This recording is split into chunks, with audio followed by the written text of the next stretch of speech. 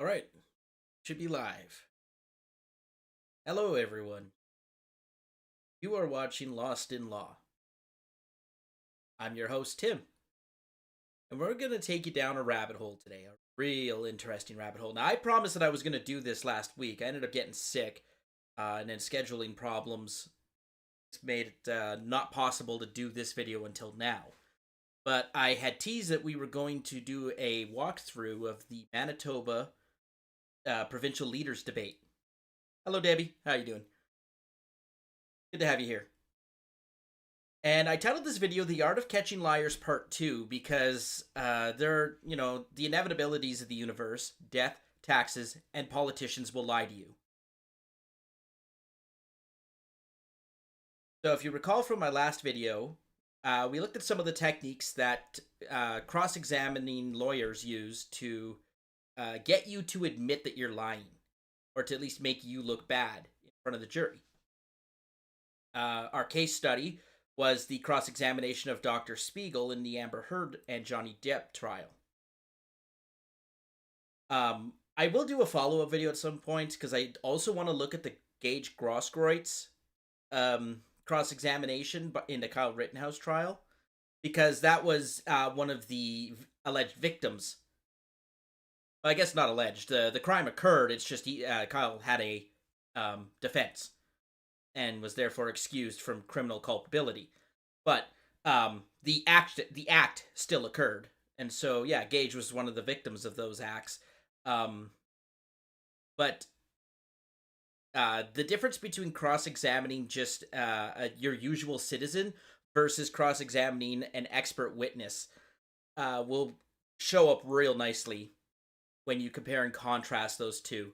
The problem is that those cross-examinations are, I think Gage Grosskreitz's cross-examination went 2 days.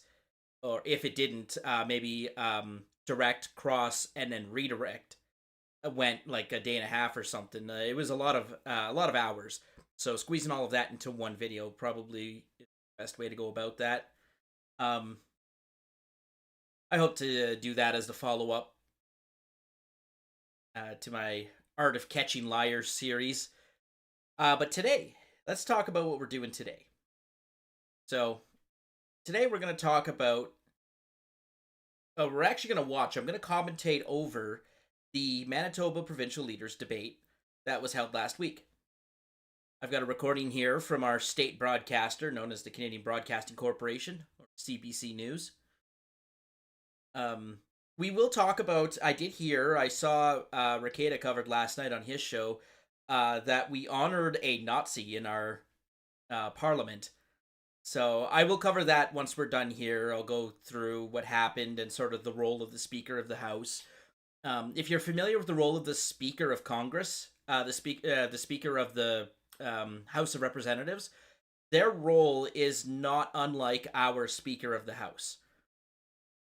The only difference is that, and again, I've highlighted this difference a couple of times. The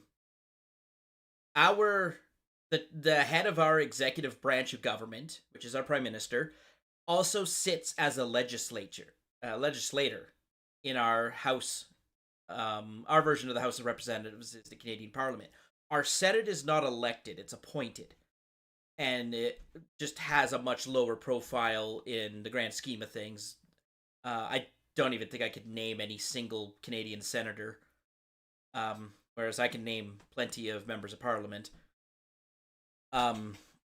Senators tend not to be these big public figures. Usually a Senate appointment is a reward for service to the cause of whatever government it happens to be. Seb, the party who won the last election in this formed government. It tends to be this patronage appointment. So all the action happens at our house, which is it is called the House, but to distinguish it from our provincial legislatures, it's also just called Parliament.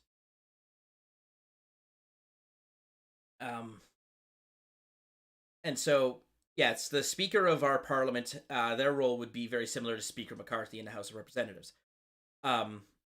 And so I'll go through why this blunder is such a a big deal. It can be partisan hand wringing as it tends to be with these kind of things, right?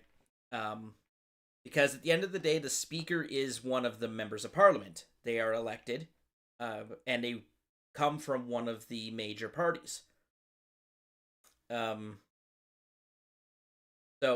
I'll address that once we're done with the debate here. The debate isn't terribly long. I think it's only an hour. The last 30 minutes is for some useless commentary.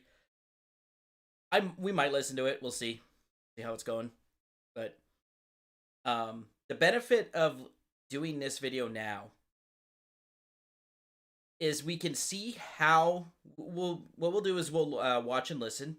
I'm just waiting for a couple of people to filter in here. We got a few watching right now, which is nice.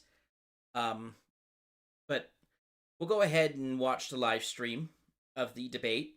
I'll pause it a lot of times and explain kind of my experience in political data analytics and especially in the art of campaigning, what exactly that political doublespeak translates to in the real world. So, hope you sit back, grab something to drink, and enjoy this. It's a lot of fun watching someone try to lie to the camera, especially when that lie has no impact on you. I don't live in Manitoba. I live in Calgary, Alberta. So this election, it's also not the election of a large province in Canada in terms of population. So it's not really going to have a big ripple effect across the rest of the country. One of the big narratives that the left-wing media in Canada, which is the only media that exists, let's be frank, one of the narratives that they're pushing, the leader of the New Democrat Party, which is the main opposition in Manitoba, is he's Indigenous. I believe he's First Nations and not Métis. I have to fact check that one, but I'm sure he'll mention it in his opening. Because it's the left and identity politics is the entirety of their platform. But he does stand the chance of being one of the first premiers of Indigenous descent in a major population province. I think we've had a couple of Indigenous premiers up in our territories, but I don't think they've ever led a province before. And again, I'm sure he'll tell you, I should have looked that up ahead of time, but I'm sure he'll tell you, isn't it a wonderful opportunity to have the first Indigenous person as the leader of this province? You have to understand, anyone who's followed me and my content for a long time, Native people in Canada are the African Americans of Canada. We have a lot of the same social issues. We have a lot of the same sort of recognition standing, affirmative action programs. A lot of the things that exist to accommodate Black Americans also exist in Canada to accommodate Native Canadians. The only difference is, according to our Charter of Rights and Freedoms, which is your equivalent to the Bill of Rights, we have an affirmative action clause embedded in it.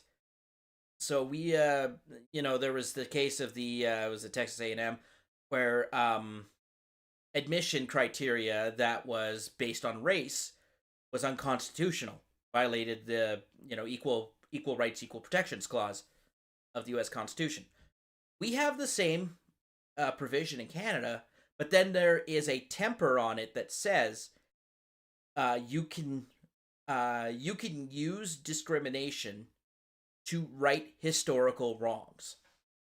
They don't call it reverse discrimination because reverse discrimination is just discrimination. There's no such thing as reverse discrimination.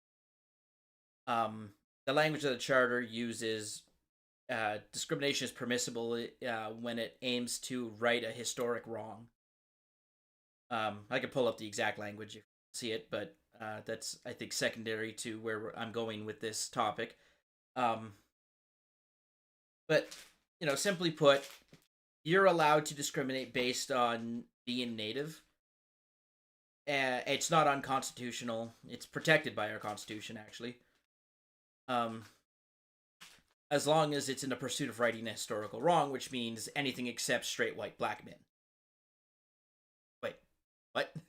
Straight white men, not straight white black men. Oh god. Someone clip that, send it to Drex. That'd be funny. No, straight white men are the only group that don't benefit from that provision. But anywho, enough talk about Canada's charter. I'm gonna live to regret that one. That was almost as bad as thinking that LBJ stood for LeBron James. I mean, you could forgive me for thinking that, right? The ignorant Canadian. Well, anyway, let me get going. There's going to be a little bit of. This is CBC Winnipeg News.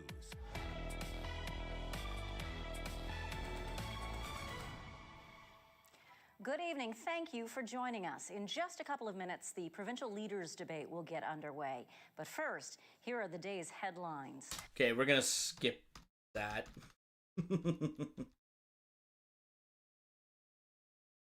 We don't need to see the news. All of these things are about growing our economy here in Manitoba and putting us on the world map. You want to build this province? That's him. Build it. Wob Canoe. Manitoba Liberals are the only real choice for real change in this election.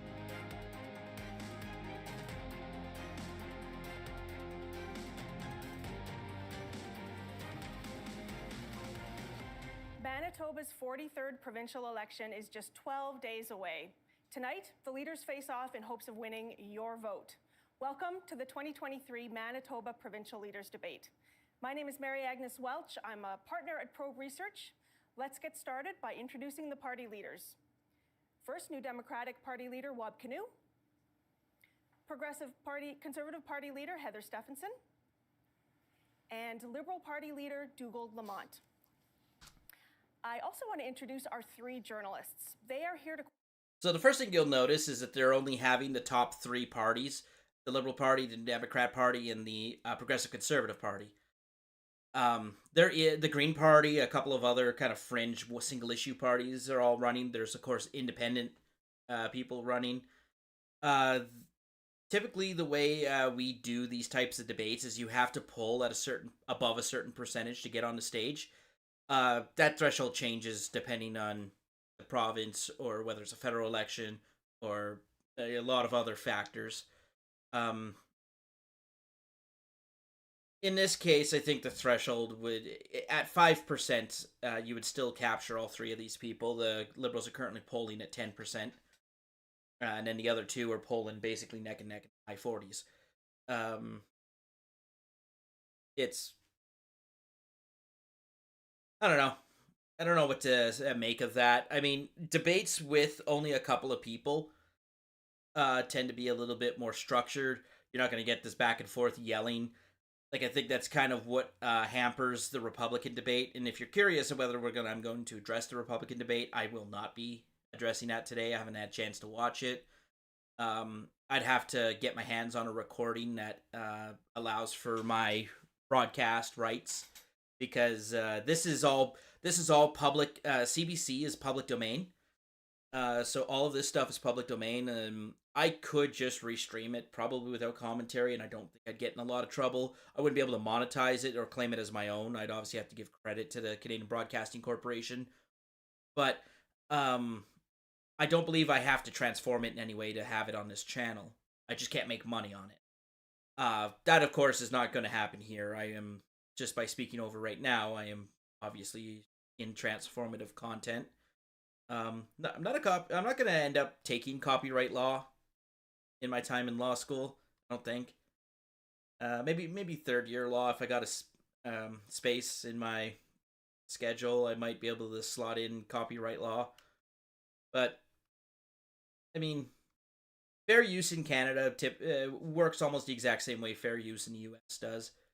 We've got some pretty strong protections around the idea of fair use. That was actually a requirement of NAFTA. When we renegotiated NAFTA into whatever it is now, one of the things the Americans really wanted was to recognize their intellectual property rights up here. And so we've brought our laws in alignment with the American laws. So you'll find a lot of concepts almost directly translate. A lot of the case law around copyright law does come from the United States, and that is true in just about every jurisdiction that uses common law as its base system of law.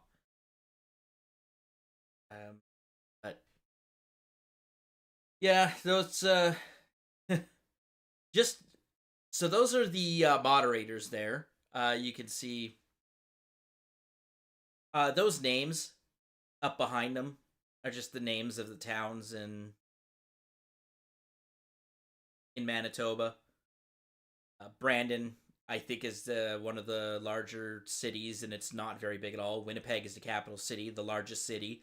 It's 500,000 people, which is big for a Canadian city, but to an American, that's probably a pretty small city. That's like a suburb. But let's. There will be an introduction. Of course, our moderators here will introduce you to the format of this panel. And let's get going. Question the leaders on healthcare, on crime and safety, and affordability and the economy. From the CBC, Ian Fraze. From Global News, Marnie Blunt. And from CTV, Jeff Keel.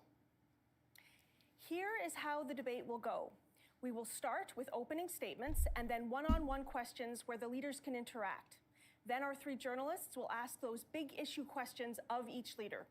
The leaders will also again have the opportunity to ask pointed questions of each other on those issues. We'll then finish with short closing statements.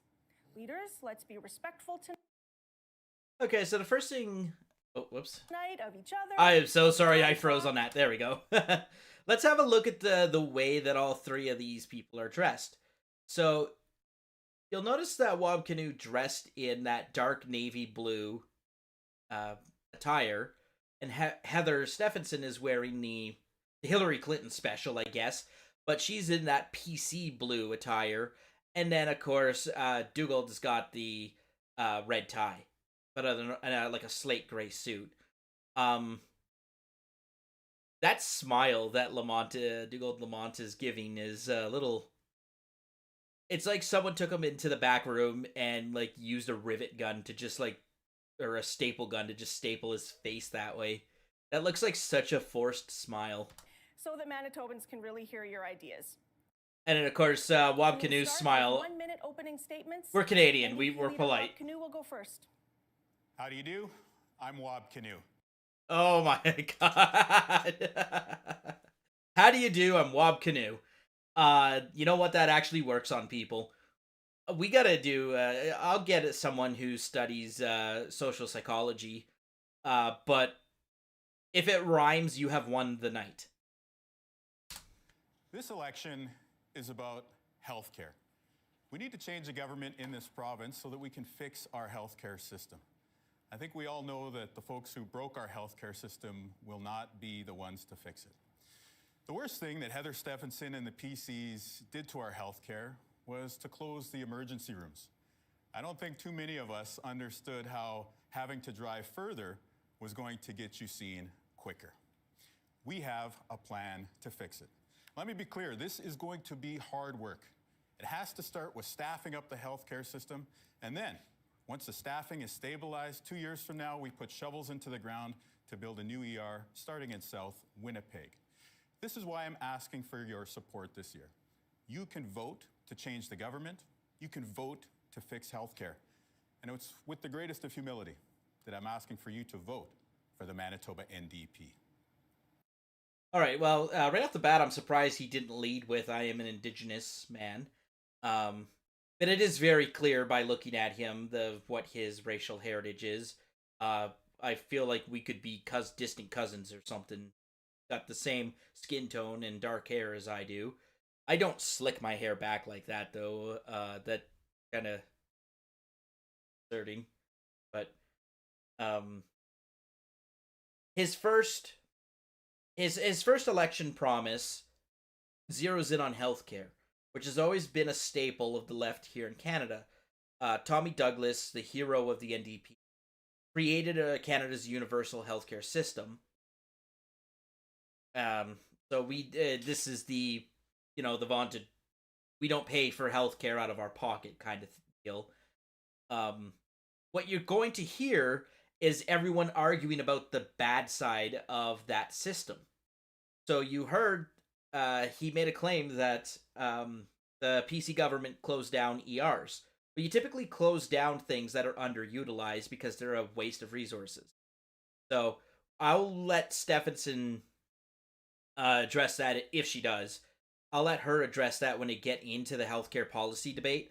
But I want you to keep an eye on sort of his mannerisms and the way he's addressing the camera. These are politicians. These are refined and polished people, so they're not going to give you a lot of tells. I want you to listen to whether he's using identical language or similar language when he's talking about the healthcare issue.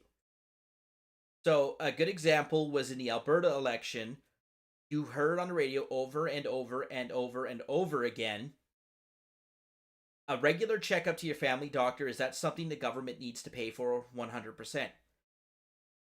It was Danielle Smith quoted in her former radio show as she was debating public policy. The NDP never moved off that. They never moved off the messaging that Danielle Smith was gonna make you have to pay for a doctor, even though Danielle Smith said no, it's actually illegal for me to do that. We have the universal healthcare system in Canada. It's been upheld and protected by every level of government and court. You can't dismantle it overnight and alone. So, but the NDP never moved off that messaging, and you can tell that they didn't believe what they were saying because they couldn't paraphrase it. And when I talk about the art of catching liars, some of the things you're going to watch for here, does he paraphrase? Does he say mostly the same thing but with different words? Or does he repeat the exact same line verbatim over and over again? Something to watch for. We'll head on to the next intro. I think it's the Liberal guy next. Yeah,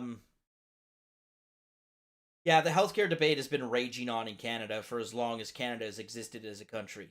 We're a very large country with sparse population. It's hard to provide healthcare. We don't have enough doctors. We don't have enough nurses. You'll hear that time and time again. We just don't have enough. The problem with opening another ER is who's going to staff that ER. We have shortages across the board. With our universal health system, if you have the sniffles, you can go to the ER of a hospital, see one of the emergency doctors, and then get discharged. Maybe they give you a prescription, maybe they don't. But none of that costs you money. What that ends up doing is it clogs our system for more urgent care, such as you just about cut your thumb off in a saw. You broke your leg skiing and you it set and operated to fix, to insert some hardware.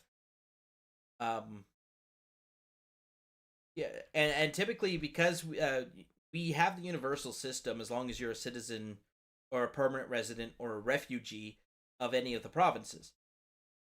So what you'll see is because there's such a shortage of family doctors in our system, when a doctor sees a patient, the patient leaves without ever. There's no debit machine at the doctor's office. They don't pay anything. Essentially, you just get a receipt. You get a paper. It says, "Well, you saw the doctor today. Here's what happened." The doctor then takes the billable time, submits it to the government, and the government pays the doctor a set rate per 15-minute interval. So that system, and it just comes out of all of our taxes. Now, our municipal taxes are only property taxes. They don't fund healthcare and education. I think that used to be a thing in the U.S. I'm not sure if that's still a thing.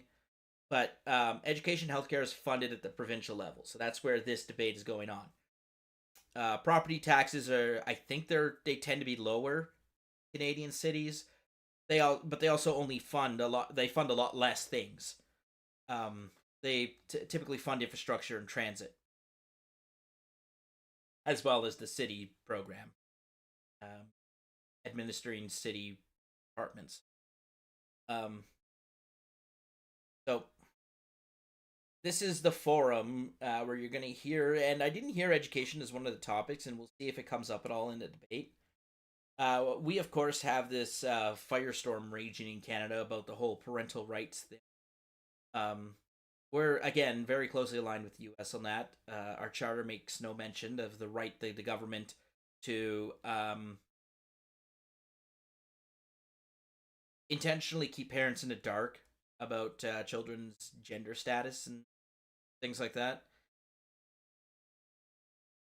I just think that Canada as a whole tends to lean more left than the American Republican. Our conservatives tend to be quite center compared to most hardcore hardcore conservative Republicans in the States. So I don't think this is a culture war that's really going to end well for the conservatives. I think most people are just like, yeah, so what? Kids trans, let them. They ain't hurting anyone. Let them do it. We just don't seem to think that. We also don't have this idea that if you make a decision for yourself, that everyone else is responsible for it. We don't have quite a strong history in holding people liable for damages of the stupidity of other people decisions they've made. So, yeah, they're harming themselves. Well, that's not a crime. Unfortunately, neither is stupidity. Actually, I do think self-harm is, in the sense that it it wastes our healthcare resources. That's the real crime. How dare you waste the government money? Only the government can waste the government money. How dare you do it? Thank you. Next, Liberal leader Dougald Lamont. Thank you very much. I'm Dougald Lamont. I'm leader of the Manitoba Liberal Party. You know, this election is really about change. You know, we've had a number of leaders' debates, advanced polls open soon, and neither of my opponents have actually released a plan. We released our full and costed platform on the second day of the election, so you would know exactly where we stand. Party politics are very strong here in Canada. It's not like the US. And so the party platform matters a lot more than the individual leaders and rallies. And so the fully costed platform, well, it's self-explanatory. It is a document usually hosted on their website. We can go look at one later if I don't know if you think that might be a fun exercise. It is the entire electronic document that says, like, here's our policy positions, here's our statements, here's what we want to accomplish if you trust us with the government of this province. Which is funny because this is the part where I'm going to start getting into the meat of what these people promise and how they lie to you. Yeah, they released a fully costed and comprehensive platform because they have no chance of forming government. They're polling at 10%. So you can make every promise in the world and never be expected to keep that promise. So yes, you could, and like I said, if we go to the Liberal Party website, we'll find their platform and we can go through it and break some of the things down. But it is entirely meaningless action statements. Like, a Liberal Party government will increase healthcare spending by 9%. Great, versus what? Last year? Alright, well, because of inflation, I think our inflation's hit 4% this year, so because of inflation, our healthcare spending is already going up by 4%. And that's without changing a thing. So, it's a lot of meaningless doublespeak. So the translation here that my opponents haven't released fully costed platforms, it's because, A, no one ever knows how much this stuff is going to cost. Every time a government tells you how much something is going to cost, double it, then add another $1 billion, just in case. The government is the only person I know that can make a glass of orange juice cost $42.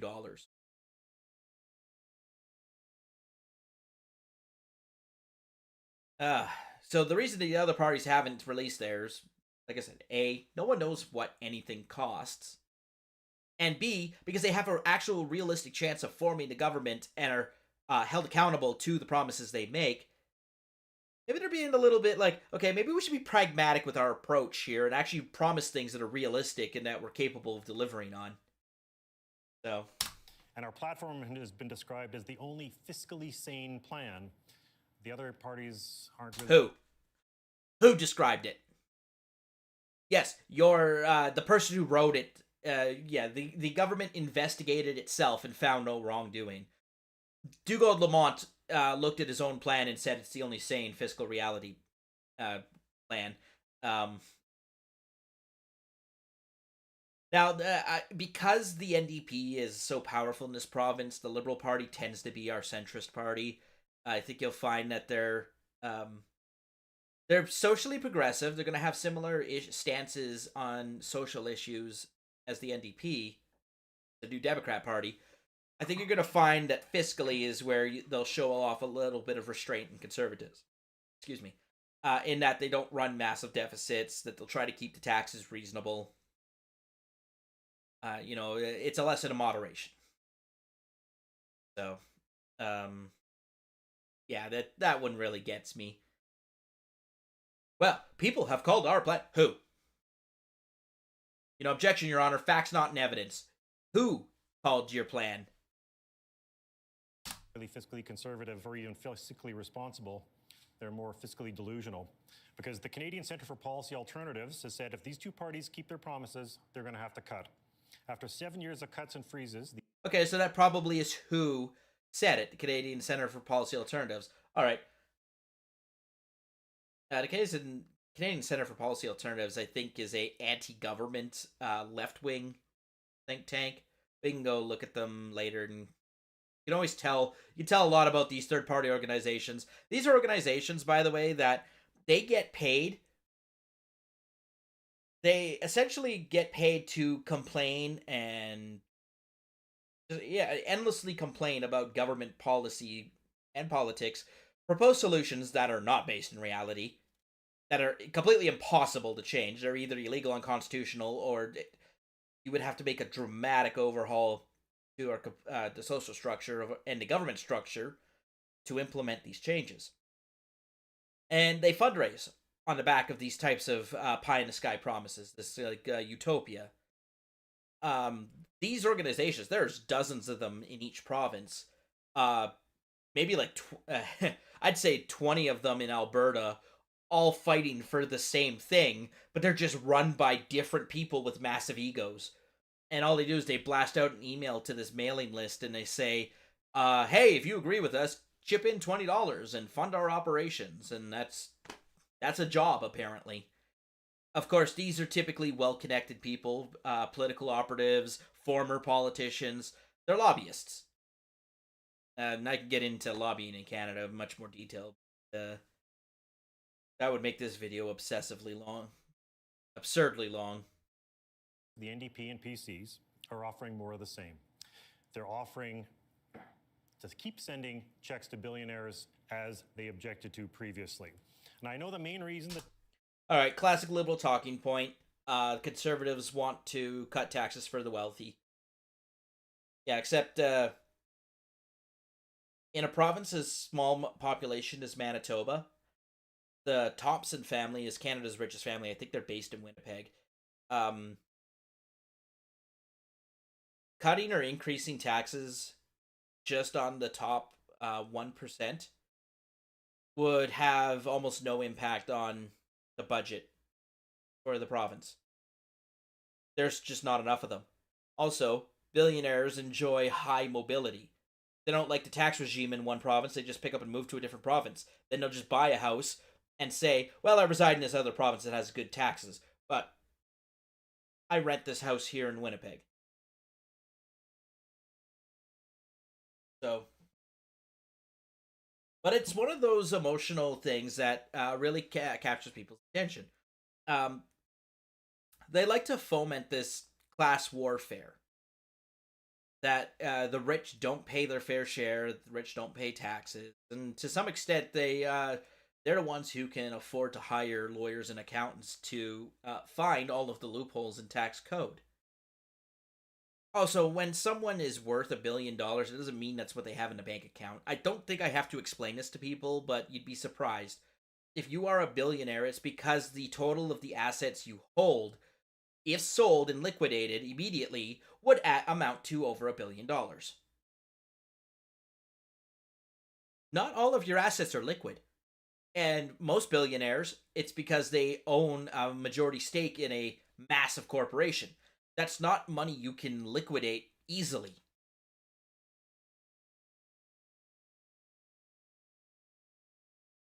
The other thing too is capital gains, or capital gains. They hold shares, stocks, other types of non-liquid assets. These are not things that you can convert to cash readily. Also, there's no tax on money that you've already accumulated. Now, in Canada, we have a couple of we don't have an inheritance tax. I think there is there is a small inheritance tax. I think it has to do with when the will is executed, but it's not set as a percentage. It's not an estate tax. It's not a percentage of whatever you're trying to give to your kids. It's something different. I don't know. I'm not taking wills and estates in law. That's not what the law I want to practice. If you want to know what Canada's wills and estates law is like, just contact a wills and estates lawyer.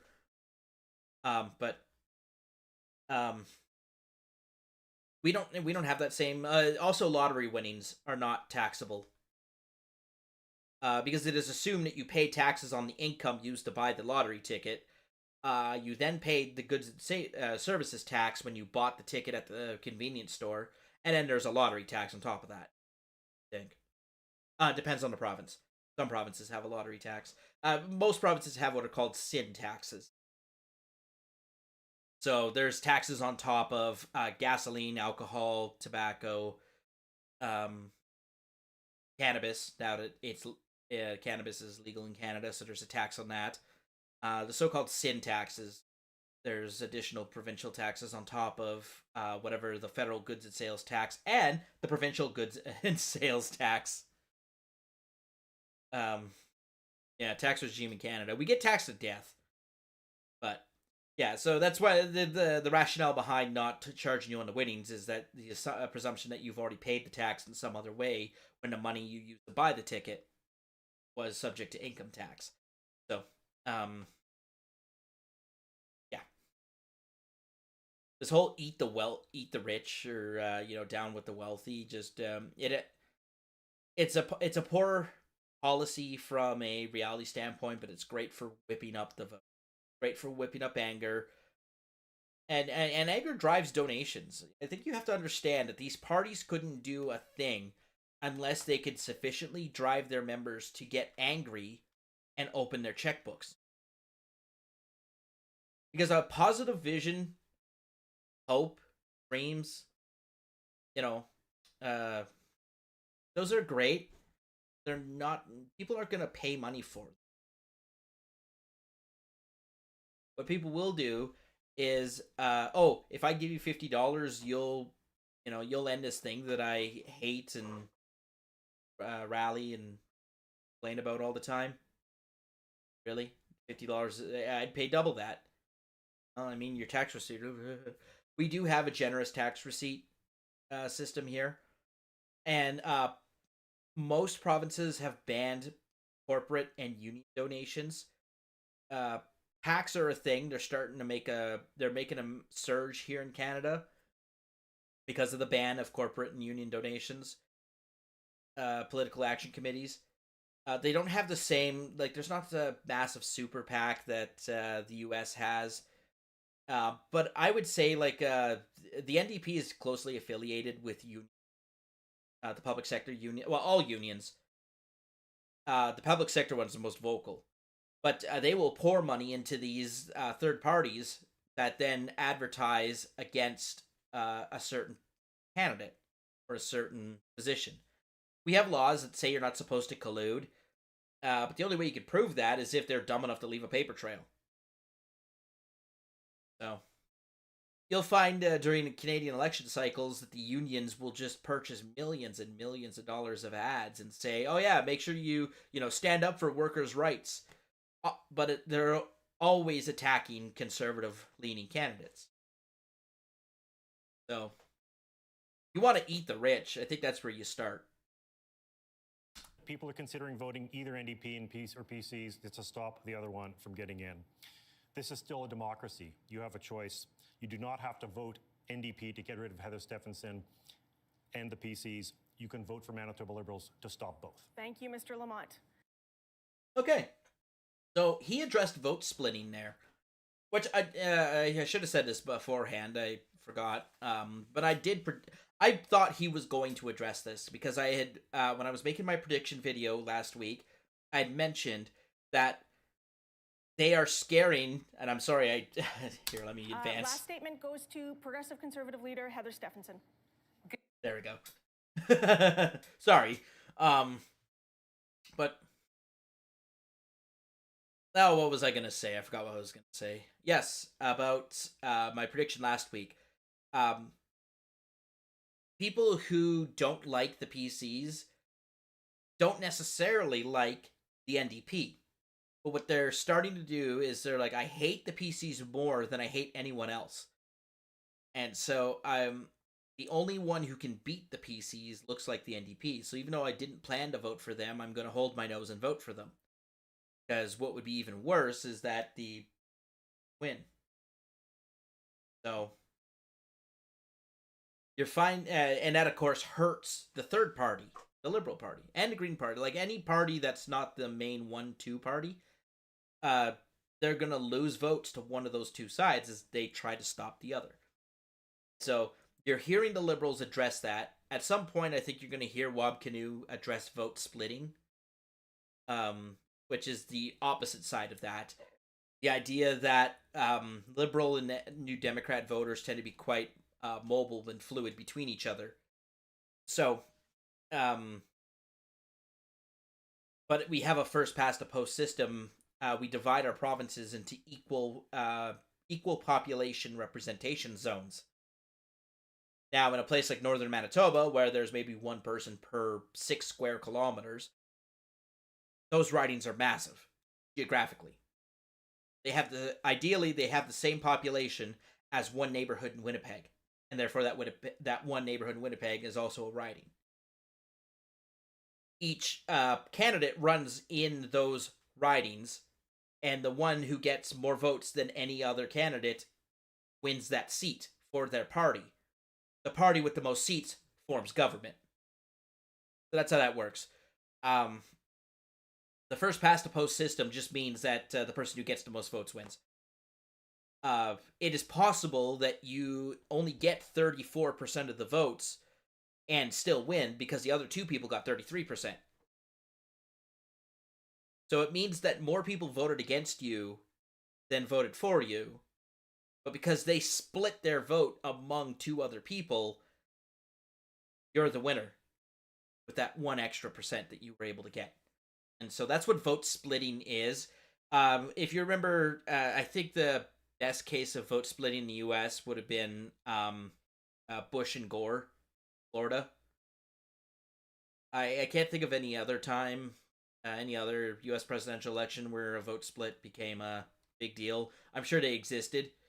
I just can't think of any. Good evening, Manitobans. And like you, I love Manitoba and believe we can be the fastest growing, most competitive province on our way to 2 million people strong. Well, so that's the population of Manitoba, which the entire province has less population than the Twin Cities of Minnesota. Minneapolis, St. Paul, which is hilarious. I mean, Calgary is almost as big as the entire province of Manitoba. Calgary is 1.25 million people. Yeah, so right off the bat, she starts with a line of about patriotism. I love my province. It's been a conservative staple. It's been a safe conservative staple for the longest time. You're not going to get a lot of people who are going to disagree with that statement. But patriotism has always been seen as a conservative viewpoint. What we are doing is working. With the third fastest growing economy in Canada and more Manitobans employed than ever before, we know when our economy is growing, every Manitoba benefits. We recognize there is more to do to help Manitobans make ends meet. And we are the only party fighting to make life more affordable for Manitobans. We're the only party fighting to heal healthcare, to make streets safer, to give parents more rights in schools, and to stop. Oh, there you go. There's the school issue.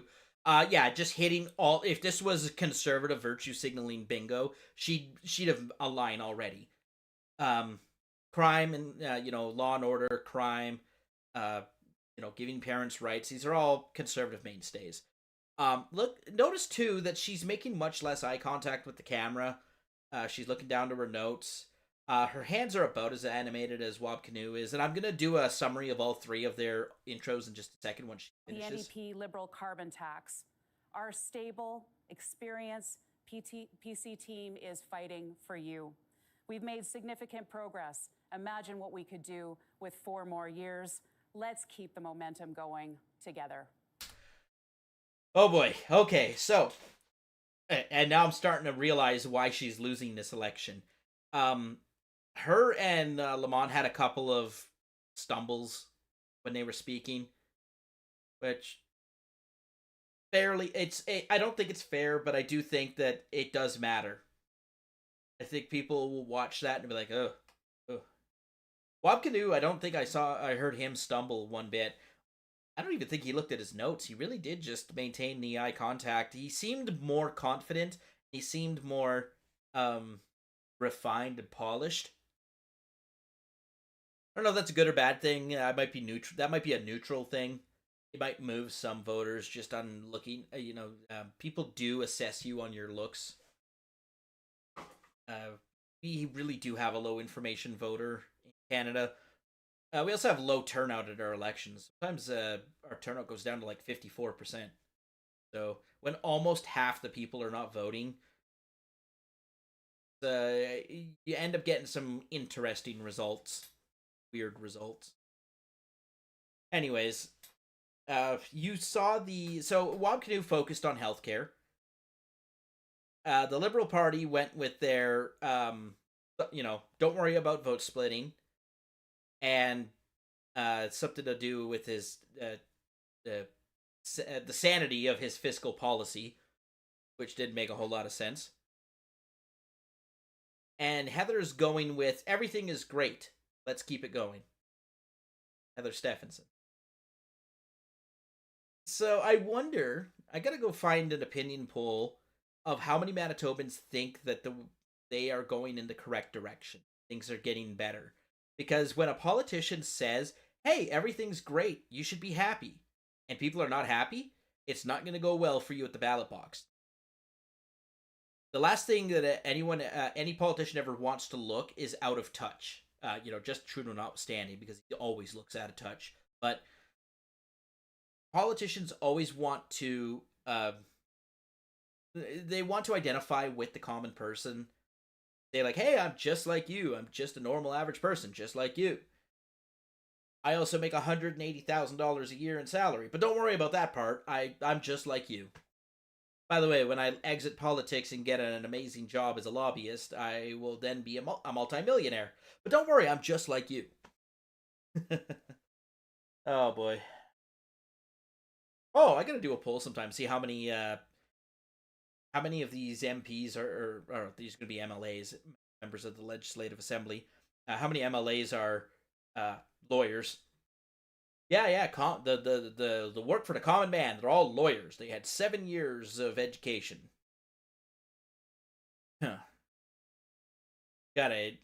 So, I mean, right off the bat, I haven't even looked at the poll numbers yet. I can almost tell you that everyone in Canada thinks this country's going in the wrong direction. The average voter has a hard time distinguishing between the policies of Justin Trudeau and the policies of Heather Stephenson. They think they're one and the same. They're both politicians. They're both doing a bad job. They have a hard time distinguishing between a good provincial leader and a bad federal leader. This confusion can either be good or bad. Right now, it's bad for the incumbent government because the country is in such shambles. We have record personal household debt. Our housing prices are out of control.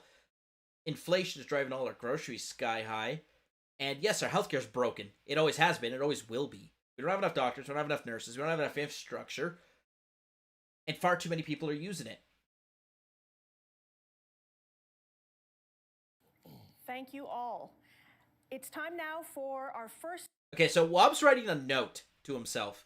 So he listened to Heather's opening. You're going to see that Wobb is probably not even going to address Lamont one bit. He might have one token argument with the Liberal guy. But since they agree on most things, he's really going to be going at Stephenson all night long.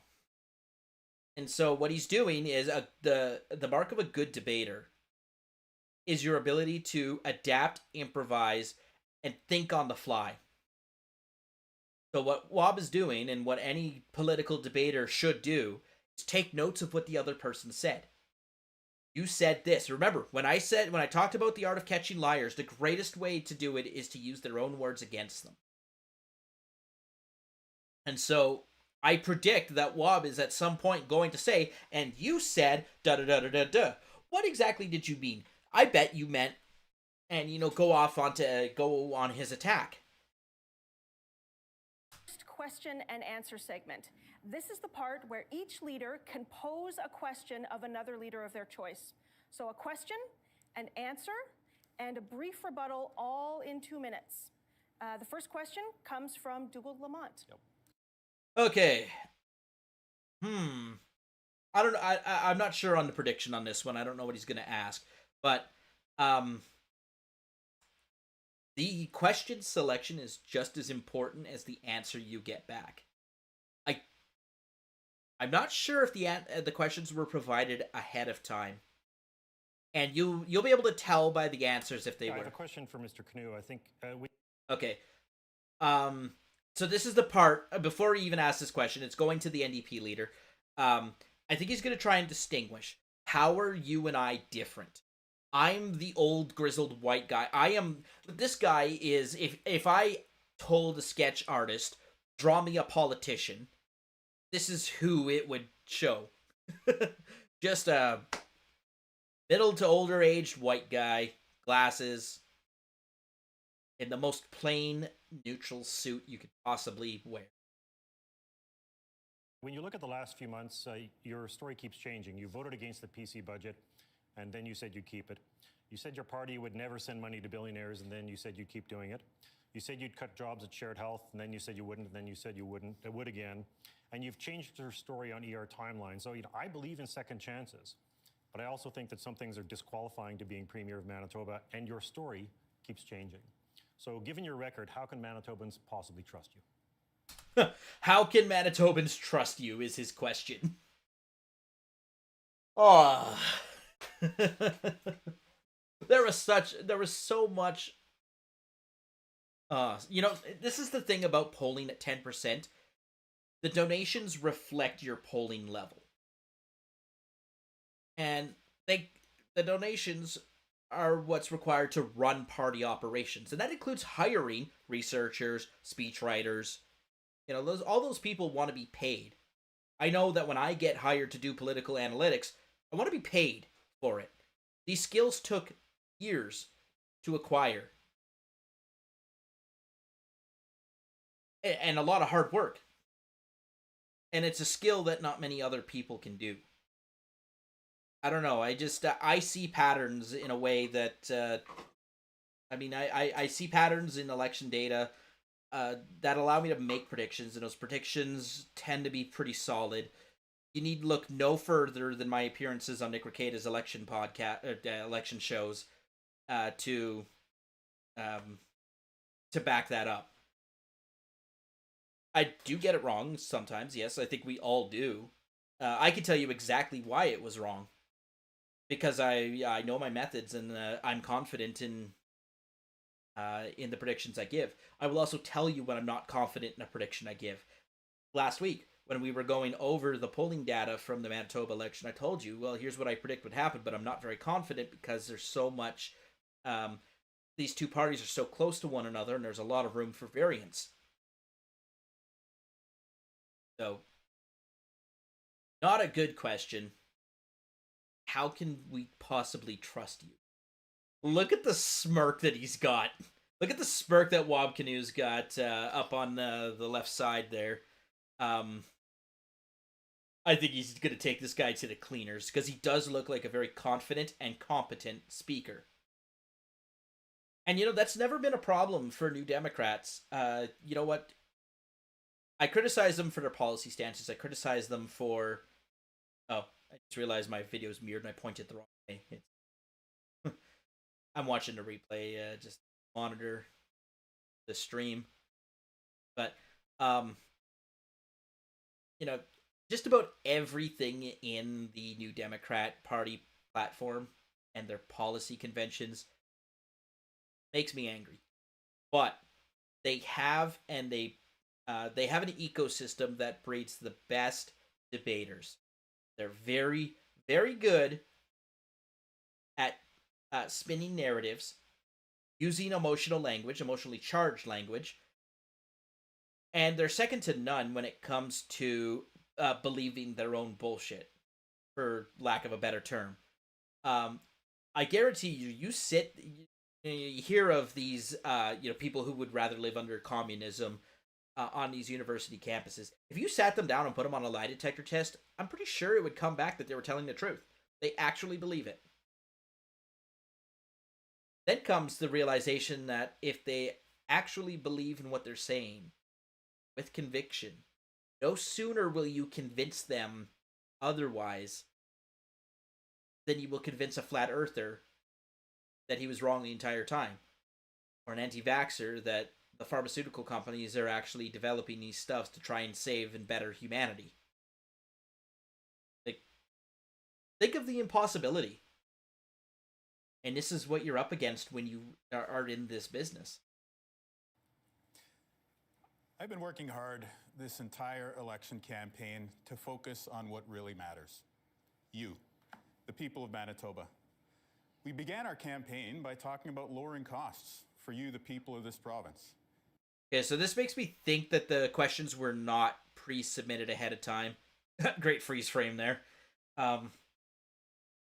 Because he's not directly answering the question. It was a shitty question to begin with. So he's just kind of pivoting straight into his platform.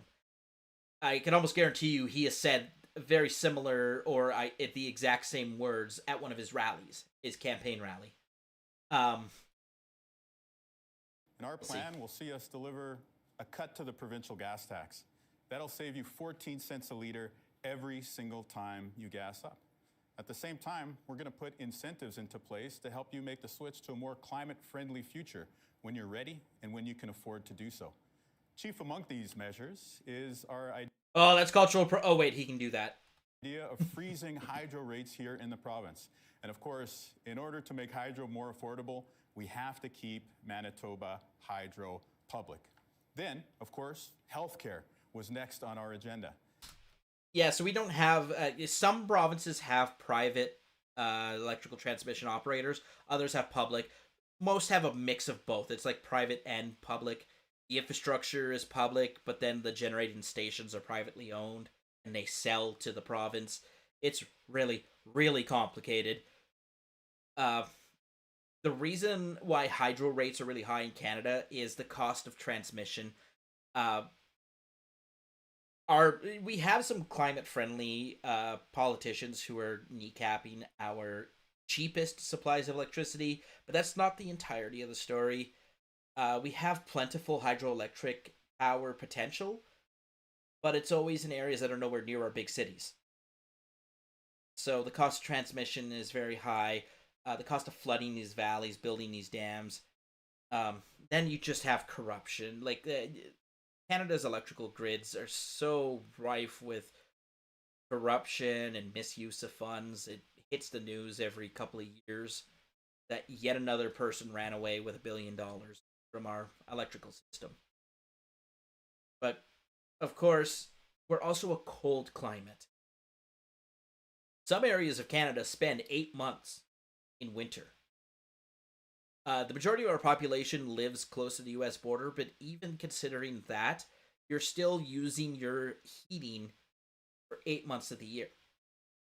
Now, in our big cities, most of our heating's done by natural gas. There's still like the apparatus to run our heating systems still consumes electrical energy, and we use electrical heat on some houses, some buildings, and certainly in non dormitory buildings, garden sheds is what I'm getting at. Smaller structures that are not houses. Even our bus shelters have electric heat. The reality is, as much as we use natural gas to heat our homes, the cold climate is still going to strain our electrical system.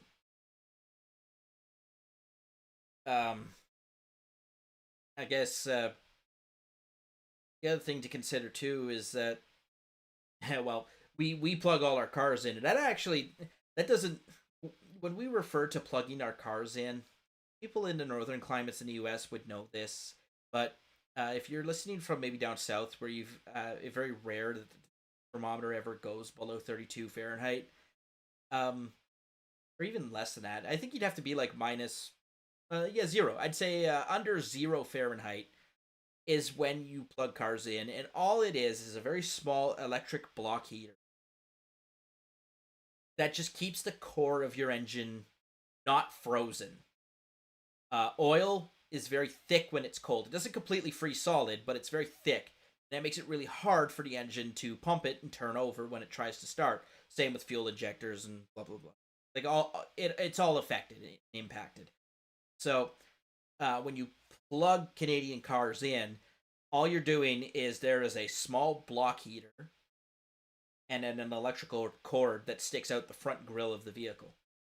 So you run that to your house with an extension cord, plug it into a regular wall outlet, and it will use the block heater to just keep the engine above a temperature that the cold can damage it. That's not to say that cars are just immediately useless when it gets minus 40 and it's not plugged in. It just has more wear and tear on it. So it's more of a preventative measure. You could also just store it in an indoor heated garage and get the same effect. So the reality is that being a cold climate, we do use a lot more heat. And we use a lot more electrical energy. We're also a sparsely populated country, but because electrical power is a quasi right of a public right, quasi public right. We do have to spend money to bring electricity to communities that it is not economically feasible to do it. Like a small northern Manitoba community of 1,000 people, it would cost hundreds of millions of dollars to run a transmission line from Winnipeg. We're talking 800, 900 kilometers through wilderness with nothing, literally nothing in the way. Well, the water's in the way, but no towns, no cogeneration, nothing like that.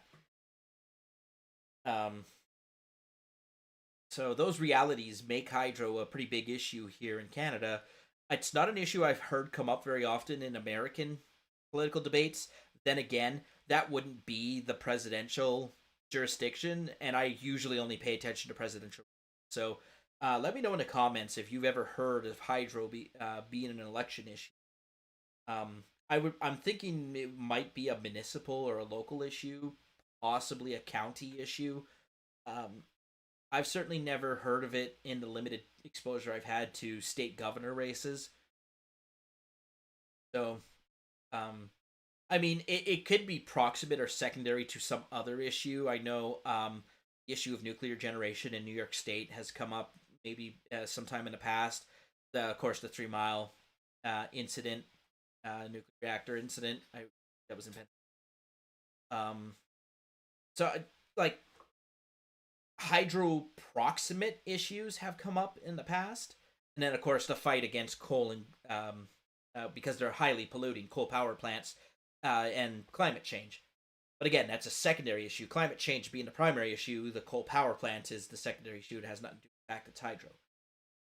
Here in Canada, like hydro, the cost of or expensive hydro is a big election issue, and so the grid, like the election grid itself, is the can be an election issue, and that's of course what Wob Canoe was getting at.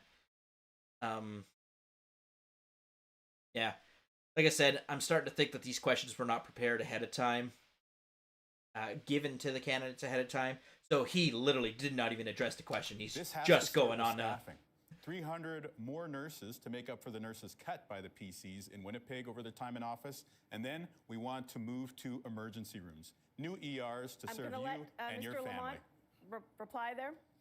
Okay, so this moderator is actually doing a pretty good job of cutting off the candidates when they go over their time. And she's not like timid about it either. She literally just interrupted him. She's like, "Okay, you're done talking."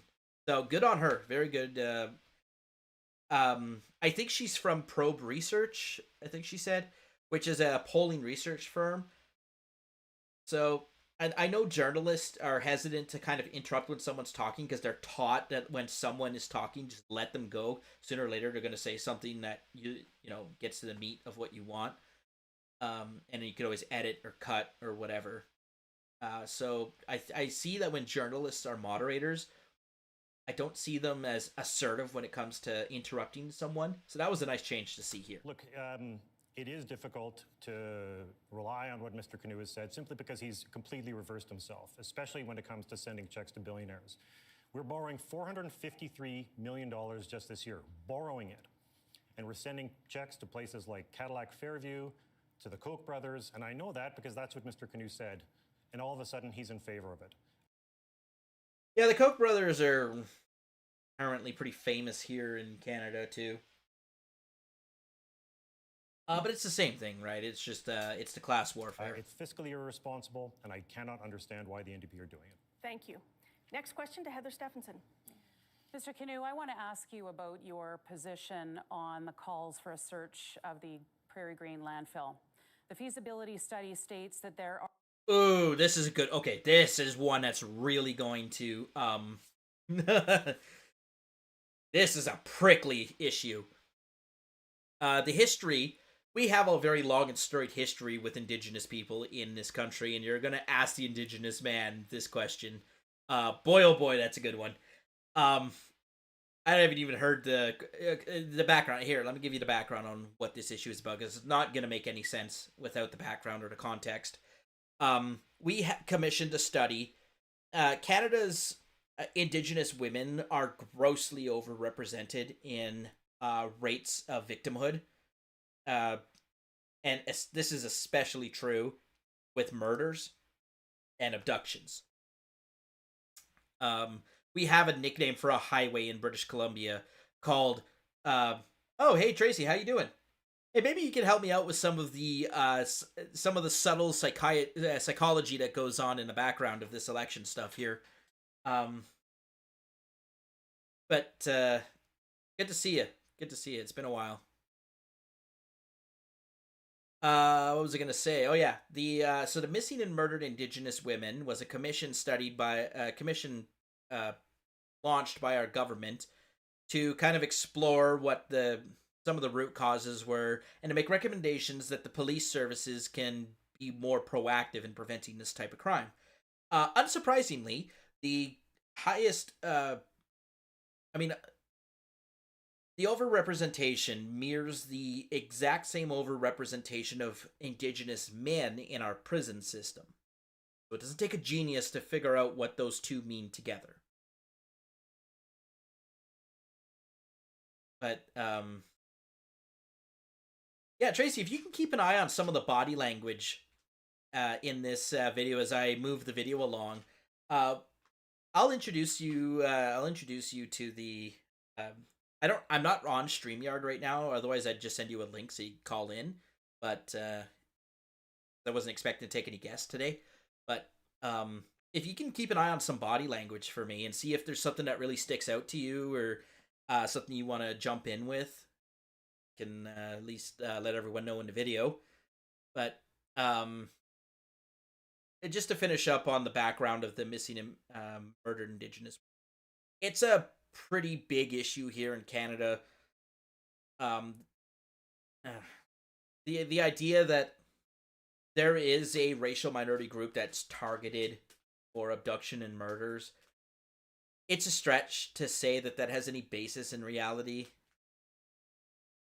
Um, but it also is not impossible to think either. When you are a disadvantaged minority group, you are automatically driven to the more desperate reaches of society. That, in and of itself, could be the causal link between your overrepresentation in being the victims of a crime and the disadvantagedness of your minority status. So that's the greater context that's running here. All right. Um, there was a high-profile murder, possibly a serial murder. There's been multiple women who were abducted in the Winnipeg area and killed. Um, one of those victims, the police have been able to establish that the body was dumped at a large landfill facility for the city of Winnipeg. Now remember, Winnipeg's 500,000 people, and the greater kind of metro Winnipeg census metropolitan area probably is close to 750,000 people. So the people using this landfill facility, it gets a lot of use. It fills up fast. There's massive turnover. They didn't realize the body was there right away. There was a gap of time in between identifying conclusively that the body was dumped there and when it actually happened. So there's been a large rallying call from the indigenous groups of Manitoba to literally dig the entire landfill up and return the body to their family. Now, this is not something that any other murder victim would get the benefit of. I can't think of any example of someone who was... I'm sure you can think of someone who was murdered and dumped into a landfill. If they don't find the body immediately, they just kind of... They hope they find it in the future. But the scale... But because of this greater context, there seems to be a push of... Show us you really care about this issue. Spend all this ridiculous amount of money. Dig up an entire city landfill. Find the body and then bring it back home. Heather is going to make reference to a feasibility study. A construction engineering firm said, look, we're willing to go in there and dig, but this is what it's going to cost us. And so if you can cover that, we're happy to do it. I think she's actually going to give the number in just a second. Once I hit play. But imagine having that much money spent to find a body without even the reasonable prospect that you do actually find a body. Search and rescue costs can get that high, but there's a possibility that the person is still alive when you find them. Search and recovery efforts after major disasters will also cost that much, but also you know where the body is. It's in the bottom of that building. You don't have to go looking for it, and you have to demolish the building anyways, and then rebuild.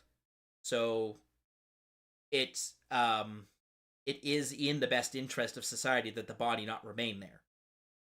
I think there are still bone fragments like mashed into the dirt at the 9/11 site. I don't imagine it was possible to remove every single trace of human body remains from the site. But just think of the false dichotomy that says, well, we went, how much money did you spend on recovering all the bodies from 9/11 versus how much money you're going to spend to recover one body possibly from a landfill that we know is dead. So that's the context of this issue. Are considerable risks, including asbestos and other toxic waste. Inhaling the fibers can cause cancer and other serious health issues. The report states, and I quote, there are considerable risks. Why are you willing to put $184 million and Manitoba workers at risk for a search without a guarantee? The PCs are trying to use this issue to divide us. Well, here we go with the race baiting. And this is what it's been like throughout their time in office. They have picked winners and losers. In rural Manitoba, you've lost out when it comes to healthcare. In South Winnipeg, you lost your ER. And I fundamentally disagree with this approach. At this moment in our province's history, I think it's time for us to live up to that phrase, every child matters. Because to me, every person in this province matters. So yes, I'm going to invest in rural healthcare. Yes, I will build new ERs, and yes, I will search the landfill. And you know what? I will balance respect and dignity for these families while also being responsible with the public purse. But what I won't do is use wedge politics to try and score a few political points. In fact, I think it's very important for us to all agree that we don't have to agree on everything in order to work together on the big things like fixing healthcare. Okay, so Tracy, if you're having a look at this video feed right now, what do you see from the body language of these two? These are the two front runners in this election, right? So Wab Kinew on the left is trying to unseat Heather Stephenson on the right, who is the incumbent government. Just curious what you think, what you see when you look at the body language, facial expressions of these two. I know you're not a forensic body language analyst or anything, but I know that you have a lot of experience speaking with people. You have a lot of experience speaking with liars, people who lie to your face, and I'm just wondering what jumps out at you as you kind of look at these two people side by side. The other comment I'm going to make is that was probably the best possible answer that Wab Kinew. That was a no-win question for him. That was probably the best possible answer he could have given. They must have done some research ahead of time and knew that this was going to come up as a question. My impression, his energy is Rico Suave and hers is kind of pissed. Yeah, she does have that resting bitch face kind of look to her, doesn't she? Like, Wab Kinew looks like he's about to sell you something and you're not entirely sure if you need it or not. But you're like, yeah, but it's you, so I'll just buy it. Like, what's $20? I've spent $20 on dumber things. Whatever. I'll buy it. You know, like when you go to I don't know, when you go to a Walgreens and there's someone in the parking lot trying to sell some weird whatever, like tire cleaning solution. But anyways, that was the best possible answer he could have given to that question. Attack the premise of the question, because there's not an answer he would give that would actually there's not really a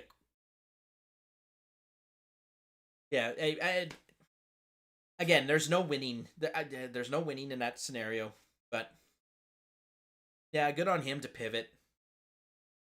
And that's how you do it. Like, especially when cross-examination is done, you're going to get asked a question that has no good answer. So, yeah, sir, I see here that you have a conviction for filing a false police report, and you say that the victim, you saw the defendant attack the victim. And you're like, there's no good answer I give that rehabilitates that question. But you can pivot. You can attack the premise of the question. You can say, well, I don't believe why, just because I lied in the past, like all people lie, do they not? Have you lied at all? I don't know why me lying in the past is an indictment on what I've said here and what I saw today. You attack the premise of the question. Is it the perfect answer? Probably not. I just came up with that example off the top of my mind, but hopefully it illustrates the idea that you can have a no-win question. So just go after the premise of the question. There's not... it looks worse when you're in front of a jury when you don't answer a question directly, but if the answer is worse than not answering, then don't answer it. I think a lot of people get lost in that idea that you don't have to answer the question that's asked to you. I mean, you have to offer something that's proximate to what was asked, but you can attack the premise of the question and then proceed into your answer like that. What you can't say is, so, you're saying that you saw Mr. Johnson, strike the victim. Oh, well, it's beautiful weather out today, isn't it, counselor? You can't do that. You have to have something that goes back to the nexus of the question that was asked. But that's what Wabkanu did here. He did talk about the issue, but he attacked the premise of the question, saying that why are you forcing me to take one side or the other on this? Where both sides, why is it gotta be a yes or no answer? Why can't I? And he did actually answer the question too. He did say yes, I will go look for the body. I think it's kind of stupid to go look for the body, but I mean, look, governments spend dumb money on things all the time. $184 million is nothing. And like I do sympathize with the plight of someone. When a loved one doesn't come home, it is the only thing in the world that matters to you. So the greater public policy or the greater context doesn't mean anything to the family who misses that woman. But and he is right. You do pick winners or losers in that scenario because there are people that you will go looking for. We spent an absurd amount of money looking. There was two people went on like a cross Canada crime spree. They ended up in northern Manitoba and committed suicide in the banks of a river. But we had the armed forces doing like a search and rescue operation, search and arrest operation, for them. And I think we spent at least $184 million on that operation. There was also a reasonable prospect of finding them alive and arresting them so that they could face justice for the murder of an elderly couple that they had come across. So, you do pick winners and losers, and as long as you can justify one or the other, I mean, that's you have to take a position and justify it. Obviously, these two people differ on that position, and both justifications are valid. Yes, the returning that body is important, and yes, it was a wedge issue. It is one that is stirring. It's evoking strong emotions on both sides of the political spectrum. Now, recovering a dead body shouldn't be a political issue, but when it's got a $184 million price tag to it, it kind of is. It is a political issue, unfortunately.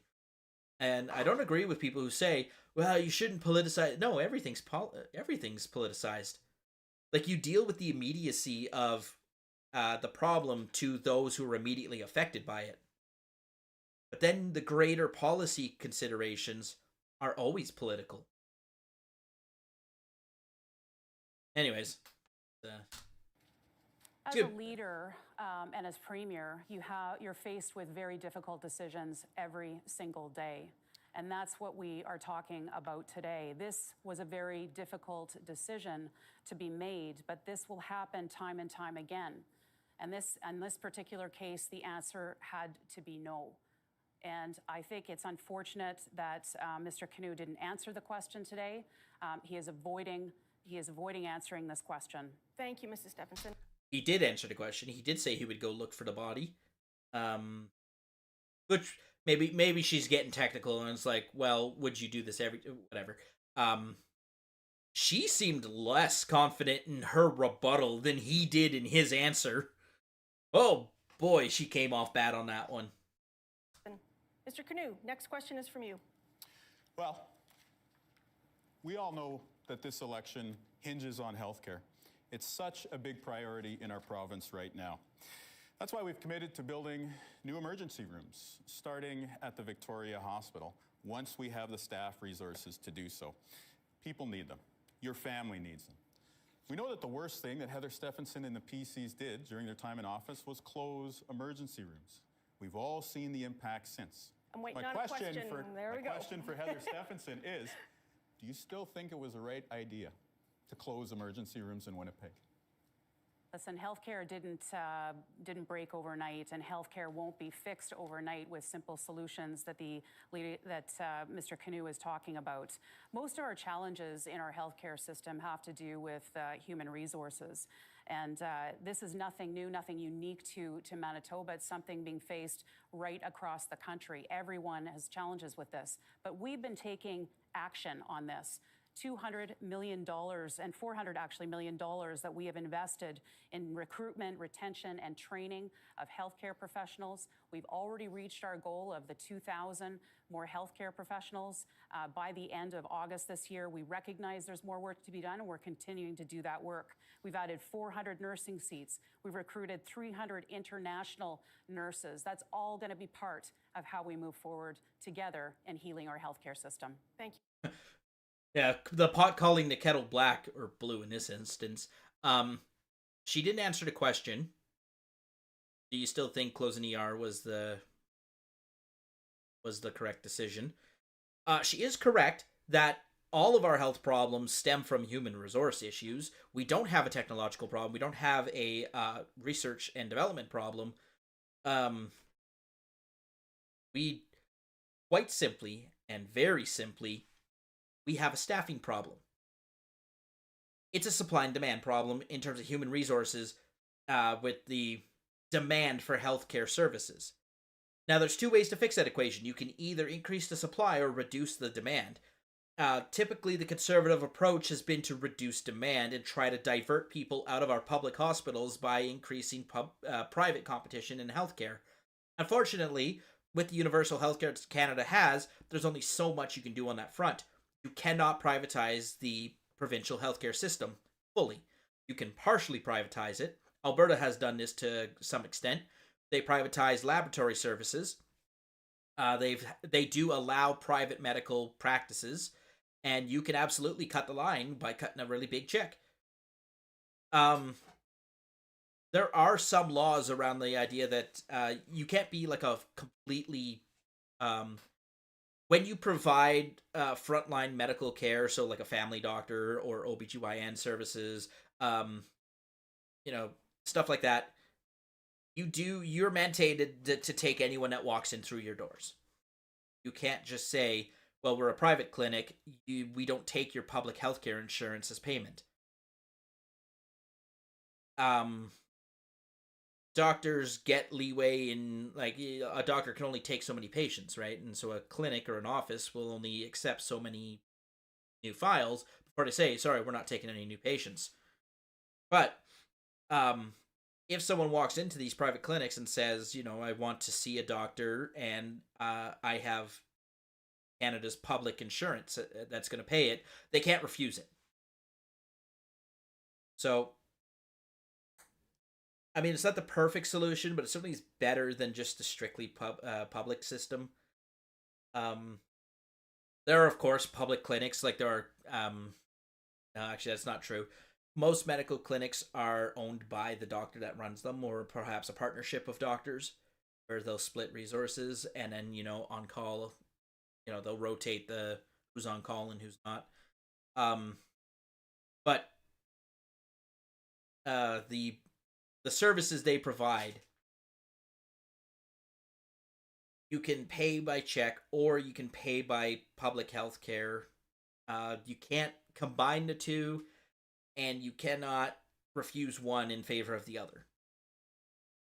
Or sorry, you can refuse private. Yeah, you can refuse taking cash in favor of the you could refuse to take cash in favor of the public system, but it doesn't go the other way around. But the reason that public healthcare is such a mess in Canada is we have an over demand, and the conservative method of trying to divert demand into the private system, it has practical limitations, and it's I do not think, unless there's a religious order that maintains a hospital, I do not think there's any private hospitals in Canada. There's definitely no private trauma one centers in Canada. That's where you would go for, like, you're having a heart attack, stroke, right? You need emergency intervention, life-saving intervention, car crash, serious injuries, things that can't wait. Those are level 1 trauma centers. I do not think there's a single one in Canada that's privatized. They're all public. The problem, though, is the same rules apply to them. So if you've got a runny nose, you can go into our level 1 trauma center, and then you have to wait in line to see the doctor, the same as everyone else in that waiting room. Especially for immigrants into Canada who, they're legalized citizens or they're refugees, so they have access to our healthcare system, but they don't have a doctor. They don't have a family doctor. And there's very few 24-hour doctors in Canada just because of the, there's no private hospitals. They're all public. So, your kid spikes a fever at 10 o'clock at night, and you don't want to wait the next morning to call your family doctor, then you're going to go to the ER. The disincentive for doing that in the United States is that you would get this massive bill at the end saying, like, okay, here's all the stuff that we spent on you. Now you got to pay for it. In Canada, that doesn't happen. You don't pay anything because all the services available at the hospital are also available at every other medical office and are paid for by the universal healthcare system. So you can go to the ER, get some diagnostic imaging, get a prescription, talk with a doctor, a general practitioner, get the care of a couple of nurses, and none of that you had to pay for. So that is why our healthcare system is a mess. The progressive side is to deal with the supply. And so that it means just magically snapping 1 million new nurses into existence. Which, of course, they want to do because nurses, with the public healthcare unions, the public sector unions, the nurses are all unionized. Doctors tend to be more progressive in their political leanings. They donate heavily to Democrat or progressive causes than Republican or conservative ones. So the NDP solution is just to make more of their own voters. So, and of course, money is not an object to them. They will just spend endlessly like drunken sailors. Like, spending money on nurses is like rum to Captain Jack Sparrow. That's the long and the short of it. So their solution is just shovel endless piles of money into the problem and hope it fixes itself. Yeah, but healthcare will always be an election issue. It has been an election issue since universal healthcare was introduced, and it always will be an issue. Too many sick people, not enough medical professionals. By the way, now that I have Tracy here in the chat with me, what was I going to say?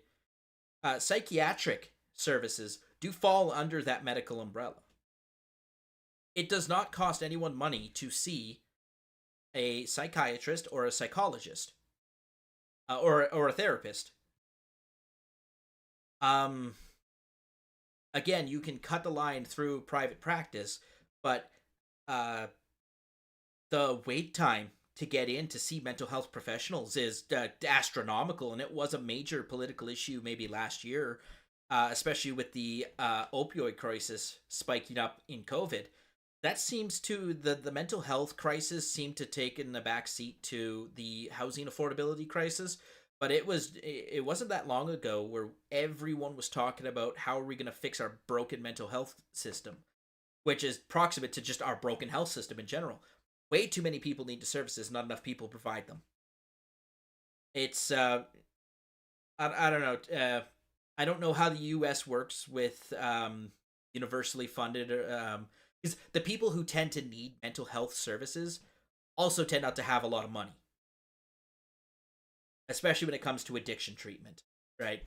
That disproportionately affects lower class Americans. So I imagine that there's some sort of universal system that kicks in for them. Like, I don't know if Medicaid's used for mental health services.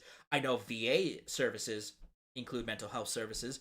I've heard from, Ken's counseling couch that the VA is grossly understaffed for their mental health needs, and you're dealing with a segment of the population that has a higher than average requirement for mental health services. So it's a mess.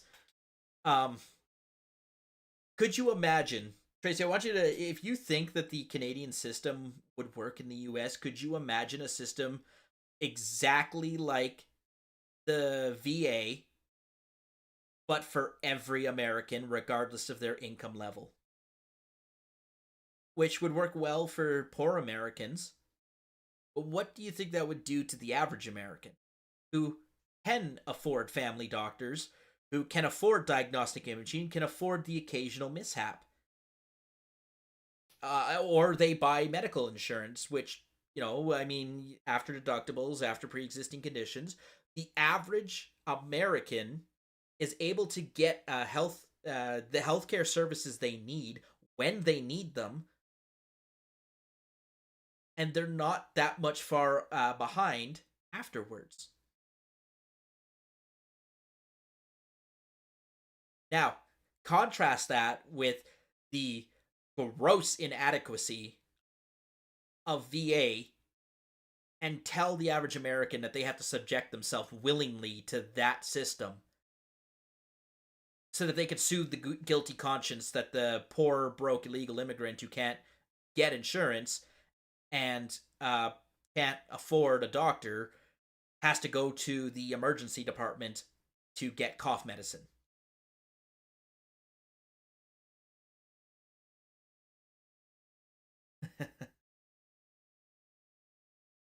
So the insurance, the insurance system is a huge scam in the U.S., but the the Canadian system is identical.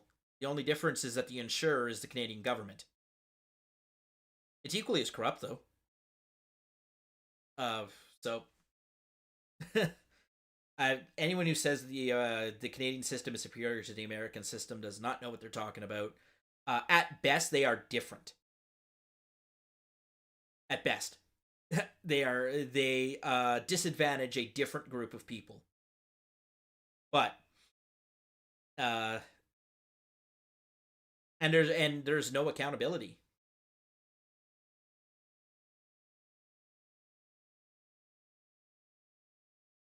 Okay. Yeah, God, I could do an entire. Maybe I should call in. I don't know who in that rotating panel of legal experts. The in the Rekieta universe. I don't know who does insurance law. I don't think anyone. I don't know if there's any insurance lawyers in that panel that Nick likes to, do his rotating tour with. But that would be interesting to have a medical professional and a insurance lawyer just kind of talk about the ins and outs of that system, because I'm sure there's a lot of misconceptions about it. But just from a legal standpoint, and especially in the U.S., that's something that the free market was supposed to take care of. Then Obamacare hit, which cut the floor. It established a floor, an artificial floor for the bottom of the insurance industry. What that does is the maximum amount of risk is not allowed to fall through that floor, and therefore the maximum level of risk is calculated along with the average level of risk at that level. Which of course then more risk means more money. That's the simple explanation. What I'm getting to with this is I don't know, to fully form out this thought, but from the legal standpoint, the problem with the exception, crafting rules to the exceptions, you have to be an expert at statutory interpretation in order to craft laws that only cater to the exceptional. Laws typically cater to the general.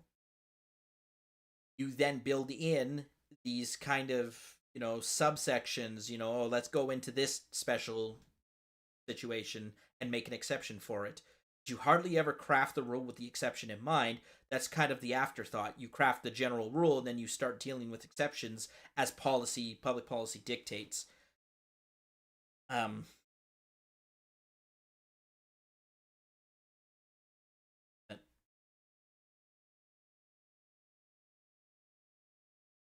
But yeah, that would be a topic, an interesting topic for a video some other time. Uh, Problem though is that I know so little about the technical aspects of the American healthcare system. I know the general and the policy ideas of the American healthcare system. We actually do sort of study it um, academically, not in high school, but definitely in university. We look at the American system and sort of contrast it with our system. If you're doing like a political science degree, which I did not do, but I took political science electives in my undergrad, those like general education requirements, because hey, it's a topic I was interested in. I had no plans in completing my degree in them, so I said, why not take them as electives? At least study a topic that I find interesting, fascinating, fun, and entertaining. Oh. But anyways, I've paused this for far too long. Let's get back into our debate here. Thank you. Quick rebuttal, Mr. Canoe. Well, what you just heard there is you're not going to get more emergency rooms with the PCs. You're not going to have those services close to you and your family when you need them. We know this is going to be hard work, but that's why we've developed a comprehensive plan. It starts with staffing up, starts with focusing on recruiting 300 more nurses for the city of Winnipeg over the next 2 years, and of course, making the equivalent commitment to rural. But once we do so, we know that we'll be in a position to build new emergency rooms to serve your family. Thank you. Moving on. Okay, interesting thing there. Contrast the style with which they rebut the questions. Heather Stephenson talks to Wab Kinew personally as if they're in a conversation with each other. Wab Kinew talks to the camera and to the people. I've noticed that, which I think for the average voter, they're not going to understand the nuance of how fake that is, but certainly it will play in favor to the average voter, saying like, oh yeah, don't argue with the politicians. What are you going to do for me? So that was an interesting contrast in how they answer those rebuttals. So far the NDP is winning this debate. Now we will bring in our 3 journalists, each of whom will cover a predetermined topic. Healthcare is a subject that has dominated the last few years and the campaign. Let's go to Ian Fraze of CBC with a question about healthcare. Ian. Thank you, Mary Agnes. Let's get right into it. Mrs. Stephenson, under your government, we still have some people waiting years for surgeries. Some staff have left. Yeah, that's, by the way, you can fact check that. There are, and they're not even, they're not elective. Yeah, they're not cosmetic surgeries. They are elective surgeries. So like hip and knee replacements that are not considered medically necessary. Those are elective surgeries that improve your there's a lot of like just kind of muscle skeletal surgeries you can get when you have abnormal growths or problems, like perhaps you had a broken bone that didn't heal quite correctly, causes you a lot of pain. They can go and fix it with surgery, but it's not a medical emergency, it's not urgent, and therefore it's considered elective. Like even dental surgery, like so I personally have impacted wisdom teeth. They're flipped sideways, they grow into them, but the surgeon said they're not bothering you, so we don't need to take them out. It is a surgery I'm going to need someday when I'm older, but why risk an invasive and risky surgery with the risk of infection when it's not needed, it's not bothering you?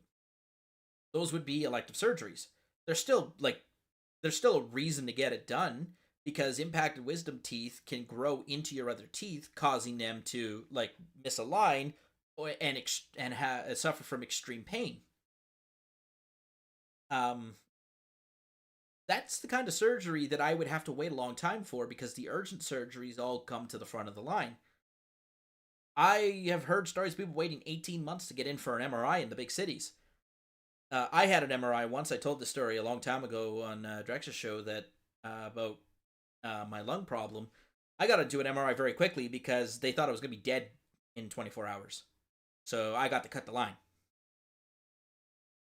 Short of that, you have to wait at the back.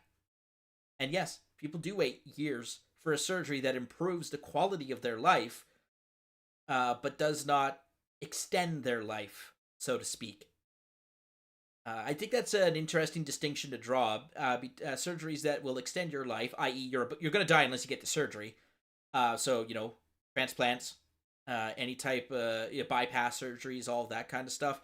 Those are surgeries that can't wait. Those are the ones who go to the front of the line because we have such limited resources, and these elective surgeries in the U.S. you would pay to get the surgery done. In Canada, if I get my wisdom teeth removed, I don't have to pay for that. That's actually incorrect. I think only dental is the exception in Canada because dental is not covered under the universal healthcare system. That was actually a really bad example. Yeah, that was a really, really bad example. I shouldn't have gone with a dental example. Same with the eyes, right? Like, we have a government system to cover like basic glasses, but things like contact lenses or sports lenses, the glasses that flip to like sunglasses when you're outside, and then they clear up when you're inside. Those are all elective. You have to pay out of pocket for those. A lot of dental services you have to pay out of pocket for. There's no universal dental system in Canada. There is for children, but not for adults. That was my mistake. I should have used a different example. But yes, if you're waiting for that elective surgery, you don't pay for it in Canada. So a hip or a knee replacement, you don't pay for. That means you gotta wait. You can afford to have it done. You can have it done in one night. Like the moment you're like, I need a new knee. And if you've got a check big enough, you can get a new knee within 48 hours or whatever the procedure is for that. I don't know. I'm not a doctor. But the point is that those are surgeries that increase the that increase the quality of the life but don't extend the life.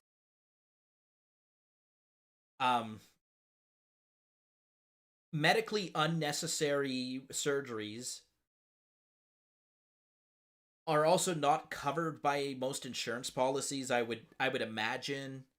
I think they tend to only cover the medically urgent surgeries. If it is one of those elective categorized surgeries, maybe you can get it partially covered or copay or something like that. In which case, there's no incentive for the private surgeon to take your case versus someone who's just paying out of pocket. The difference being, of course, too, the U.S. with 300 million people, statistically, you're going to have a greater percentage of doctors who specialize in a unique type of surgery. Sports athletes are an excellent example of that, right? Everyone heard about Aaron Rodgers tearing his Achilles tendon. He visited a sports specialist who had developed a advanced way of reattaching that Achilles tendon that speeds up the healing time. That's in Canada. If anyone else ruptured an Achilles tendon, you would get scheduled for a surgery and you'd be on like the medium priority list. Difference though is that when the surgery's done, you don't pay for it. It's the line between what is medically necessary and what just simply is elective. It's not a well-defined line. And you're asking for a level of expertise that I do not possess when it comes to determining what types of injuries or ailments or illnesses would qualify on one side of the line or the other. But these surgeries that he's talking about, some of these surgeries are not trivial. There are people who have like defective heart valves that are waiting a year for surgery. Simply because it's not seen as, if you don't get the surgery, you'll be dead, type of deal. They end up waiting a very long time. You're not guaranteed any quality of life through our healthcare system, only that you're guaranteed medical intervention. So, herniated discs are another big one you have to wait for. If you can barely stand up straight, you hardly walk, you can't play with your kids, well, too bad. Just gonna have to wait until someone can fix that disc.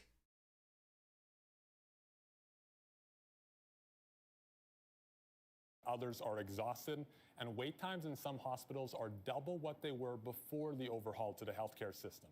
Why should voters trust you to fix healthcare this time? So when it comes to healthcare, again, health human resources is the number one issue that we're faced with. See, okay, so that's interesting. Heather Stephenson was not elected premier.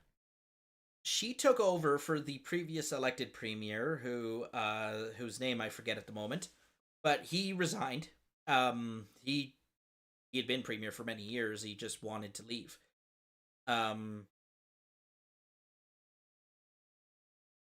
Yeah, so they're impugning conduct of the previous PC government, and I understand it's the same party, right? But it's not the same person. I'll think of the guy's name in a bit, but out there, and this is nothing unique to Manitoba. We've faced it right across the country. We've had these discussions at the Council of Federation table, the premiers from right across the country, and what the challenges are. And we were able to band together and come together when I was chair of the Council of Federation to get more money from Ottawa to be part of the solution of this as well. But again, we have invested more than $400 million into the health human resources side of things. Recruitment, retention, training of healthcare professionals. We've reached our 2,000 goal by the end of August this year, but we're still going. We're still recruiting. 300 more nurses from the Philippines that are coming to Manitoba. So this is a no-win position for anyone who believes in fiscal restraint and fiscal conservatism, because she's right. This is a cross-Canada problem. We have the exact same problem in Alberta. We have the exact same problem in Ontario. Ontario has a very aging population. It's also our most populous province. They still don't have enough healthcare professionals. They don't have close to the number of healthcare professionals they need to take care of that aging population. Alberta, on the other hand, has one of the youngest populations in this country.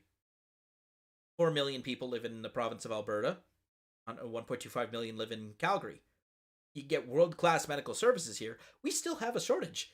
And we have some of the best tax incentives to move. There's a flat tax. There was a flat tax. It's now like a modified bracketed tax for income in the province of Alberta. We have no provincial sales tax. It's the... it's... Alberta is one of the most attractive places for a rich person to live if they want to pay the least amount of taxes in Canada. So, doctors, especially specialist doctors, will set up shop in Alberta. We still, even with all of those positives and pluses, we still don't have enough. We also have the most, Alberta spends the most per capita on their health system across all the provinces. Way more than British Columbia does. A province of equal, or similar, sorry, not equal, but similar population, similar kind of geographical challenges. And still, they don't have enough professionals to take care of everyone. And it's not close. It's not like we're, maybe if we had 100 more nurses, we'd get away. No, I think we need like 1,000 more nurses to even start scratching the problem. Scratching the surface of that problem.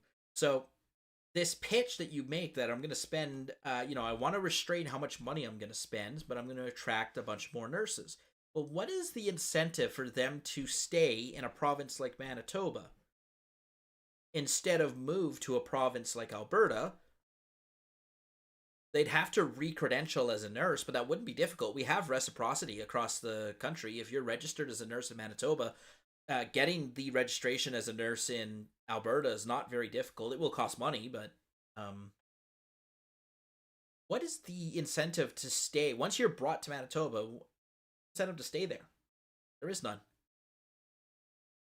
The only policy that government can use to affect that decision is to change the compensation structure. Equals money. The collective bargaining agreement, right? The nurses' union, which already is generously compensated compared to the average Canadian, will just ask for more money. And a conservative government would not be a conservative government unless they said, like, hey, hold on a second, we gotta Gotta rein that spending in just a little bit there. Like, you're out of control. Well, in a no-win position. So, this is not an issue that conservatives. The more we talk about the healthcare issue, the less the less we have the chance of winning. This is very exciting for our province. And I can say that this is already going towards tackling the surgical backlogs that came as a result of COVID-19. In fact, we have already reached where we need to be in terms of getting back to pre-COVID. By the way, in order to relieve the COVID backlog, I don't even know why COVID caused a backlog. There was no reason to cancel the surgeries. None of our hospitals ever had the overflow problem. I think the government response made the pandemic much worse than the actual pandemic ever could have been. We want to talk about mental health. Mental health took a nosedive in the pandemic. Anyways, fun fact, the backlog in Manitoba was so bad they started shipping medical patients to Fargo, North Dakota to get the medical surgeries because we were talking like the life-saving surgeries. They couldn't even get those done during COVID. They're like, crap, we just can't do it. We don't have enough resources here. So they just started shipping sick people into the United States so that they could get surgeries done there. It was kind of funny. I think Alberta did the same thing, but in Alberta, I think they were shipping the elective surgery. In the case of Manitoba, they were shipping surgeries that were really important, just shipping them down to Fargo. When it comes to our surgeries, and we're surpassing it. You were just asked about that decision to convert 3 ER departments into urgent care centers. Looking back, would you have done anything differently? And what would you do to remedy the situation? Well, I think what Mr. Canoe wants to do is take us back to when we had the longest ER wait times in the country under the previous NDP government. And that wasn't after a pandemic. So I would say to Mr. Canoe that is taking us back in time. We need to move forward. The native guy is named Canoe. Oh, that's great. And healing our healthcare system. We'll segue to Mr. Canoe there. You made that promise to reopen 3 ERs in Winnipeg. Some working in healthcare, though, say it's unrealistic because a lot of staff are needed for those ERs and for all the beds you need to support those critically ill patients. Specifically, how many staff would these hospitals need and where would they come from? Well, I'm so glad that you asked this question because you're articulating our plan right along with us. We know that in order to restore emergency services, it has to start with the staff. Anything we want to do in healthcare for the future of Manitoba has to start with staff. So 300 more nurses over the next 2 years, that puts us in a position to be able to break ground on a new emergency room for Victoria. And then we proceed in sequence with the others that we've announced, including Ericsdale in rural Manitoba. But we know that we're not going to get the change that we need with the same government. We can't just throw more money at the existing approach to healthcare and expect it. Okay, I like the wordsmithing he did there. He's using, so I used this figure of speech earlier, throw endless money at it. He added the existing approach modifier in there. That was a good one. This, props to this guy. Now, Wab Canoe is he's got a Wikipedia article. He's fairly well known as a public figure in Manitoba and even across Canada. He is a public speaker. He, I think he was a motivational speaker, and I forget exactly what his background is or what he's about, but I think for the longest time, he was someone who used to be, who went through an addiction and then came back from it and became a motivational speaker in regards to addictions and getting mental health support. I noticed that issue hasn't come up yet, and we'll see if it does. This video is actually going a lot longer than I expected to because I keep pausing and talking about stuff, but I think we're having fun here. I hope the video is informative for everyone. But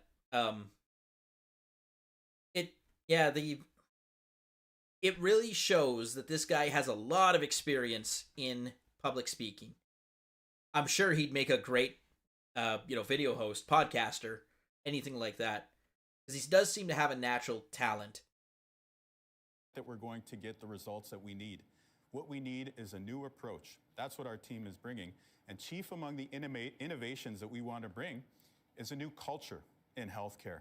More focus on the front lines, more focus on the nurse and the aide who's serving you, and less with the bureaucracy that has flourished under the PCs. So we want to de-emphasize and simplify the bureaucracy and focus on you, the patient. This will be difficult work. I fully acknowledge that. But the way we do difficult things in Manitoba is by doing them together. Contrast the way he talks with his hands with the way that Donald Trump talks with his hands. I don't know what the science is behind it, but it is a stereotype of Canadians, especially, that we do talk with our hands, especially French Canadians. Oh yeah, I saw the man. I talked about how slick his hair looked earlier. The man bun is pretty common with the Indigenous people in Canada. Our hair, like, I don't think anyone ever has seen me with my hair grown out really long, at least on YouTube. Yeah, our hair can get pretty crazily long, but it's also really hard to keep and maintain. It's kind of split ends, frizzy. It's very tough hair. You can snap a comb. When my hair grows long, you can snap a brush just by brushing my hair. So that's why I like keeping it cut short. But yeah, man buns are actually pretty common with the Indigenous people. Our hair tends to be quite straight. Mine is not, but that's just genetics on my dad's side. But most Native people have straight hair. And I think Wabkanu is no exception to that. But yeah. Now you guys are going all Justin Trudeau on me here. It's like, oh my god, look at his hair. His hair is so nice. What kind of shampoo do you use? Mr. Canoe, though, you make where me will you sick. find these staff? Provinces throughout the country, everywhere is struggling with the staffing shortage. Well, we've got to get into the game. Right now, What? We gotta get into the game? Is this hockey? Obviously, the first person who makes a hockey reference will win the election, hands down. That's just the way it works in Canada. The way he speaks too is Bob Canoe and I are similar in our Indigenous heritage. We're not of the same tribe, though. I'm from a different part of Canada than he is, but he speaks with a very similar accent that my father has. And it's, I do not speak with an accent. I speak with a Canadian accent, but I don't speak with a native accent. I worked very hard to cover that up when I was growing up, because I never thought I could get anywhere if I sounded native. Oh yeah, native people here too. We don't go bald. Our hair will stay with us our entire lives. It'll start turning white as we age, but I have a lot of family, male family members with that long, straight, dark hair. Not a single one is bald. We all kept full heads of hair to the day we die. So, yeah. I'm very thankful for my hair genetics in that regard. But anyways, Wapkidu does speak with the hint of an accent. Not so much of an accent that it would scare you, but the idea that he has that diversity does come through in the way he speaks, especially the accent. It's hard for me to describe exactly what the accent is, because it's hard to describe your own accent. You don't hear it. You just hear yourself talking normally. But I think it really comes out when you hear him pronounce words with the letter T in the middle. Because he'll pronounce it similar to the way I do as a D. But then a couple of the vowel sounds will come in as longer vowel sounds. Like, I can exaggerate the accent quite well. Think of if he ever says like mother or father, brother, sister. yeah, sister is probably the less uh, prominent example of that accent. But when you really exaggerate the accent, they sound like a th becomes two d's in a Canadianism. It becomes brudder, otter,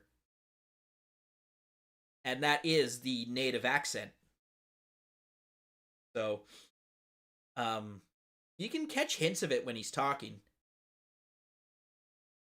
The provinces are poaching our talent, so we have to have a competitive. Yeah, that's what I offer. said earlier, right? We have to have better working conditions. And a competitive offer obviously means shovel more money to the unions, which of course goes back to the NDP. The NDP and the unions are so closely intertwined with one another that presidents of the public sector unions sit as board members on the New Democrat Party. So, heritage. Yeah. Yeah, they're heritage. There is a hint of a D when we say heritage really quickly. You know? More work-life balance, but we have to implement that better culture. So we can recruit from other provinces, we can train and develop from within, and we have retired nurses and retired aides here in the province who are willing to come back if we would offer them improved working conditions, including those working at nursing agencies. So we're going to make the right investments, we're going to make the right changes in culture. Yeah, because when you are on a public sector pension, you can retire at 55. But the mandatory retirement age in Canada is now 67. Oh, it might be 65 still. I know Stephen Harper tried to change it to 67. I don't remember if that actually went through or not. It might be 65 still. Regardless, yeah, on a nurse's pension, you can retire 10 years sooner. It's kind of ridiculous. So that we will be able to make healthcare work for you. Mr. Lamont, one of your promises is to give bonuses of between $5,000 and $10,000 to all frontline healthcare workers, including those who return to the public system. Yes. What evidence do you have that that would entice the hundreds more healthcare workers Manitoba needs? Well, look, it was because Rhonda Nicol, who's a nurse who recently retired, told me, he said, that's the figure, and talked to a bunch of her nursing colleagues who said, that's the figure that would help people get back. It's based on a plan out of Nova Scotia. So we would be saying, this is absolutely critical. And I'll just say, the promises about ERs are so leading. One of the things that's really, really important to us is to be honest with Manitobans and not give people false hope. That's a good point, and I didn't really address that in the. I think we've spent maybe 2 hours talking about Canadian healthcare. The idea that you can just shovel unlimited money into the problem is not realistic. The other thing too is that you can simply bring nurses from other countries and then not immediately have them leave to a different province with less taxes, more wages, or that you can magically get all of the refugees and immigrants that Justin Trudeau's bringing into the country to get them to stop using our emergency care systems. None of that is realistic. None of it. Yeah. So I'm glad Lamont reminded me to talk about that, but none of what they have said is possible to be done or is going to make a real the impact that they say it's going to make. This is not a time for false hope, and I think that's what the NDP are doing. But we know that there are thousands of people in the healthcare system who haven't had bonuses, who are still waiting on bonuses and are backlogged and have been, they were essential workers during the pandemic and they weren't well treated and they weren't well paid. So part of this is a thank you bonus and then a retention bonus to ask, $10,000 for a nurse to come back for 2 years. Because we still actually have lots of nurses in Manitoba, but they've all moved into private because they can actually have a work-life balance, which they can't in the public system. So it's all about replenishing that public system, rebuilding our public system through training. We have to expand our training at the University of Manitoba, which is part of our plan. We said we should build an entirely new faculty for rural and northern family medicine in Brandon, so that we need to massively expand the number of people we're training, because for 30 years, the other two parties choked off the amount of people we can actually train in Manitoba. You were shaking your head though at Mr. Canoe. How many ERs do you think Winnipeg needs? Well, look, I'll make the point that this was an NDP plan in the first place, that Brian Pallister pulled it off a shelf. Brian Pallister was the previous premier. Thanks for this is the first time this guy's so. The elections in Canada are held every 4 years. The PC incumbent government was a majority government, which means I talked about this last week. They were the previous government. Brian Pallister decided to retire. He's like, I'm done. Like, are people? He got his money, and he was premier for I think 6 years or something, or 7 years. And so he said, look, next election, I want my new leader in place so that you have a chance to vote on her or them fairly. So they did the replacement of the leader, and so Heather Stevenson's leading the incumbent government into this election. And so a lot of the things that they have blamed on the PCs are actually Brian Pallister's government. And I'm glad that someone mentioned it, because that was really bugging me that Heather was not saying, like, look, I'm not my predecessor. Was he perfect? No. Can we improve on what he built? Yes. And that is what I want to do. That's the proper way to politics. Man, I could be a politician. I can lie to anyone just as well as these people do.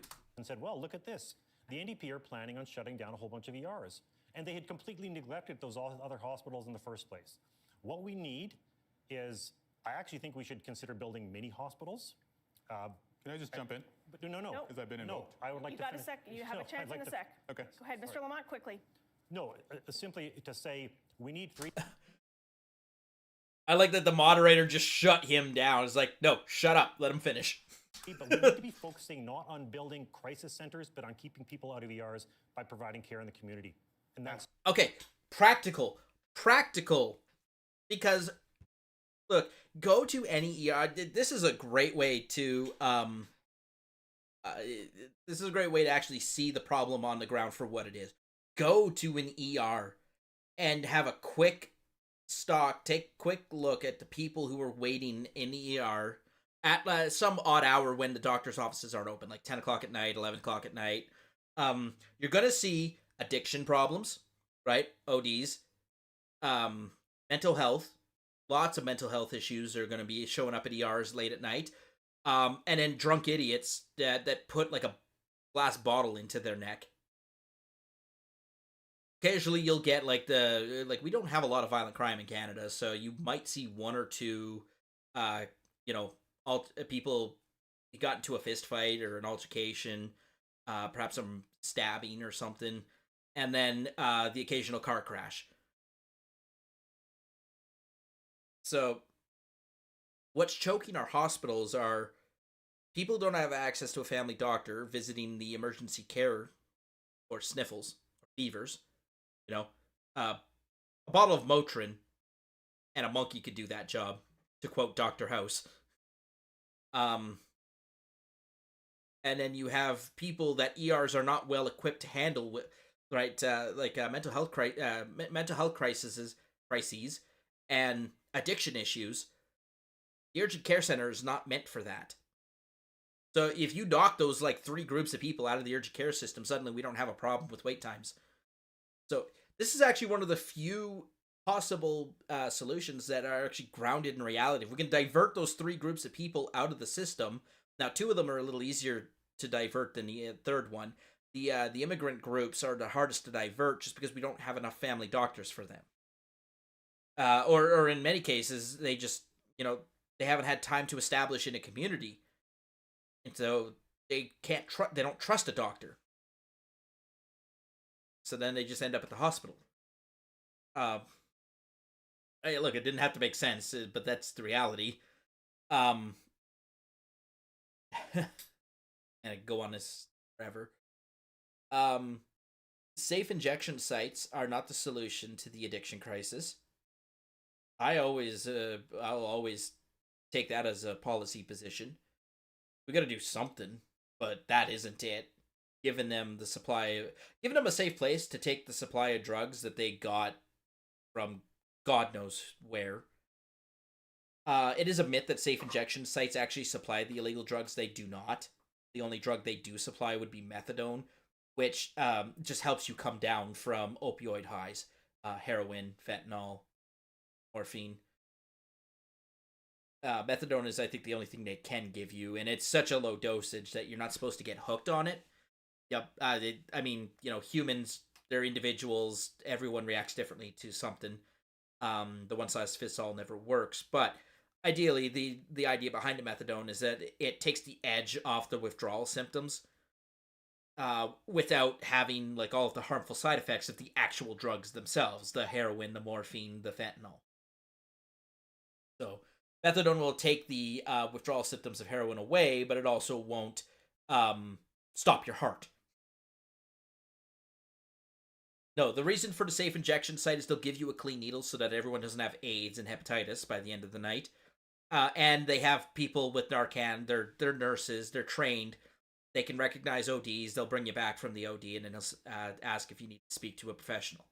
They'll have mental health professionals on staff that can talk to you. See you later, Tracy. Thanks for hanging out. So I mean, that's the nexus of the safe injection site. It's neither safe nor is it an injection site. The problem though is, and I would almost rather that we supplied the drugs, because then at least you can control. Like, the difference between the state selling marijuana and getting marijuana in the black market is that the chances of the marijuana sold by the state having fentanyl mixed in with it is very low. Not impossible, of course, but very low. Enough that I would trust to buy it. Right? Same with, like, getting food poisoning from something from the grocery store. Like, the astronomically small chance that there is listeria in the box of hamburgers that you bought from the grocery store, or salmonella. I think listeria is only a chicken-borne disease. Box chicken burgers, whatever. The chances are extremely low, and we have, as a society, said that that's an amount of risk that's acceptable to us. So, now, am I saying that's a good policy decision? Not at all. I do think it's better than the concept of the current concept of the safe injection site. I really don't have a better solution other than locking people in a hospital against their will, which is an infringement of the Charter of Rights and Freedom.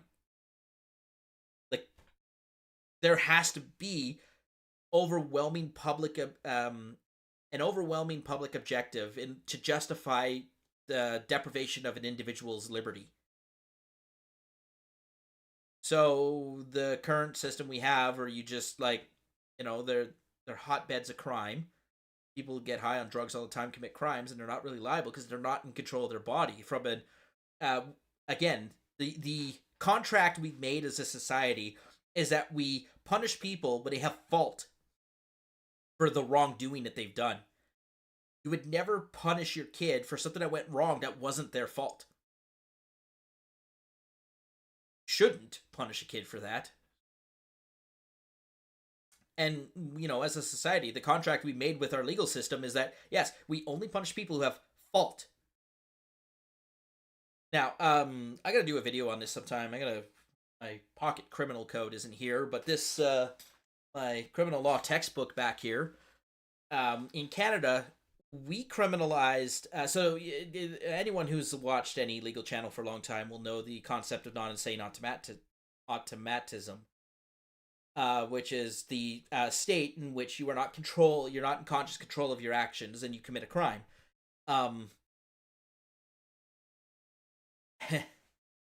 You're not responsible for the crime that you committed when you had no consciousness to make that decision to commit a crime. Like, essentially, you, the conscious person, don't exist. It's almost like sleepwalking is a classic example of non-insane automatism. If you commit a crime while you're sleepwalking, you can actually be found not guilty. Because I can't fault someone who wasn't awake when they committed the crime. That just doesn't gel with our concept of justice. So, boy, I ended up on a long sidetrack on this one. But when it comes to addictions, especially from the mental health side of the equation, we've developed this understanding that people who take illegal drugs, in many cases, have the inability to stop to some extent. You're a slave to the addiction. The way that we've treated addictions has evolved from this, well, you took the drug. deal with the consequences too. No, actually, maybe you don't have agency. And if you don't have agency, then how can I hold you responsible for a crime? So there's a lot of kind of half-baked solutions to this issue. For lawyers who, especially if you're a criminal defense lawyer and your job is to uphold the Bill of Rights or the Charter of Rights and Freedoms, if that's your job, if that's your role in our judicial system, and then you turn around and advocate for locking up people addicted to illegal drugs in an institution, I think you're being hypocritical. I think you're taking a position that's inconsistent with the way that you derive your income and your living and your practice from. Because you swore when you're admitted to the bar, you swear to uphold our Constitution, your Constitution, whatever Constitution that applies to you. And our Constitution says that you have the right to liberty and to not be deprived thereof without due process. So yes, you can. I don't know what the section something. I don't know what the involuntary commitment is called in the U.S., but we're talking about the exception, not the rule. Involuntary commitment is a extreme and rare thing that occurs, and that would make no noticeable dent on the amount of crime when it comes to in the realm of addictions. So if we're going to build a hospital and tell people and tell addicts that you're not allowed to leave until you're not an addict anymore, that's deprivation of liberty. The due process would be to say, well, clearly you're a danger to yourself and other people on the streets. We're going to commit you. That threshold is incredibly high, and for good reason, because you have removed a person's agency, their free will from themselves. And, again, as a society, we said we were okay with this concept in the case of someone who is clearly a threat, an active and ongoing threat to the safety of our society. That doesn't describe most addicts. They may be a threat to themselves, but what is the societal interest? What's the policy objective when the harm is isolated only to yourself? And look, it's not that high.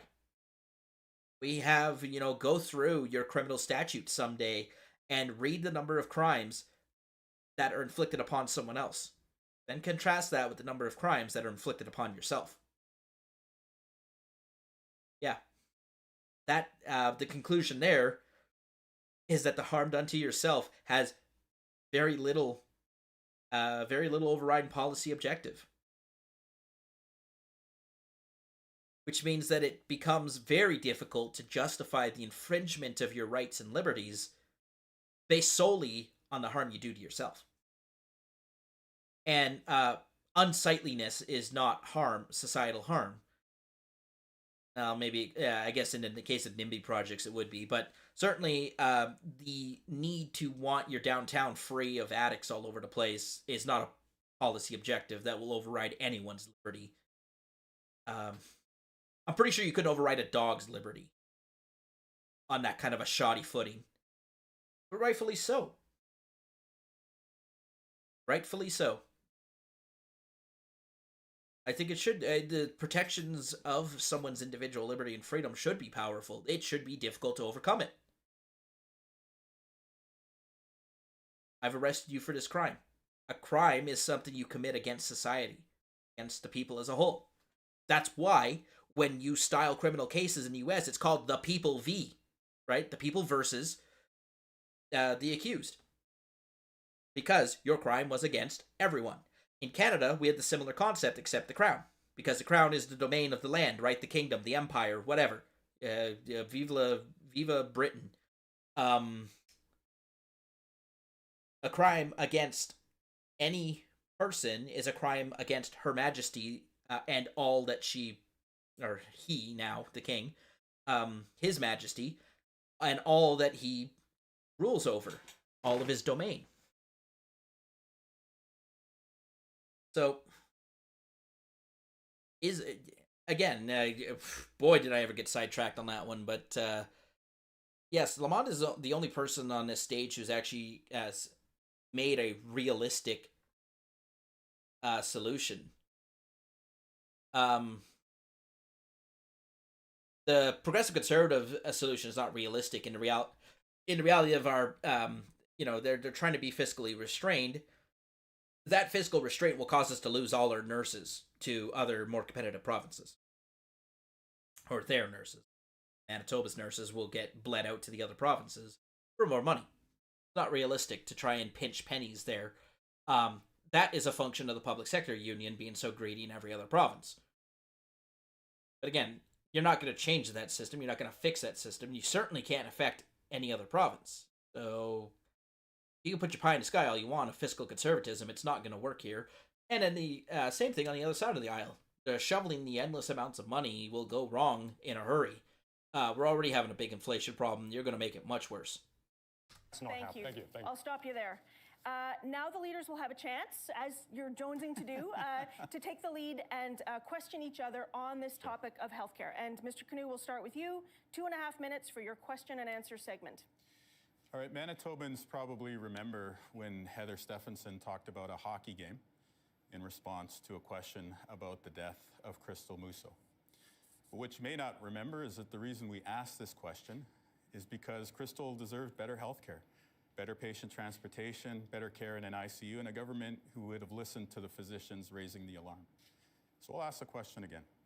Heather Stephenson, do you agree that your cuts have led to tragic consequences for Manitobans? First of all, I just want to recognize the Musso family and say that my heart goes out to them and continues to go out to them. And certainly there was a mistake made on my part. I owned up to it and apologized to that. That's more than I can say for other members on the panel for their wrongs of the past. But what I will say is that healthcare did not break overnight, and healthcare won't be fixed overnight. Okay, she is not... Okay, this is the first example that I noticed of this happening. She is repeating something verbatim, word for identical word that she said before. There's a difference between slogans and a lack of confidence in what you're saying. This is not a slogan. The reason it's not a slogan is because it doesn't offer anything, right? Healthcare did not break overnight; it won't be fixed overnight. That's not a slogan. That's not a marketing term I'm going to go into an election with. She is not confident when she addresses this issue, and she has to fall back to those lines that she has practiced and rehearsed and said over and over again.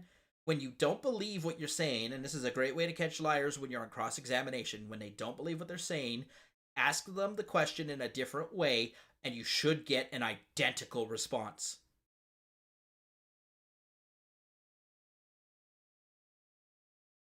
Because that's not how we talk. Again, I have public speaking experience. I'm not good to do. I did a stand-up set. I'm not a stand-up comedian, but it was just for. It was entertainment at a social get-together, and I decided to run a small, like a 10-minute stand-up segment. I wrote some jokes, and I got up there and did them. I had a co-host who also we worked together on writing some jokes, and we went up and we did the jokes together as a duet, or a duo. I guess duet is for singing, but duo. You had to play off the cues of the other person for the jokes to land properly.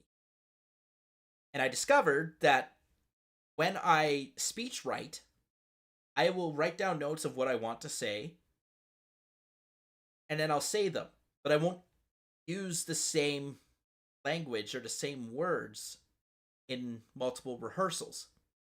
So yes, we were rehearsing our lines. We're saying, okay, yeah, we're going to, let's time ourselves. Let's see if we can get the delivery and the punchlines correct, the timing correct.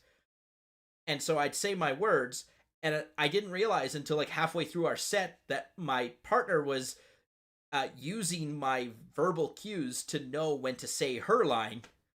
So if I didn't say the exact same word that I had said in rehearsal, she would miss the timing.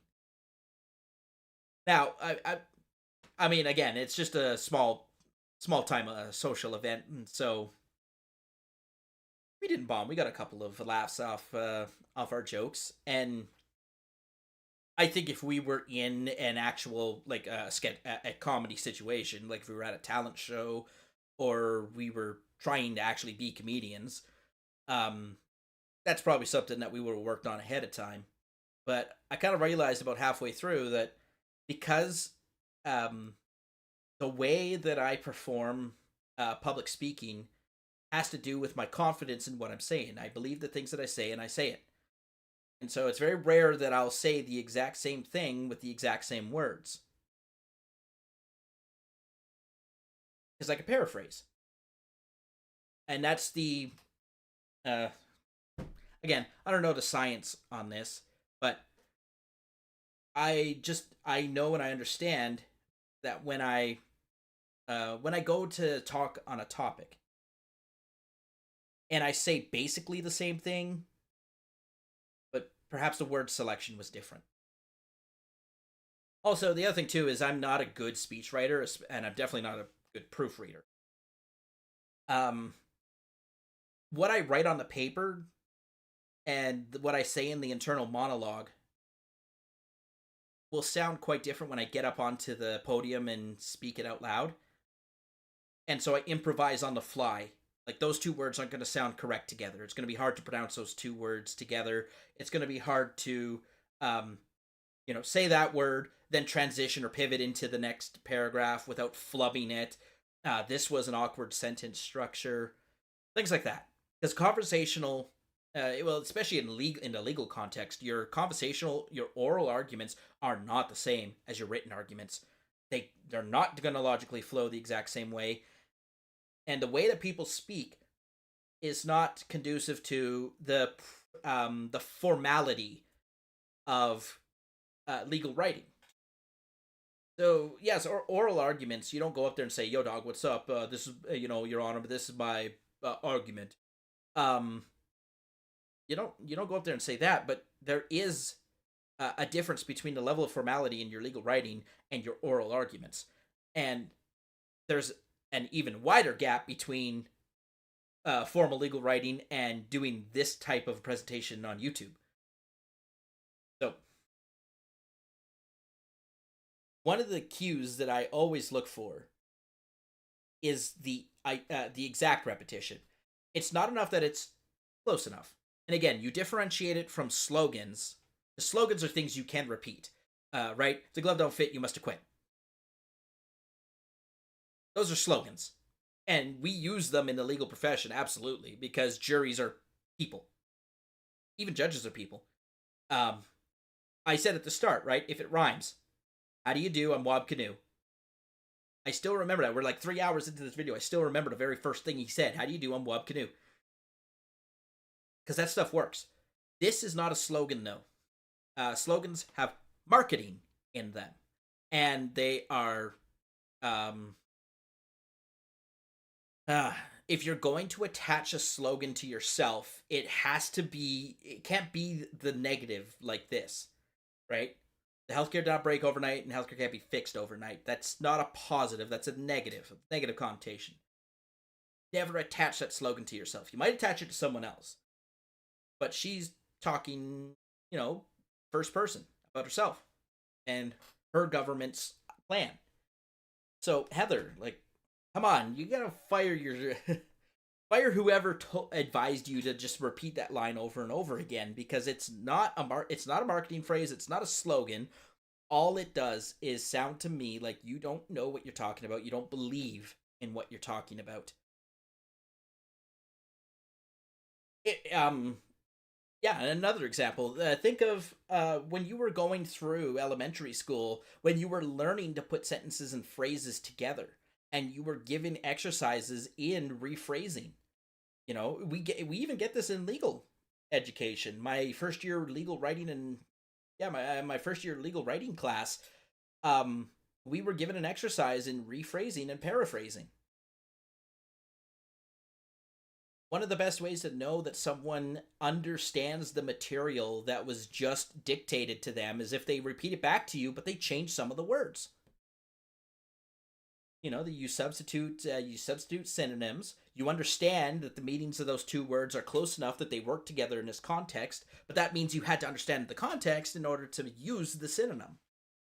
Maybe you just rearranged the sentence. Yeah, maybe I heard the last part of the sentence. It's the part that stuck foremost in my memory, so I put the last part of the sentence up first, and I remembered the part of the sentence last, right? But again, that still shows that there's an active thinking process going on in terms of what you just listened to. I don't know Heather Stevitz's background. I didn't do any research on her before. I don't know if she used to be a doctor or nurse or something, or if she's a lawyer. But if you're a public figure and a politician, especially because she was a minister in Brian Pallister's government, so she has political experience. She's been an MLA for many years. I absolutely these are mistakes that I would not expect a leader of a party to make unless they're not confident in what they're saying. And even then, that's what, the fourth or fifth time I've uttered that same sentiment. But if you someone clips it and plays them side by side, I never said that same thing exactly identical all 5 times. So, not very good there, Heather. This was a commit. This was a. And now she's tripped up because again, she just ripped it off from memory, and now she doesn't know how to transition to the next sentence. And she said, "That means that right." All she did was, from memory, ripped off that one-liner that she knew to memorize, and the transition between the one-liner and what she wants to say next is horrible. Look at this. Here, let me back that up. Listen to that again. But what I will say is that healthcare did not break overnight, and healthcare won't be fixed overnight. This was a Mr. Lamont meant. Ow. Horrible transition. That this was something that came to the NDP and us. This actually came from a report that was commissioned under the NDP, the changes that were made, and they didn't make those changes that were necessary, so we did make those changes. But I can say to you that this all comes back to health, human resources, which is the biggest challenge. And Mr. Canoe, you do not have a plan. You are not articulating a plan to do that. We have already taken significant action, and we will continue to take more action in that direction. Mr. Canoe? This young woman had a name, Crystal Musso. I want everyone in our province to remember that name, because Crystal deserved better health care. And what you just heard there was an admission that she deserved better health care, but what you did not hear was a commitment to provide better health care from the PCs. And I want everyone to remember. Heather just looks so pissed off in this. Like, I made fun of the fake smile from the Liberal guy at the start of this debate, but honestly, someone needs to run out there with the staple gun or the rivet gun and, rivet her face into a smile. She looks so angry. And voters notice that kind of stuff. They really do. Remember Crystal's name, because I think so many of us in this province know somebody where we're still asking those what-if questions. What if healthcare had been better? And that's the reason why I'm running. Because I don't want situations like this to happen in our province again. I want you and the people that you care about to have the health care that you need. Mr. Lamont, your question to a leader. Yeah, I'd like to ask a question to Mr. Canoe. Look, when it comes to our platform, overwhelmingly what we're doing is investing in people, because that's what we need to do. I keep hearing announcements from the other parties saying they're investing in buildings and buildings and buildings. But again, experts on the left and the right have warned that the NDP and PC plans cannot be run without either having huge deficits or more cuts. So how can we possibly trust you to do this when it's so unclear how you're going to pay for it? Or raising taxes, which he's not telling you. That's the... Right? Again, supply-demand. Increase supply or decrease the demand. Well, they're not... No government's ever got smaller. So they're never going to decrease the demand for the public money. So you got to increase the supply. You either... you got to raise taxes. because you're not going to cut anything. Governments never cut things. I guess that's not true. They cut the things they ideologically don't agree with, but then they make up for it very quickly by spending what they do agree with. How are you going to pay for these promises? You know, I think the people of Manitoba expect us to be balanced when it comes to the books.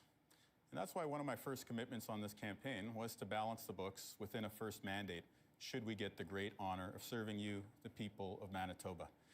Now, when it comes to staffing up the healthcare system, our commitment is $125 million a year towards staffing. And when we're talking about our single biggest commitment, it is that new emergency room at the Victoria Hospital. And when you talk about building a facility like that, it's just like your mortgage. It's paid off over a series of years, in this case, 40 years. We have the money in the budget right now to make these investments in people in the healthcare system. We have this money in the budget right now to build new healthcare facilities, which are going to provide better care for you, the people of Manitoba. And so unlike the PCs, who just keep $500 million in a contingency fund that they want to distribute at the end of the fiscal year, we're saying it's better fiscal management, it's more transparent government if we just tell you right now that we're going to invest this money in health human resources and lowering costs for your family. Mr. Lamont, your reply? Look, I mean, I've talked to lots of people, liberals and people in business who are really concerned because what you're promising is cuts. It's going to be very, very difficult to aim to balance that budget when you're promising massive tax cuts and borrowing hundreds of millions of dollars a year to send to billionaires. And again, the CCPA and others have said there is no way this is going to work without cuts. And the other thing about it is that the government itself, the Manitoba government, has warned we are too dependent on federal transfers, and there could be a serious change in government. We need to be more independent, and we need to be investing in people and not just buildings. The promises about ERs are wonderful. They're great, but it's not going to work if they're empty. And that's the real risk with the NDP. So the federal health transfers are part of our equalization formula, which is a big issue here in Canada because we have our country is founded with a strong central federal government, unlike the U.S., which always had a large amount of independence between states, such that like you have your own. Each state has their own criminal code. So with the ramification of that difference is that the federal government subsidizes smaller population provinces that can't afford to provide the same level of services as the larger population or wealthier provinces. That equalization formula is, well, it's, this other textbook I have behind me is Canada's constitutional law.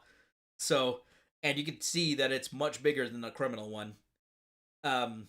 Equalization is a very complicated subject, so I'll give you the short part of it. But it was intended to allow a consistent level of services to be provided across the country, regardless of any individual province's fiscal health. One of the major differences between one of the major things that is used to calculate the wealth of a province is its natural resource development. Alberta, which is a full of oil as a non-renewable resource, that factors heavily on the wealth side of the equation. Provinces that have renewable resources are exempt from that formula. So Quebec has massive hydroelectric power generation capabilities. Because it's considered a renewable resource, that the income they derive from selling the hydroelectric power is not figured into their fiscal health. It's exempt. Same with Ontario, right? That also has, and British Columbia, which also has quite a bit of hydroelectric power. I think forestry is also not forestry. Anyways, now our smaller provinces, like Prince Edward Island, is a tiny province. Only maybe 100,000 people. 37,000, whatever. Anyways, small amount of people. They couldn't possibly raise the money required to provide the level of health care because they just don't have a tax base. They don't have enough people to charge taxes to. They have a high ratio of retired people to living age, working age people. Living age, yeah. All people are living age. Working age people. And so what happens is a wealthy province like Alberta pays into this federal slush fund. That slush fund is then redistributed to the other provinces, and that makes up the deficit in their budgets. In order to get these health transfers, you have to be running a deficit in your budget. You can't use the healthcare transfer as a profit. Make your province make a profit. So the federal health transfer is the mechanism that this equalization formula sends money from the federal government to the provinces. Manitoba, being, you heard that the population is just hovering at the around the 2 million mark, of which 500,000 live in Winnipeg alone. 750,000 live around Winnipeg. But the province of Manitoba is huge in terms of square kilometers. And so their ability to provide the standard and level of healthcare that's enjoyed across the rest of the country is lacking, for better term. And so they rely on the federal health transfer to subsidize the healthcare that they extend up into the northern parts of the province. They are not being straightforward. And that's why our plan for healthcare starts with staffing. The first 2 years is focused on more nurses, more doctors, so that we can get into a position to open these ERs. I think we're finished on the healthcare topic. I got to move on here to the next topic, which is the cost of living, which is an issue that is hitting home for a lot of voters. Oh, you do? Yeah. Do you? I'm sorry. Rookie mistake. Hey, when you're doing it live, look, you screw up. Sometimes you misspeak. Sometimes you...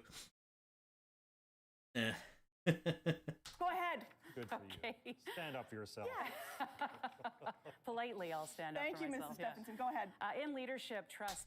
That was a little patronizing, but I think, a lighthearted moment. That's pretty rare that you see live on TV, but, I mean, it is common in debates where they skip or forget people. You just gotta be like, hey, didn't I get a chance to go? It just so happens that the majority of the political debates you see are not on TV. Is paramount. Mr. Canoe, you claim that ER Dr. Doug Elifson had endorsed your ER plan. Dr. Elifson has since clarified that this is patently false. It's not the first time Mr. Canoe has misled Manitobans and has a history of making false claims. My question is for Mr. Lamont. What does it say when a leader and a want-to-be premier has to fabricate this kind of support?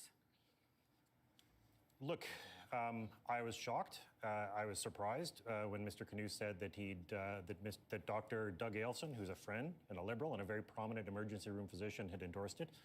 Because one of the reasons that Doug Elifson ran for politics as an ER doctor in 2015 was because there were seniors living in the Grace Hospital ER for months at a time.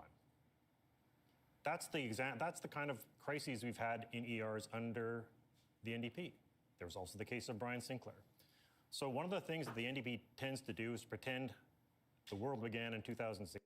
God, that was am I the only one who feels like this is such a weird exchange?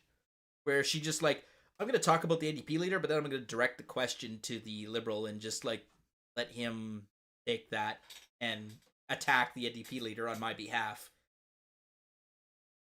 16, when the PC feels were weird. elected. We all know that the NDP were a disaster, and sometimes a dangerous disaster, including having tragedies in ERs. And unfortunately, I'll say to the Premier that those lessons were not learned. It wasn't just a question of closing other ERs, it's the fact that the construction of the St. Boniface ER, where I happened to spend 25 hours once a couple of years ago with a serious back injury, was under construction. So we don't even have 3 full ERs, we have 2.5 ERs, which are massively overwhelmed.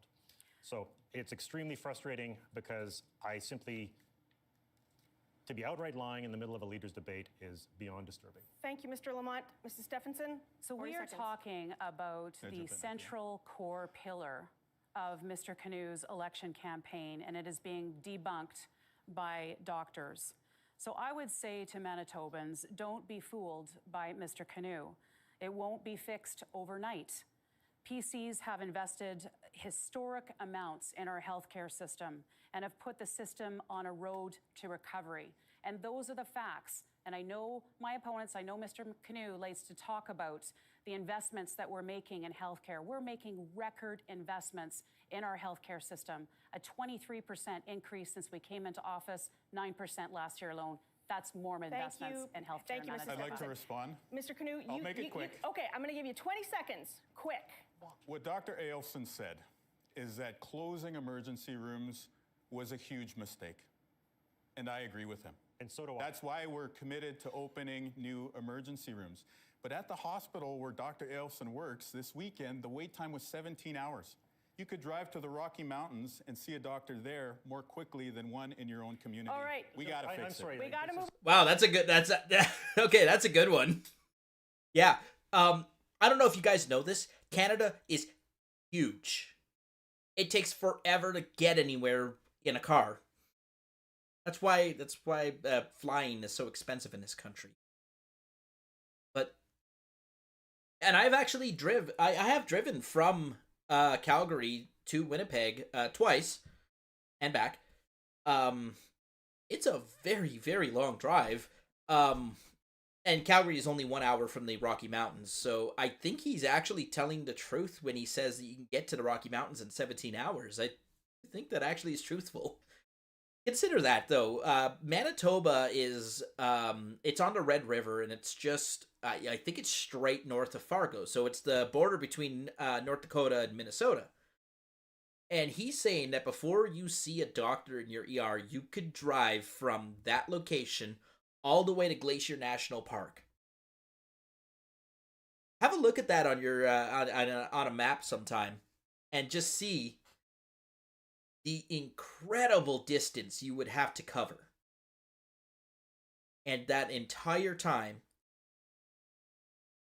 you're just waiting to see a doctor. And you know, I do know that number is accurate, because the drive, I've gone to see Nick Rekieta in his little central Minnesota community.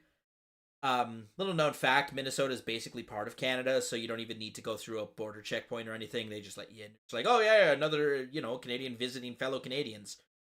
What can I say? But that drive from Calgary to where Nick lives is about 19 hours. And usually I make that drive. I don't take a lot of breaks when I make that drive. I love driving. I do. So I can go hours and hours and hours as long as I don't gotta stop and take a piss. I'm good. As long as I got snacks or food or something with me, something to munch on. Even if the drive is boring, like going through North Dakota is not exactly an interesting drive, but it's not a lot of fun stuff to look at. But I get through it. It is a really long drive though. And the last time I drove down there, I have a long haul pickup truck that holds a ridiculous amount of fuel. It's expensive to fill, but when you do fill it, you can just keep driving, and I think I can make over half the trip on one tank. So, you just keep going. Yeah, he's not lying. That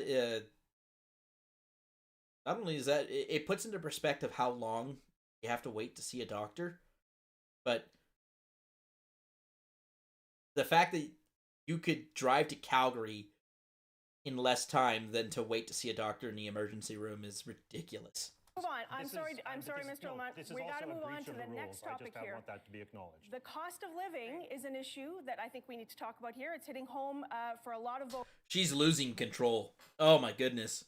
voters. The CTV's Jeff Keel has some questions for the leaders on affordability and the economy and whatever else they might like to talk about. Yeah, that was a breach of the rules. It wasn't rules but I mean, the media is so biased towards the left wing of this country. They don't even try to hide it. This isn't nearly as bad as Hillary Clinton and Trump, where they shared the questions ahead of time with the head of the Democrat National Committee. That was Donna Barcel, I think was her name. It's not as bad as that, but I mean,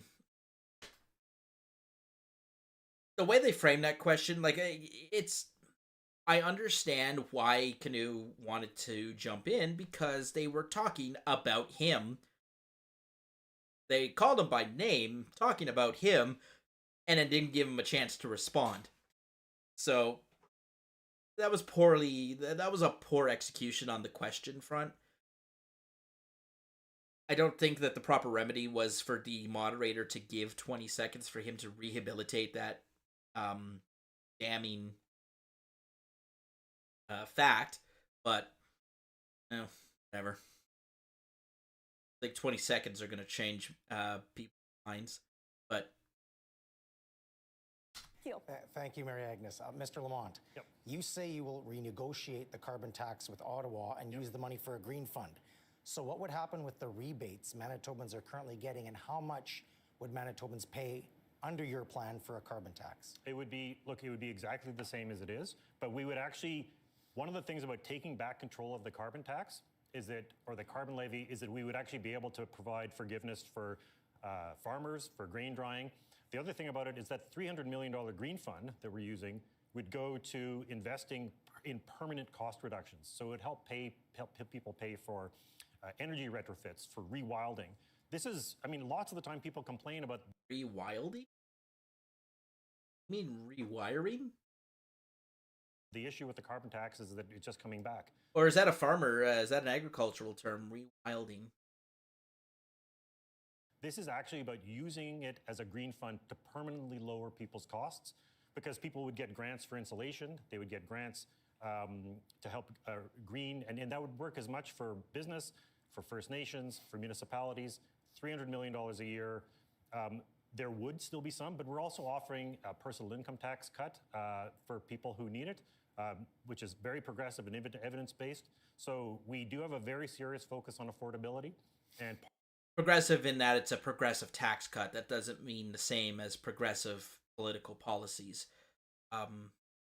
Progressive tax brackets are, the more money you make, the more money you pay. The converse is also true. The less money you make, the less you pay, right?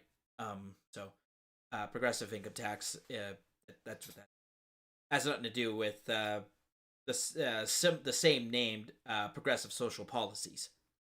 part of it is about making sure that we're bringing those costs down for good. But I'd like a clarification on the rebate, though.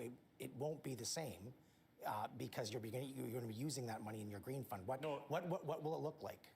No, look, the rebate would not be the same, but it's because people would also be able to, but instead of getting a rebate, people would be able to apply to a green program that would actually be able to fund something like geothermal.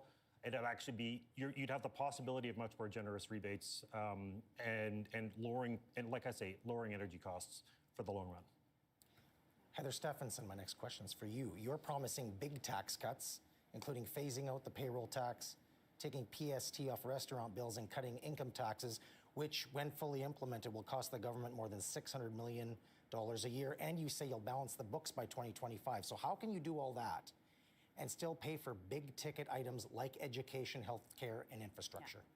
We're going to do it by growing the economy, and we're the only ones in this race that has a plan and a vision to grow our economy. Our vision 2030 to make Manitoba a have province again, and to see us grow to 2 million people. A have province refers to provinces that pay into the equalization formula as opposed to withdrawing from it. Which means that, so it's always relative to every other province. So the provinces that have higher than average economic might or power pay into the program, and then the provinces that are less than average receive from the program. Quebec is one of the weird cases. I can't even begin to say why Quebec is always taking money from the system, even though they have a pretty good economy and a lot of population. Like I said, this textbook here behind me just begins to scratch the surface of the equalization issue. We certainly don't have enough time to go into it in one whole video, but yeah, when they're referring to a have and have not province, that's what they're referring to. Provinces that pay into the system versus provinces that take out of the system. I mean, you're not really happy with the idea that you're paying into the system, per se, but that also the transit property is that your economy is strong, it's better than average, and it's humming along nicely. That's the consequence, and so that typically is a good thing. People strong. But what I will say on the topic of affordability is that we are the only ones that have already started to put more money back in the pockets of Manitobans through our last budget and previous budgets where we gave income tax and other relief to Manitobans. The Carbon Tax Relief Fund, $200 million that went back to Manitobans who were struggling at the time. And the leader and Mr. Canoe voted against that. We have been lowering taxes also in that budget, but also we recognize there's more work to be done. We recognize that Manitobans are having troubles making ends meet. Now, Mr. Canoe has a plan, a short-term 6-month plan for a 4-year term. That is not long-term tax relief for Manitobans. That's what we're offering. What happens, for though, if the economy doesn't grow at the same pace as these tax cuts? Well, you have to make cuts in order to fund the tax cuts. No, we're going to grow our economy. Right now, there are so many exciting things happening right now on our economic development front. 64 different projects, companies interested in coming to Manitoba. 13 of those are ready to go. $26 billion investment in Manitoba that will add to our GDP, an increase of 11% or $8.5 billion. What that means to Manitobans, that means that life will be more affordable. That means that we'll have more money for healthcare, for education, and for social service. I guess one of the other things I forgot to mention when I was doing the fiscal analysis, of course, to supply and demand, which grossly oversimplifies it, obviously, but one of the conservative methods of increasing tax revenue is to increase the number of people who are paying taxes. You do that by attracting net migration into the province and also growing the economy to have more businesses who pay the corporate tax. Yeah, you're like, when the economy is going well, when people have good paying jobs, you're able to collect more in taxes from even the same number of taxpayers, right? The unemployment benefits, even if they are taxed, again, it depends on the jurisdiction, but if the unemployment benefits are taxed, they're certainly not taxed at the same level as if you were making the same amount of money, but at a job. Actually, no, that's not quite true. As a general statement, that's not entirely true. I think the way unemployment generally works is it might be like 75% of what you were making. So it's calculated as a percentage of your income. But anyways, it's certainly much better. And when people have employment, gainful employment, not only are you collecting the taxation from the income tax, people with confidence in the economy spend money. They go on vacations. They buy entertainment, right? They buy luxuries. All of those transactions feed back to the government coffers. So the humming economy, the strong economy, will raise revenues without raising the tax rate, without raising or having to cut services. The problem, though, is that when you say, well, we're in this huge deficit right now, so we're just going to count on getting... It's like, maxing out your credit card and then saying, well, next year I'm due for a raise, so I can max out my credit card. And then by next year when I get the raise, I'll be able to pay my credit card back. And that is not a good... That's not a good plan when the economy has as much danger as it does right now. like I said earlier, we have right now in Canada, we have this housing and affordability problem. We have an inflationary problem. We have a market confidence problem. We have regulatory burdens out the yin yang, and we're headed towards right now. I think most houses have double the amount of debt than they're capable of repaying, tied up in mortgages, car loans, credit card, all the major stuff. Oh, and student loans is a big one.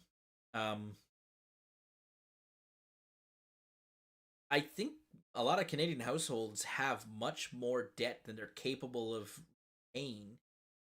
Um, that is very dangerous when interest rates start going up. They're going to have to start raising interest rates pretty soon because of the massive amount of inflation that's going on.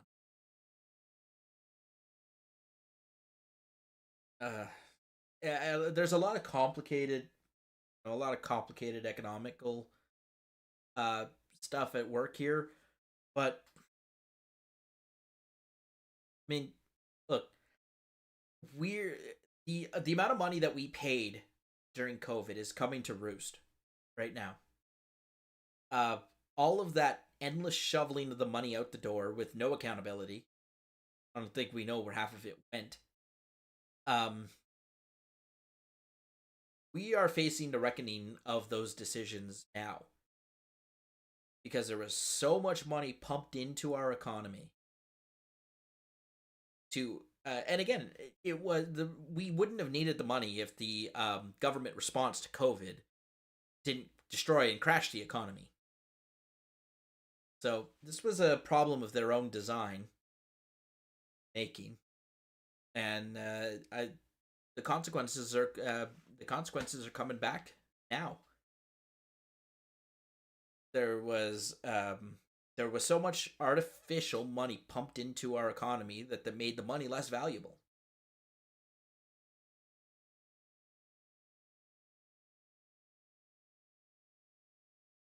Anyway, Mr. Canoe, I would like to touch on something that Ms. Stephenson touched on. You've committed to a temporary gas tax cut and a temporary freeze of hydro rates, but what is your long-term permanent plan to help people with grocery bills, the price at the pumps, and their mortgages, because we know interest rates are going up and we know inflation is still very stubborn?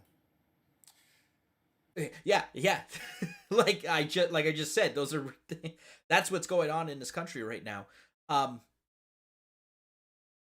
When those interest rates go up, what you pay to service that debt also starts going up, and the prime rate starts going up. People who renew their mortgages, their monthly payment goes up.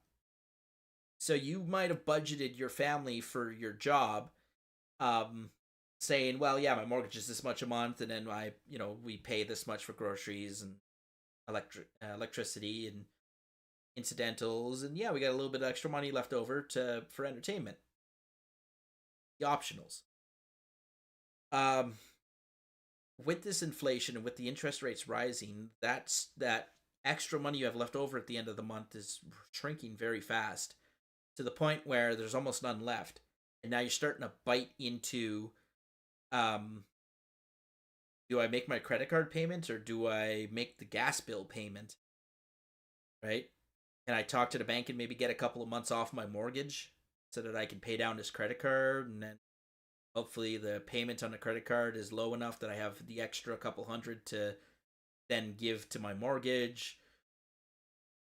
Like,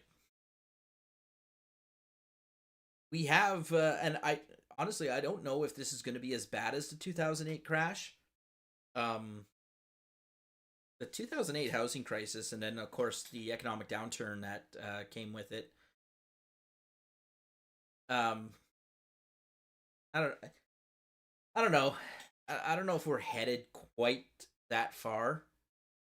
I think we're going to have a pretty sluggish economy once we finally get this inflation under control and the interest rates are so high that no one can afford to service their debt. I think you're going to see a lot of the middle class and the lower class, all their spending is going to be going down. There's going to be a lot of defaults, bankruptcies, and whatnot. That always shakes confidence in the markets, which means everyone's spending less money. So I do think we're headed for a downturn or like a slowing of our economy. I also think that the government is going to do whatever it can to just push the problem off to the future, or try to maybe extend how far out that crash occurs for, which means that, like each individual year isn't so bad, and maybe a bunch less people self yeet because it doesn't look that bad until you look at the big picture. I mean, the flaw with banking on a roaring economy to pay for your promises is the economy showing all the signs of the opposite right now. So I don't know what Heather is thinking by staking that, oh yeah, we're not gonna have to cut anything because the economy's gonna roar. It's like every single Canadian looks at you and says, I don't believe you. I'm looking at the bills that come in every month and they're not getting lower. Meanwhile, I look at my paycheck and it gets lower as these taxes start piling up, as costs start going up for groceries, the necessities, everything is getting more expensive. So again, you're just out of touch with reality. Well, our plan is simple. No games, no finger pointing. We're just going to help you. We're going to help you and your family right now during your time of need. So when it comes to freezing hydroelectric rates, that permanently reduces hydro rates going forward into the future. So it's a permanent measure. When we're talking about the cut to the gas tax, it's a simple reality. The government can't do everything, but we can do something, which should be to help you at one of the greatest pain points in our economy right now, which is when you go to the gas station. And so while some others have been pointing the finger at other levels of government for the carbon tax, they've been charging you 14 cents a liter the whole time. That's what I mean, no more gains. So then why not cut the gas tax permanently then? Because we have to also balance our responsibility to the environment. If you cut the gas tax for 1 year, emissions will not rise. Emissions will not rise over 1 year because over 1 year time, people have already made their decision of what kind of car they're going to drive, how far they're going to live from work. So part of why this is a temporary measure is so that we can balance the need to help you right now while also preparing the next generation to have a safe, clean, and healthy environment. But at the end of the day, we know that people need help right now in this moment. And that's why we've prioritized cutting the gas tax, because it will help you directly when you go to the pump. But the big grocery chains have said transportation costs are one of their big reasons for passing on costs to you. So we're going to take that out of the window. Jeff Keel, very quickly, a quick question. Keel. Very quickly, I have a quick question for all three of you. We've got less than 30 seconds, starting in the same order. Mr. Lamont, the PST, leave it, raise it, or lower it? Oh, leave it. Look, but I just want... No. Heather Stephenson. We got to leave it for now. We'd love to lower it, but stay tuned for later on, sometime down the road when we're back in government. Bob Canoe. Leave it, raise it, or lower it? I will never raise the PST. Thank you. Let's move on to the one-on-one questions. Wow, that was the first time I've seen him stumped. That was the very first time I've seen him stumped. Provincial sales tax is always a big issue. It's tough to raise those taxes. I'll give you a perfect example. So Stephen Harper, our previous prime minister before Justin Trudeau, lowered the GST, the federal goods and services tax, from 7% down to 5%. Justin Trudeau, for all of the spending and new taxes that he's created, has not touched that GST rate. It is so unpopular to make that number tick even just 1% higher. Or just 1 percentage point higher. Hugely unpopular. So you'll see that everyone else is like, oh no, not even going there. Wab, he said he won't raise it. He's not committing to getting rid of it, and he's also not committing to lowering it, but everyone else said leave it. So that was a weird one. He seemed to be searching for his answer, and he didn't fit on one side or the other. He definitely said he wouldn't raise it, which would just, sign off your chances at forming government right now if you're going to go into the election saying, yeah, we're raising the PST. For those who don't know, that's the tax charged at the point of sale on literally everything, right? Provincial sales tax. Some necessities of life, groceries, baby formula, those are exempt, I think. Well, actually, no, it's, I don't know Manitoba's regime. It actually differs province to province. Also, Indigenous people, because their federal wards are actually exempt from PST as well. It's, again, like all things, it's pretty complicated. But Alberta does not have a provincial sales tax, and you would really, really hurt your election chances if you pledge to bring one in. That's why they have to call it a tax by another name, hence the carbon levy. Right? Carbon taxes replaced provincial sales taxes. Yeah. That was the first time I've seen Wob get knocked off his game a little bit. Boy, at the Affordability.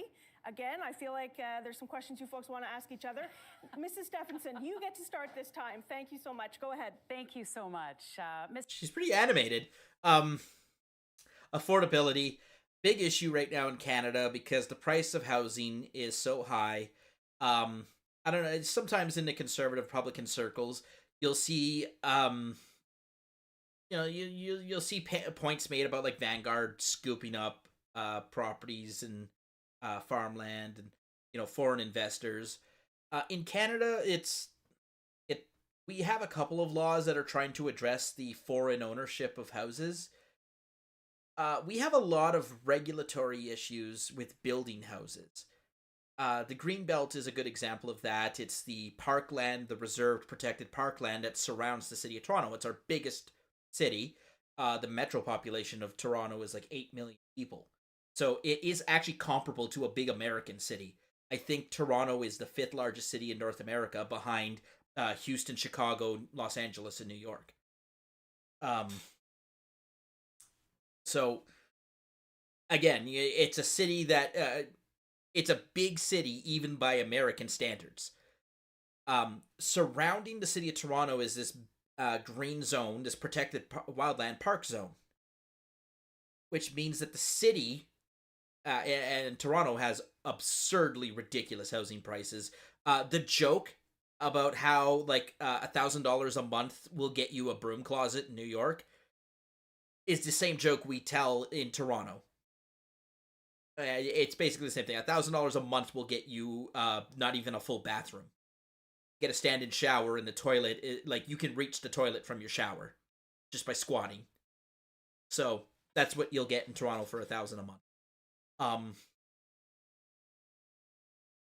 Housing affordability is a big problem because of the amount of foreign investment.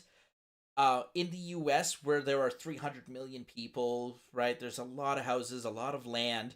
Most of Canada's land is not livable. It's the tundra, it's the north. We can't build houses there. There's no economy there to speak of, right? Like, you have big cities like Minneapolis, St. Paul up in the north. You have the West Coast, East Coast, down in the South, even in the Central, like Nashville. Can't think of other Midwestern cities, but Chicago, yeah. Like, any quadrant of the U.S. you live in, you will find a large city, and therefore you can get good work. Canada, the only place you can live and find good work is close to the U.S. border, which really limits where we can build our houses. So you have this, countrywide problem. You then have, and climate is a big concern here in Canada. Like, we may be hardy, but we don't like the cold that much. Just at the country level, you have a hard time building houses because most of the country you can't even put a shovel in the ground. It's frozen. At the local level, because of all of the zoning requirements, all the protected wildland zones, it's difficult to expand our cities. Calgary is a very large, sprawled out city because we don't have a lot of natural barriers. Toronto has the Great Lakes. Calgary just has like two rivers that kind of meet up in the middle, and then just a river valley that heads south of the city. The mountains are an hour away, and so the foothills don't really offer any kind of um, they don't offer any kind of barrier to building the city out. And then it's just endless prairie past it. So you don't even need to cut trees down. You just need to expropriate some farms, and you can build an entire you can build enough houses to fit thousands of people in. But Calgary's urban sprawl has led to a transit and transportation problem. Our highways are always clogged with cars. Our traffic is atrocious, and you can get on. We have a rail rapid transit system that doesn't go anywhere near your house. I mean, the reality is that you can only build so much rail track inside a city, and that track will only be proximate to at most 1,000 houses in a city that has, I think, 380,000 dwellings. That's a horrible percentage of being within proximate distance to a train station. And that's not even to say the train doesn't even go anywhere you work in our industrial zone. Calgary's industrial zone is basically its entire southeast quadrant until you get down to way south of the city. We're talking massive land area, but there's no rapid transit system that goes into that part of the city. You have to take the bus to go to work. If you work downtown, then you got to fight through our downtown traffic. So the urban sprawl came with its own set of problems. And now the city planners are saying, well, we got to rein in this urban sprawl. So we're going to zone a lot of our inner city land into, mixed use and multi-use residential buildings. And we're also going to start, in order to incentivize the building there, we're going to stop issuing these community development plans. Because Calgary still has, the corporate boundary of Calgary still far extends where we have built out the houses to. So there's plenty of land within the city limits to continue building houses. So what city council has done is it's slowing down the issuing of the permits. All of that is to say that we have a very artificially low supply of housing. And when your supply is low and your demand is high, well, guess what? The prices go up. So even a city and Calgary's housing affordability crisis isn't really so much a crisis. Calgary has some of the highest median incomes in the country. So yes, our houses are expensive, but also we make a lot of money, so we can afford them. In places like Vancouver and Toronto, where the median income is much lower than Calgary, they have these artificial regulatory barriers. They also have literal physical barriers. You can't put a house in Lake Ontario as much as you want to try. Same with Vancouver, which is set up against the coastal mountains of British Columbia. And then you've got the Pacific Ocean. You can neither put the houses in the ocean nor at the top of a mountain. So the artificial scarcity is exacerbating the logical or logistical scarcity of these houses. This crisis is really starting to ramp up now with the inflation and the high interest rates. But it's always been a problem that's been simmering kind of in the back ever since 2008. And a country of 30 million people, if 1,000 Chinese billionaire investors come in and start buying up houses in the U.S., the proportionate impact they have is recoverable. It's not going to move the housing market a terrible amount. I mean, it'll move it a little bit. In Canada, though, you send those same 1,000 Chinese billionaire investors into our country, where our dollar is worth less than an American dollar, so the houses to foreign investors are cheaper than American houses. And then because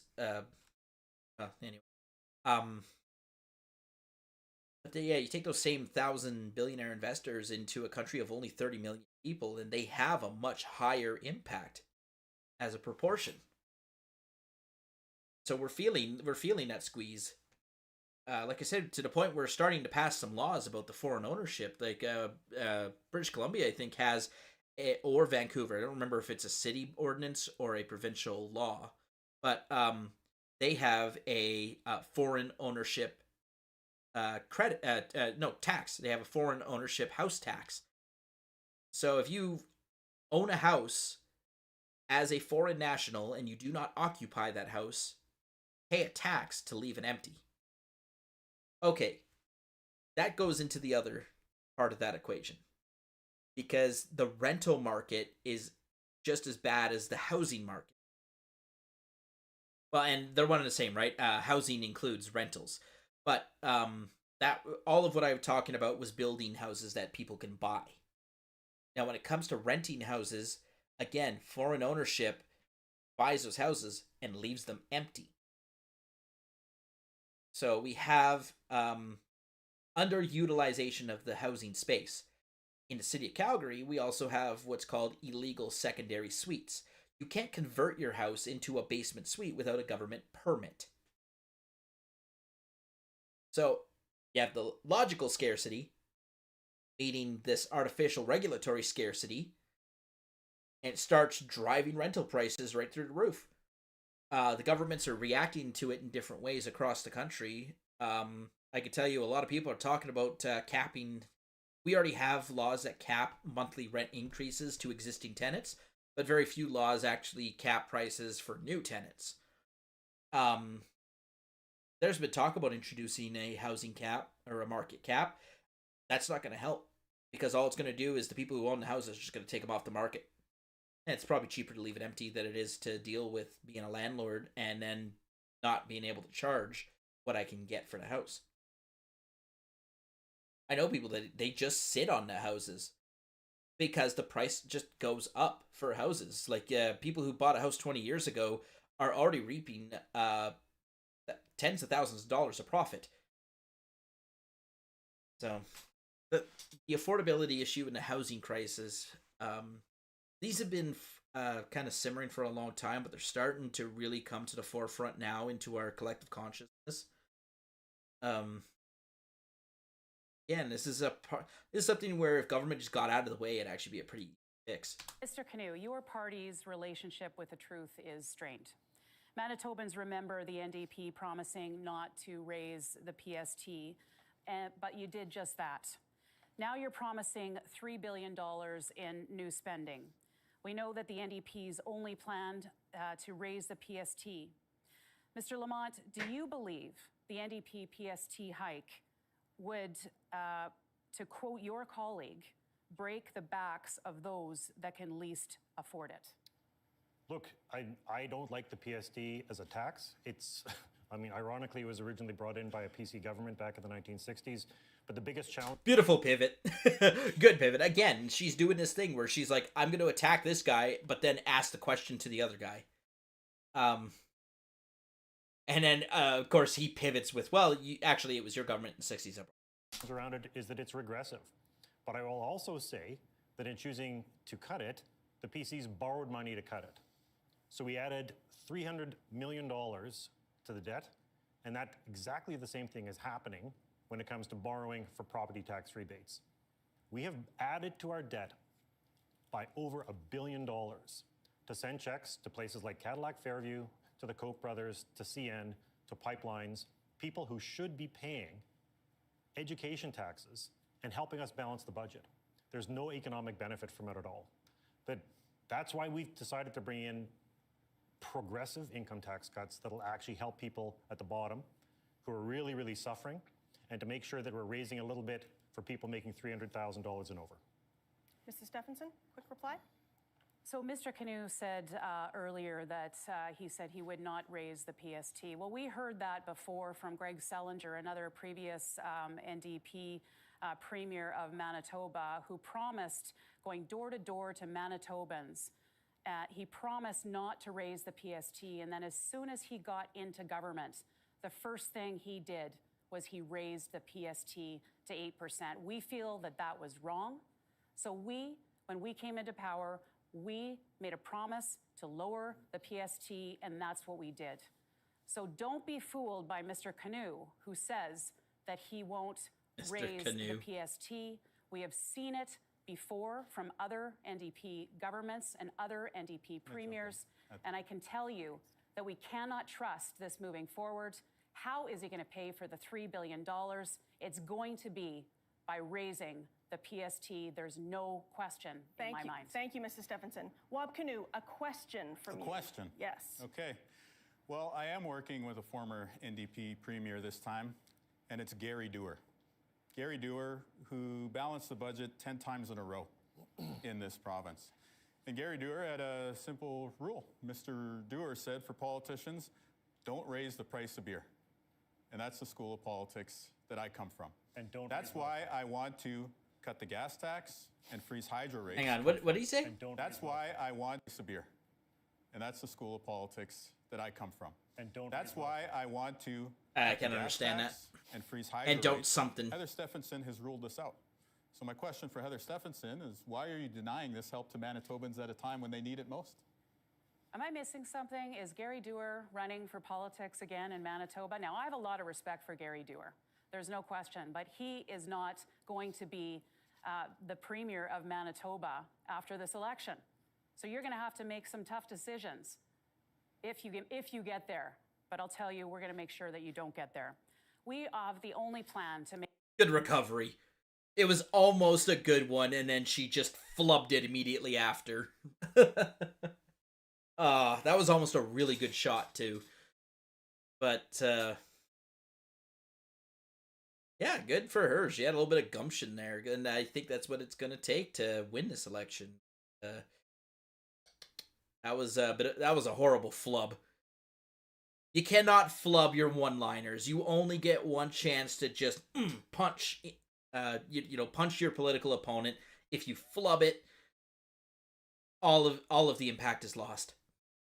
Make life more affordable for Manitobans. In fact, in the last budget, we offered $5,500 in tax breaks and savings for Manitobans.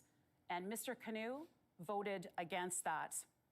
We are the only party with a... Yeah, the reason he voted against it is because... I hate this. I hate this a lot. The only reason he voted against it because it's your party. If your party introduced a motion to say the sky is blue, he'd vote against it. Because he's like, well, why's it got to be blue? Why can't it be orange?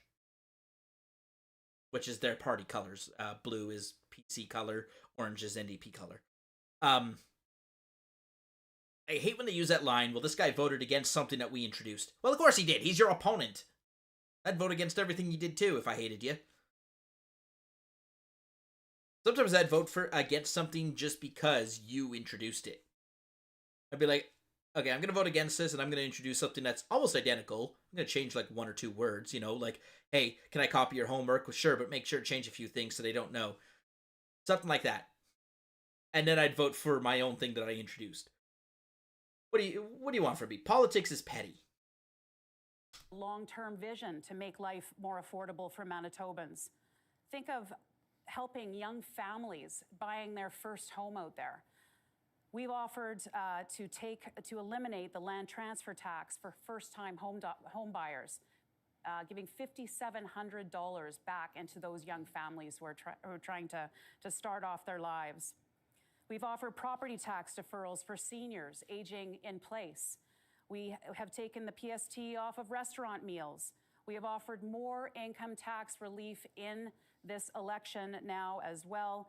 More than $1,900. That's another paycheck for many Manitobans, or it certainly means a larger paycheck for Manitobans. And I can tell you that is what makes life more affordable for Manitobans in the long term and our problem, not the short-term quick fix that Mr. Canoe is talking about. Thank you. Quick reply, Mr. Canoe. Well, there's thousands of Manitobans on a picket line right now because you won't help them get a bigger paycheck. And when it comes to tough decisions, I'm making the tough decision to go ahead with an ambitious plan. I'm not content to say that fixing healthcare is going to be hard and so we should just walk away from it.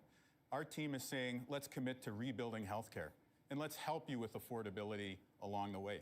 So yeah, we're going to take direct steps right now to lower costs for you and your family. Thank you, Mr. Canoe. Mr. Lamont, your question to another leader. Yeah, a question for Mr. Canoe.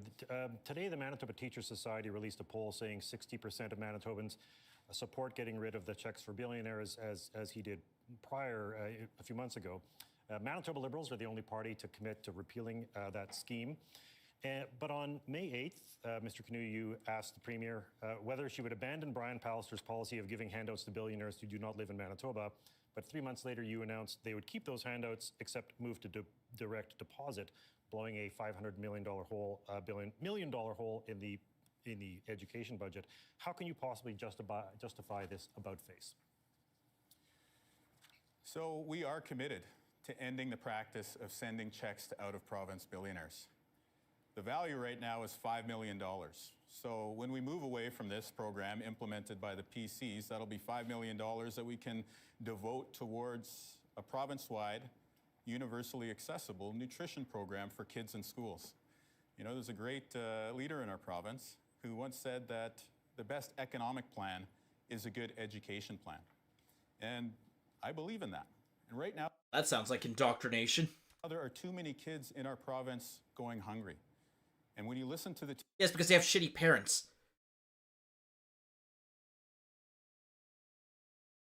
Like, look, no, I'm not even gonna do that. Look, very few families end up in a situation where they cannot feed their kids and have nowhere else to turn. As something that has happened to them. Right? They did everything correctly, and then this is the bad outcome. Shitty home lives factor into a lot of it. A lot of reserves suffer from this problem. Broken families, addiction, mental health problems, extreme isolation, poor financial planning and decision making, and then just general prickishness, dickishness, because in a country like Canada or the US, there should be no excuse for a well-behaved, hardworking person to go hungry. Homeless, I get. I just explained why the housing prices got so out of control, which, again, is the fault of government for the most part. But food is not... the food that you eat is still well within the affordability of the incomes that are guaranteed by working. Or the basic minimum that you get if you're not working. Welfare or disability or... Okay, not including housing, just the food. Okay, well, what if none of those work? None of those options work, right? Well, then go to the soup kitchen, the food bank. They can give you fresh meat too. They can give you vouchers where you can go and get fresh, meat, vegetables, fruits, make healthy choices with your eating.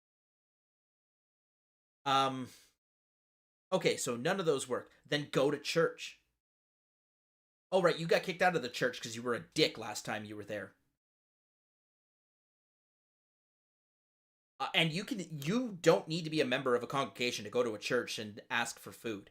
And this is especially true of the Asian religions that are in Canada.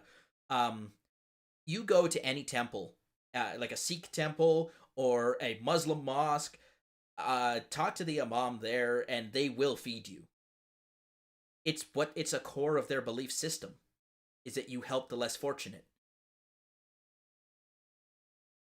But if you show up there, act like a prick, you're high on something, you cause damage, right? You're not going to be allowed to come back. There's always options. There always has been options. The doors that you slam are the ones you slam on yourself. no one slams the door on you when it comes to food. So again, invoking this like too many kids in our province go hungry, yeah, because they have shitty parents, is gonna be the most common explanation. And again, don't design the rule for the exception. It's terrible public policy.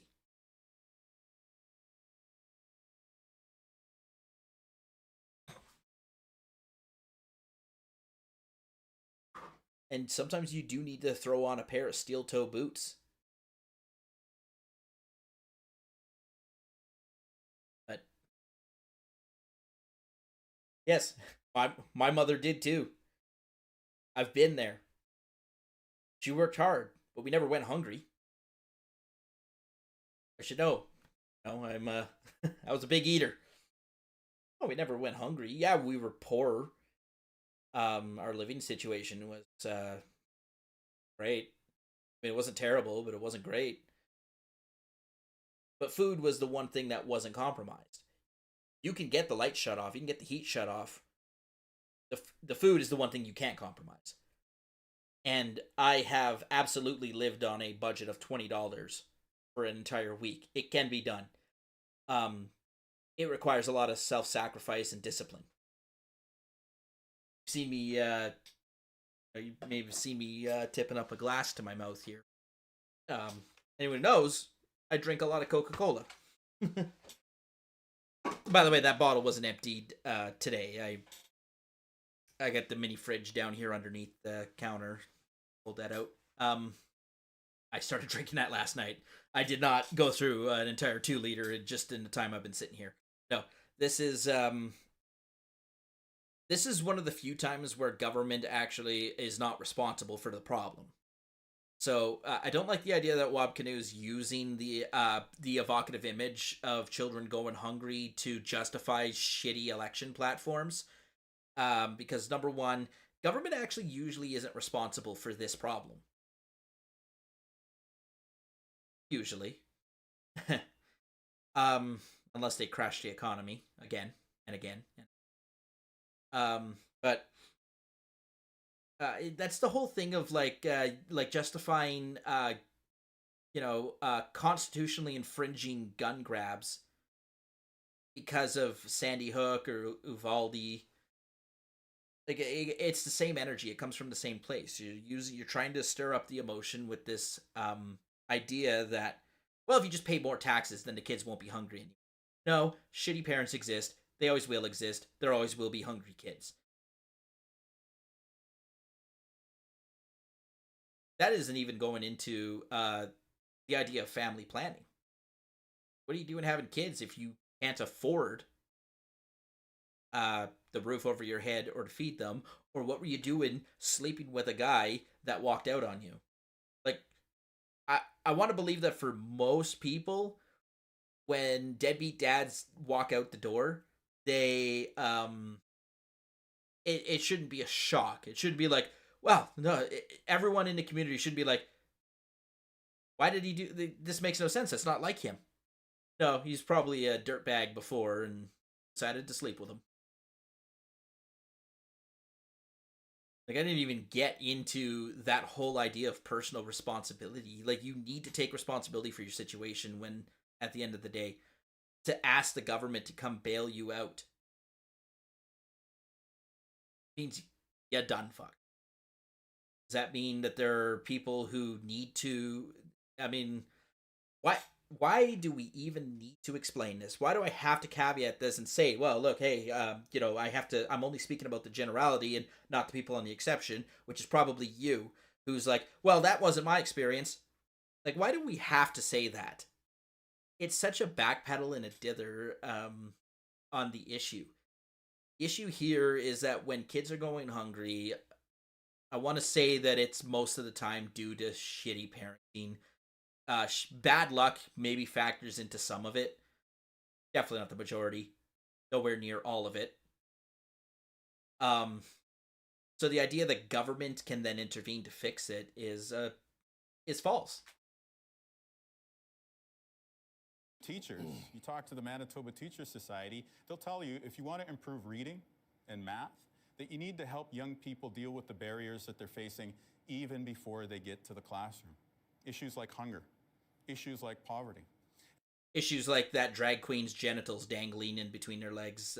You can't quite fit into the doorway with that in the way. And even if your child is going to school with the lunchbox in hand, just reflect on the fact they may be sitting in class with a child who is hungry. And so this is a rising tide will lift all boats type of initiative. The overall value of ensuring that... Nope. Yeah, the NDP never lift all boats. They just sink the airships. That we see no more kids falling through the cracks when it comes to hunger in schools will be $30 million. We've costed this out, and this $5 million that we're talking about right here will go some way towards remedying that situation. I'll stop you there. Mr. Lamont, rebuttal. Well, look, he completely avoided the question. They're still sending hundreds of millions of dollars and borrowing hundreds of millions of dollars to send $1 million checks to Cadillac Fairview. And he called it the Pallister Plan. So it's, how do you do your Pallister canoe, right? And I have to say, when it comes to talking about... Oh boy, that was some wordsmithing. This guy is actually pretty smart. I like the way he thinks on his feet. Children in poverty. I'm not as big a fan of Gary Doer as everyone else is, because we still have the same social assistance rates we did in 1986. Because all that time that Gary Doer was in power, balancing the budget, he was balancing it on the backs of the poorest people in Manitoba. Let's leave it there. Thank you, Mr. Lamont. I don't think I missed anybody this time. We'll move on to our third final big topic, globals. Marnie Blunt will question the leaders about crime and safety. Marnie. Thanks, Mary Agnes. My first question is for Mr. Canoe. Mr. Canoe, you've laid out your public safety plan, which promises to be tough on crime and the root causes of crime. Many of these promises will take significant time to build on and establish. Meanwhile, crime's rampant right now. We've seen a record number of homicides in Winnipeg last year. Numerous families are hurting, and at the core of much of it is a mental health and addictions crisis. If elected, what immediate action will you take to crack down on crime within the first 100 days? Bail. We'll start with bail right away. There's no need to wait for other levels of government to take action here. We can implement bail reform at the provincial level. And so within the...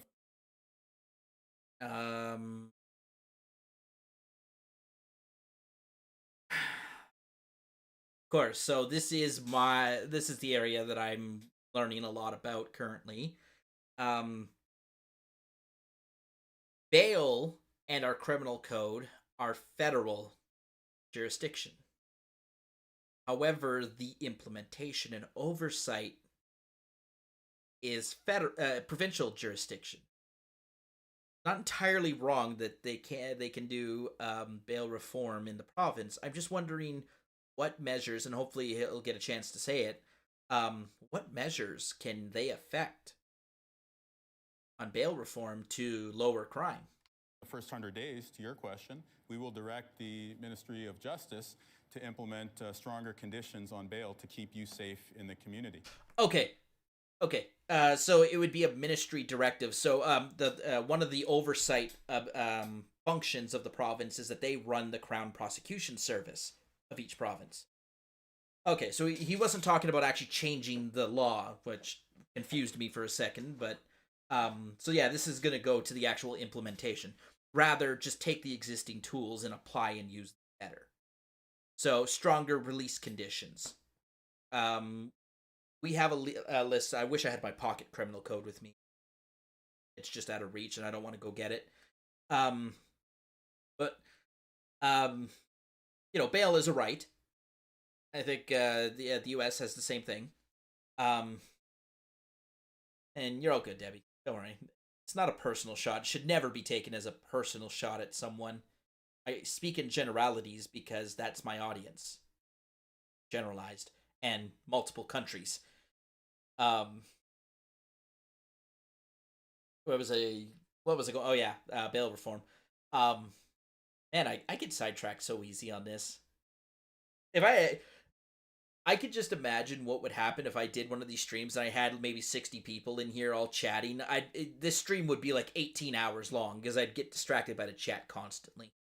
But hey, I love interacting with people who are taking their time watching.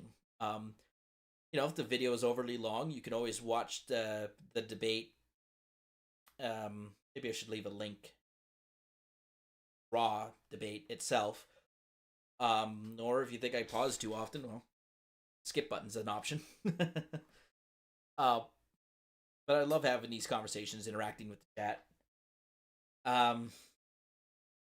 Anyways, on the subject of bail reform, so the criminal code lists all of these possible conditions that you can have with bail. And the restrictiveness of the conditions must be met by the risk, diminishing the risk to society.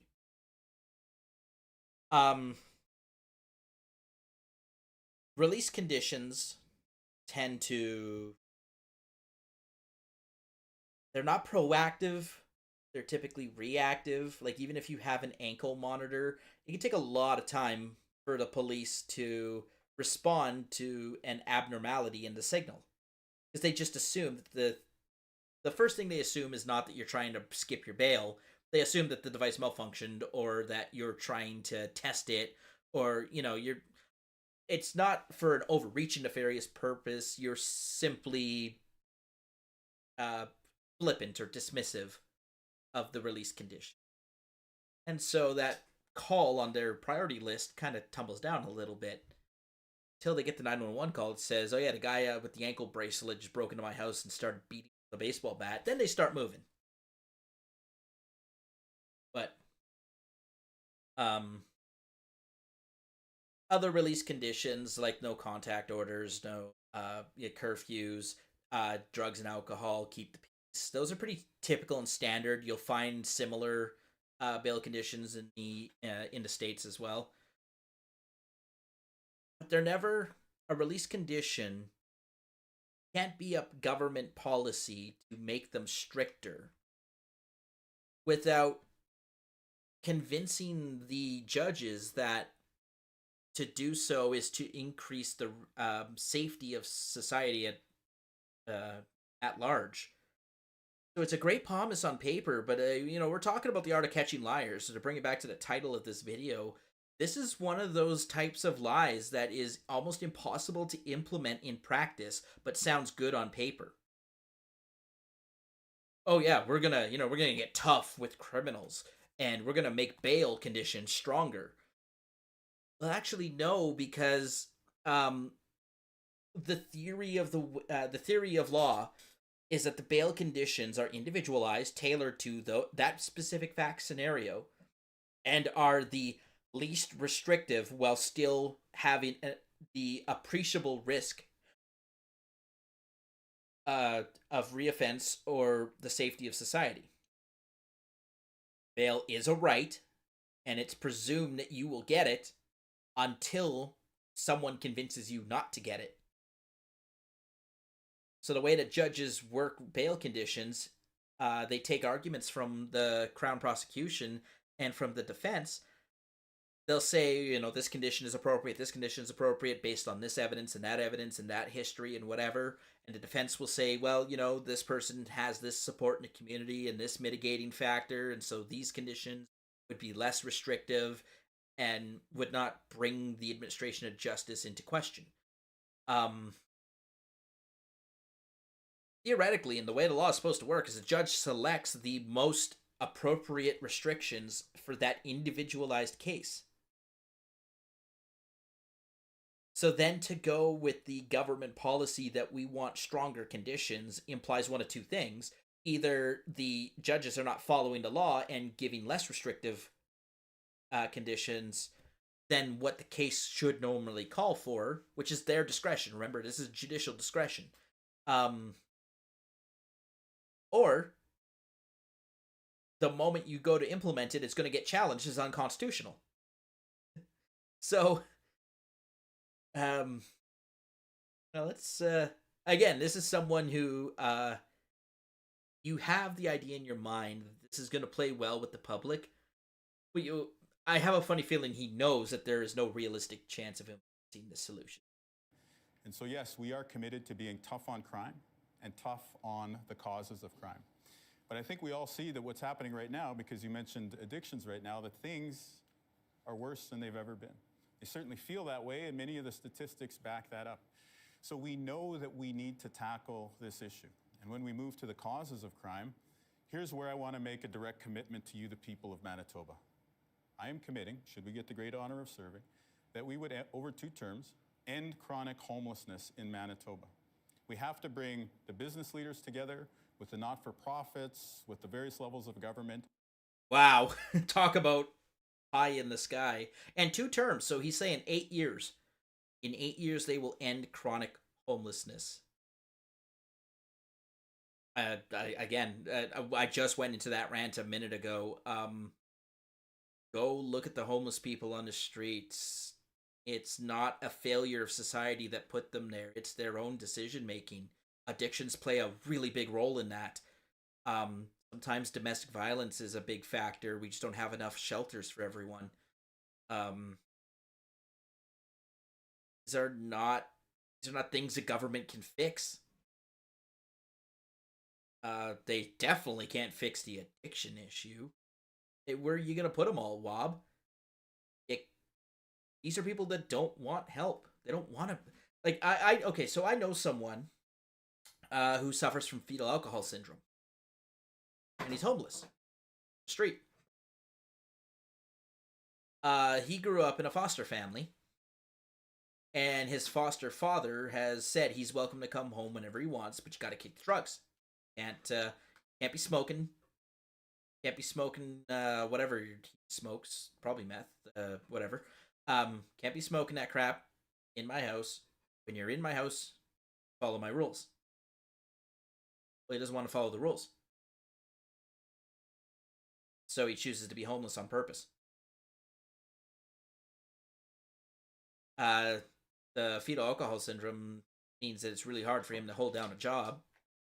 He gets social assistance disability, and the foster father is not a poor man. He will buy this individual anything he wants, but he won't give him cash. A pair of shoes? I will go to Walmart, get a pair of shoes, and you can have them. Then the kid, well, he's not a kid, he's an adult now, but he'll turn around and sell them to someone else so that he can get money for drugs. This is someone who has the best option. The best possible option available to him is to go back to his own house and live in it. Got to give up the drugs.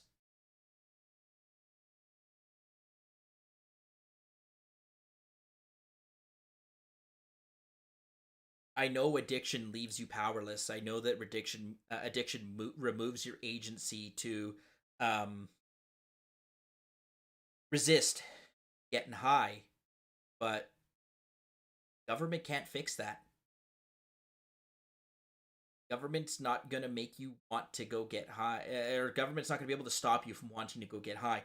Government is definitely not going to solve the underlying issue that makes you want to run from reality. Like, the people who get high are running from reality. Government can't fix that. I don't think anyone can. I don't even think a doctor can fix that. I think the only person who really can fix that is you. You just have to make peace with yourself. Make peace with the underlying issue, and you gotta have the will to get off the drugs. No addiction program in the world will make you kick the drugs if you don't want to. You have to want to. And I think I if I'm recalling correctly, I think Wob Canoe is someone who has done that.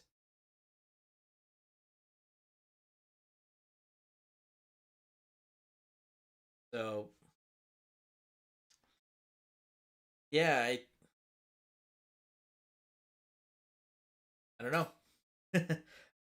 This is, again, an issue that has no simple solution, but if the government just gives you, if the government could build an unlimited amount of homeless shelters, but if you go in there, smoke dope, get high, cause problems, break shit, steal things and try to sell them for more drugs, like, they're not gonna let you back.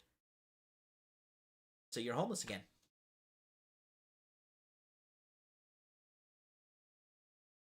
And I think they consider you homeless even if you're at the shelter.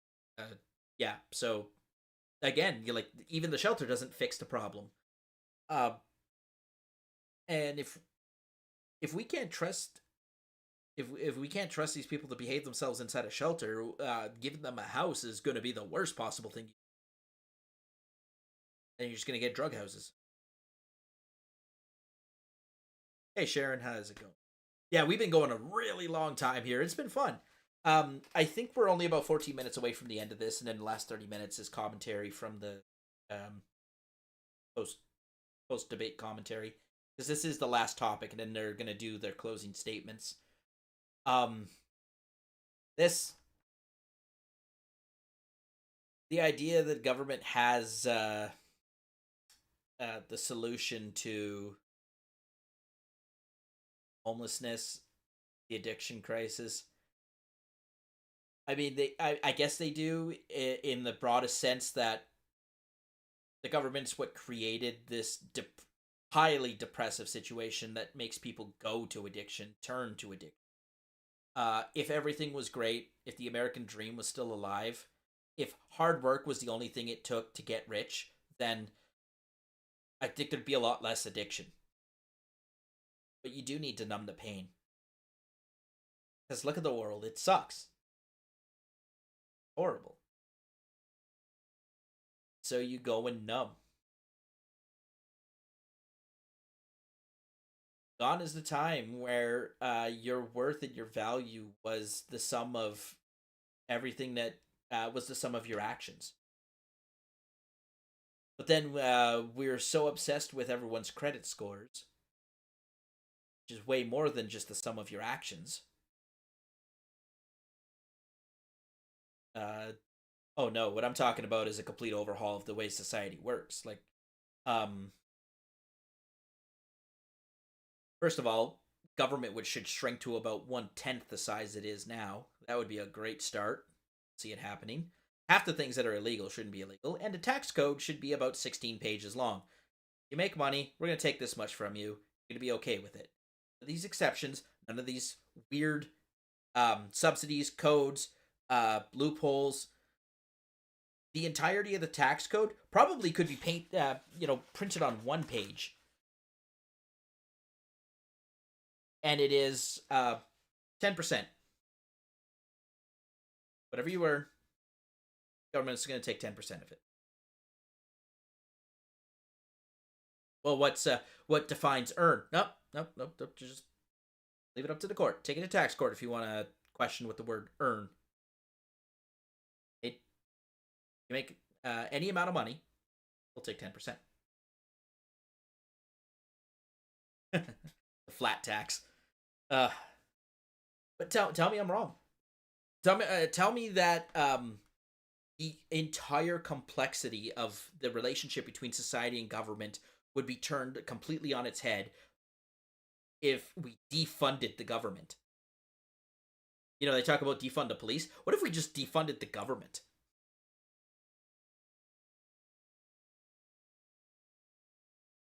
Yeah. I mean, again, it's the utopia, the libertarian utopia.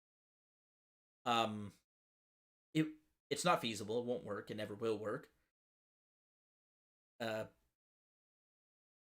I think that's the kind of extreme measure that it's going to take to have any type of headway in these types of issues.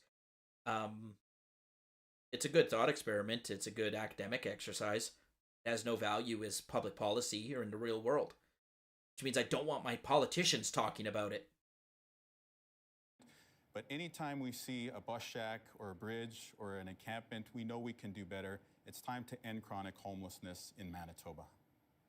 And that brings me to my next question, which is for Mr. Lamont. Mr. Lamont, your party has campaigned on the Liberals being the alternative between the PCs and the NDP. Yet one of your promises to address crime is to have addictions and mental health workers working in tandem with law enforcement. The PCs already have a similar program running. The NDP have promised something similar. How will your promise differ and improve upon what's already in place?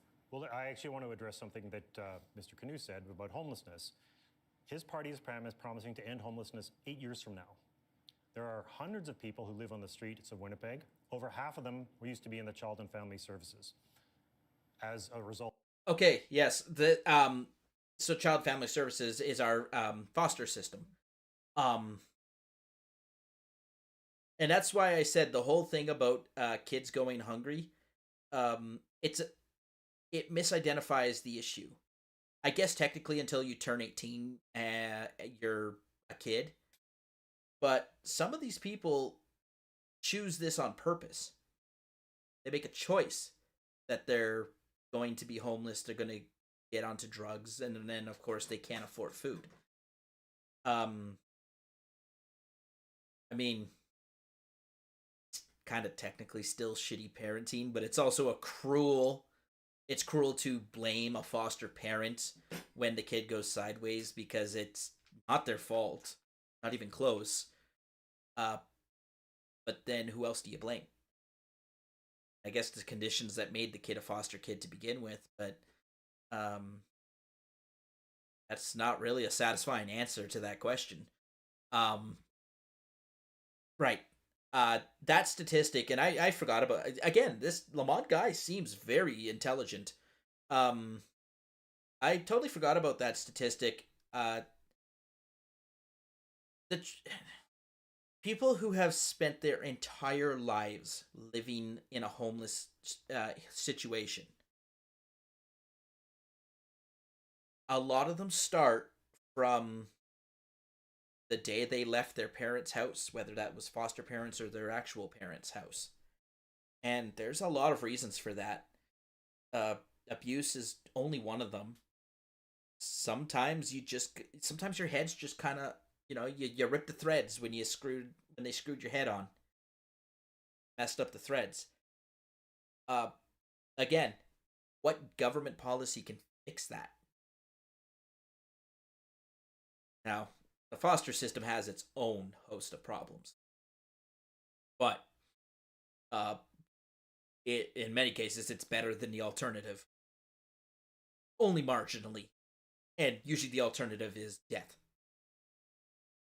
Of the policies of these two governments. They were stranded on the street by these two governments who took them from their families and abandoned them. We have promised to have same-day housing. It'll take 2 years to set up, but the idea is that you don't wait 6 months, which you have to right now, to be chronically homeless. We have to address homelessness as an act of reconciliation, because 70% of these people are Indigenous. Yes, this statistic I did know about. Again, the overrepresentation of the minority group that was historically disadvantaged in Canada in these statistics, right? Crime, homelessness, obesity, diabetes, like name a negative social issue, and a good chance that Indigenous people are overrepresented in it. The one big difference between African Americans and Native Canadians would be the suicide rate. In the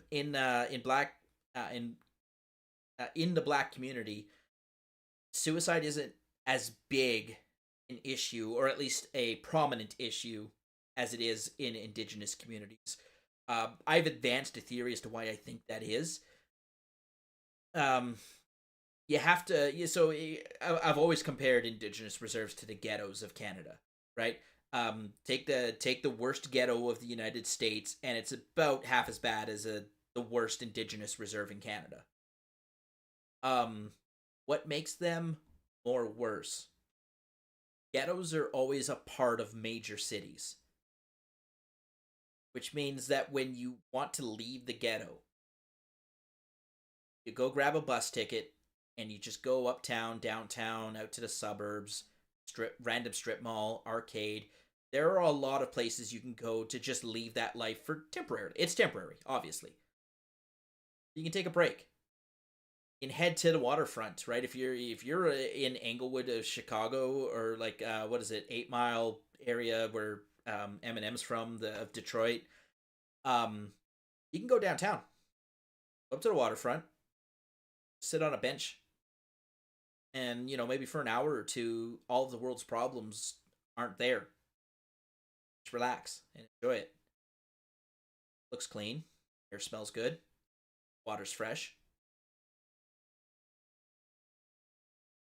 You don't get that option on reserves. Many of them are extremely isolated, and they don't. Reserves are not typically a part of a larger city. They're isolated. They're in northern areas. They're separate. The the side effect of that, there's no services, there's no entertainment, there's no economy, there's no transportation. Like on some of these reserves, if you don't own a car, that's it. You don't go anywhere. You'll never leave that reserve for the rest of your life. And I think that plays a factor. That plays a role in, you take the worst gang-ridden place of Philadelphia, and you have the option to just get out of there for a day. Don't get that option on the reserve. Have to go. You have to go to that rundown inner city school. Then when the school's done, nothing forces you to stay there. You can leave, right? When you're done school on a reserve, what's the distraction? Where do you go? Go take a walk in the bushes. Yourself good and lost. Some people do that. We never see them again.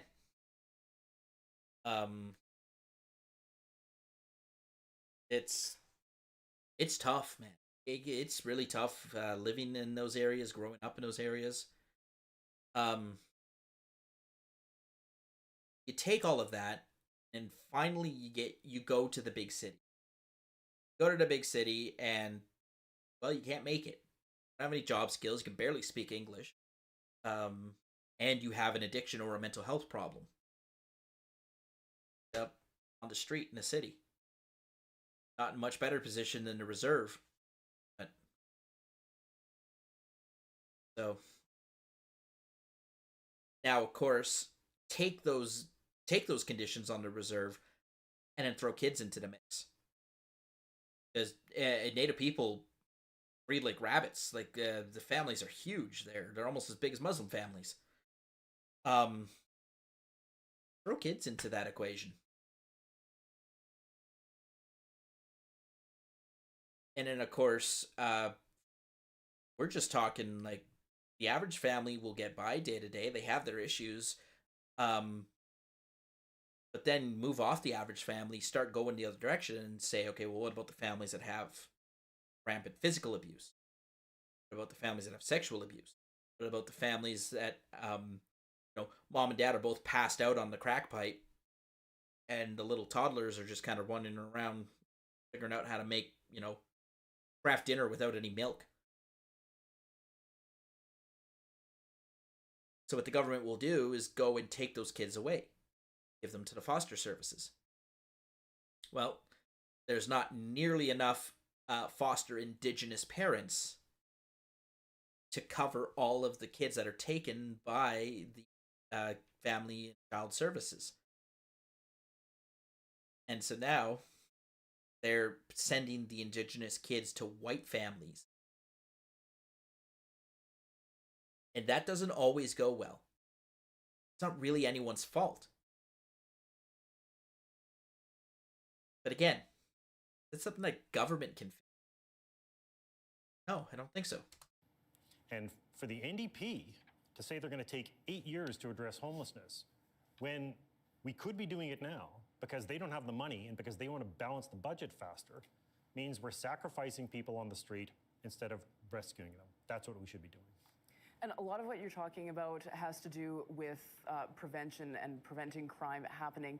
But I've heard from a lot of advocates who say the people that feel like the forgotten part of this equation are the victims. Yeah. What will you do to support the countless Manitobans that have already been victimized or are currently being victimized by crime? All of the statistics that say, we have a similar statistic in Canada. Everyone knows the 13%, whatever talking point we talk about in the States.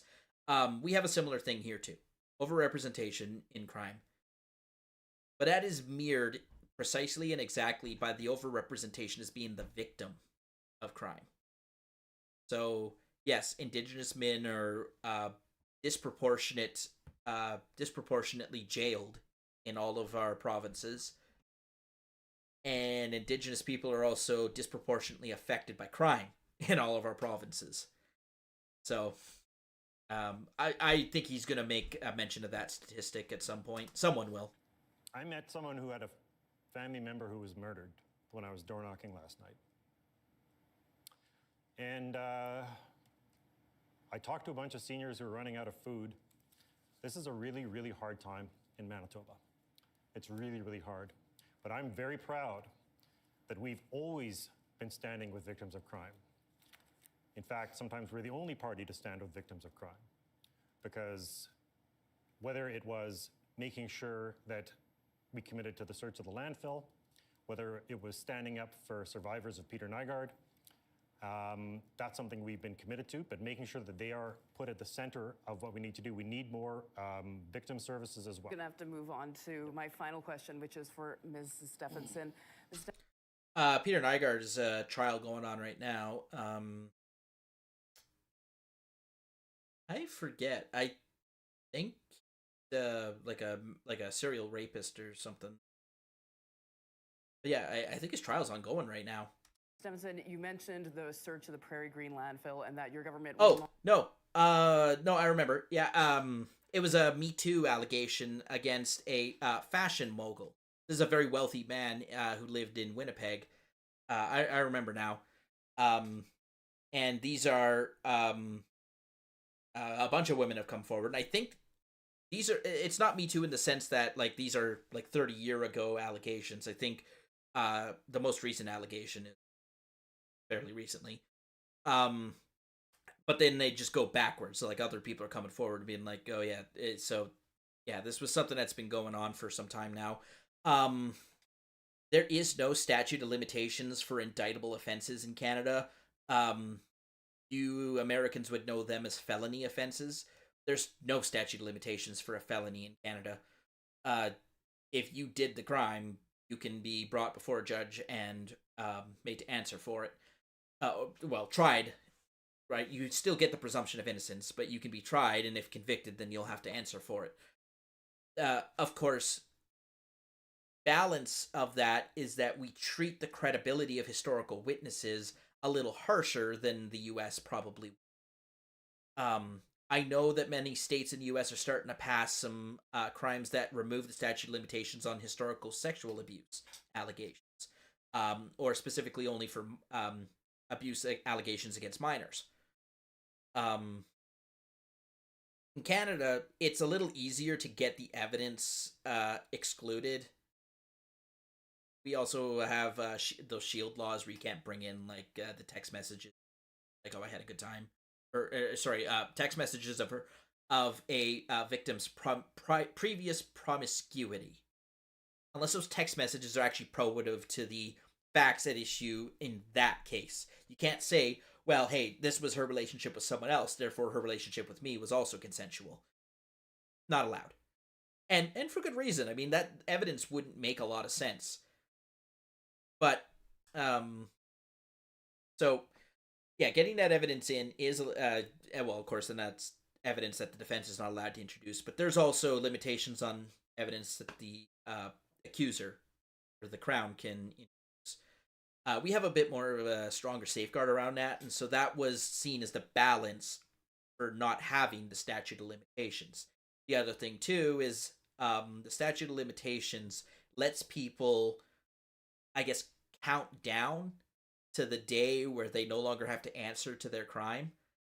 And that was just not a principle of justice that Canadians, as we were putting our justice system together, that was not a facet or an aspect of our justice system that we were comfortable with coming to terms with. We, of course, don't have the death penalty in Canada. That wasn't always true. We used to have it. We don't anymore. We haven't executed someone in, I want to say, like 60 or 70 years. So I, boy, it,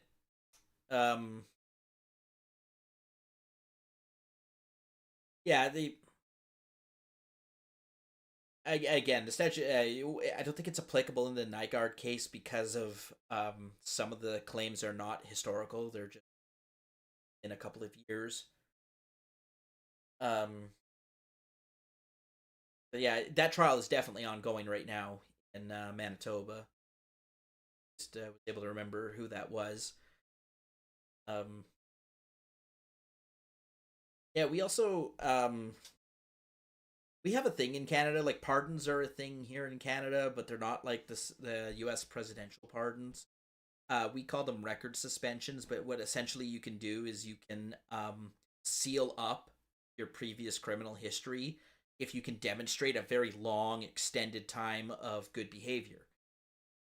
I don't know how many. It's like 10 years or more than 10 years, maybe. It's a long length of time. It's not automatic, but it's pretty. Like there has to be a compelling reason to not grant it, like your second chance. It doesn't apply to crimes against vulnerable people, so like elderly or children. Those don't get sealed up. They'll still come out if you like if the cops like pull you over and run your history, that'll still come up.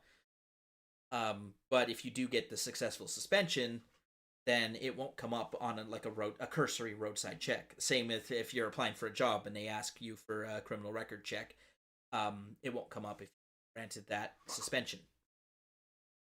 So in Canada, like our philosophy is that we believe that you did the crime, you do the time. Once the time is done, we really shouldn't be punishing you any further. And having a criminal record is quite punishing. You don't lose your right to vote, and you don't. Being convicted of a crime, even a felony crime, is not an automatic disqualification for owning a firearm. And I think a lot of people are going to get like both shocked and confused about this. So I think before I continue, I should probably explain a little bit.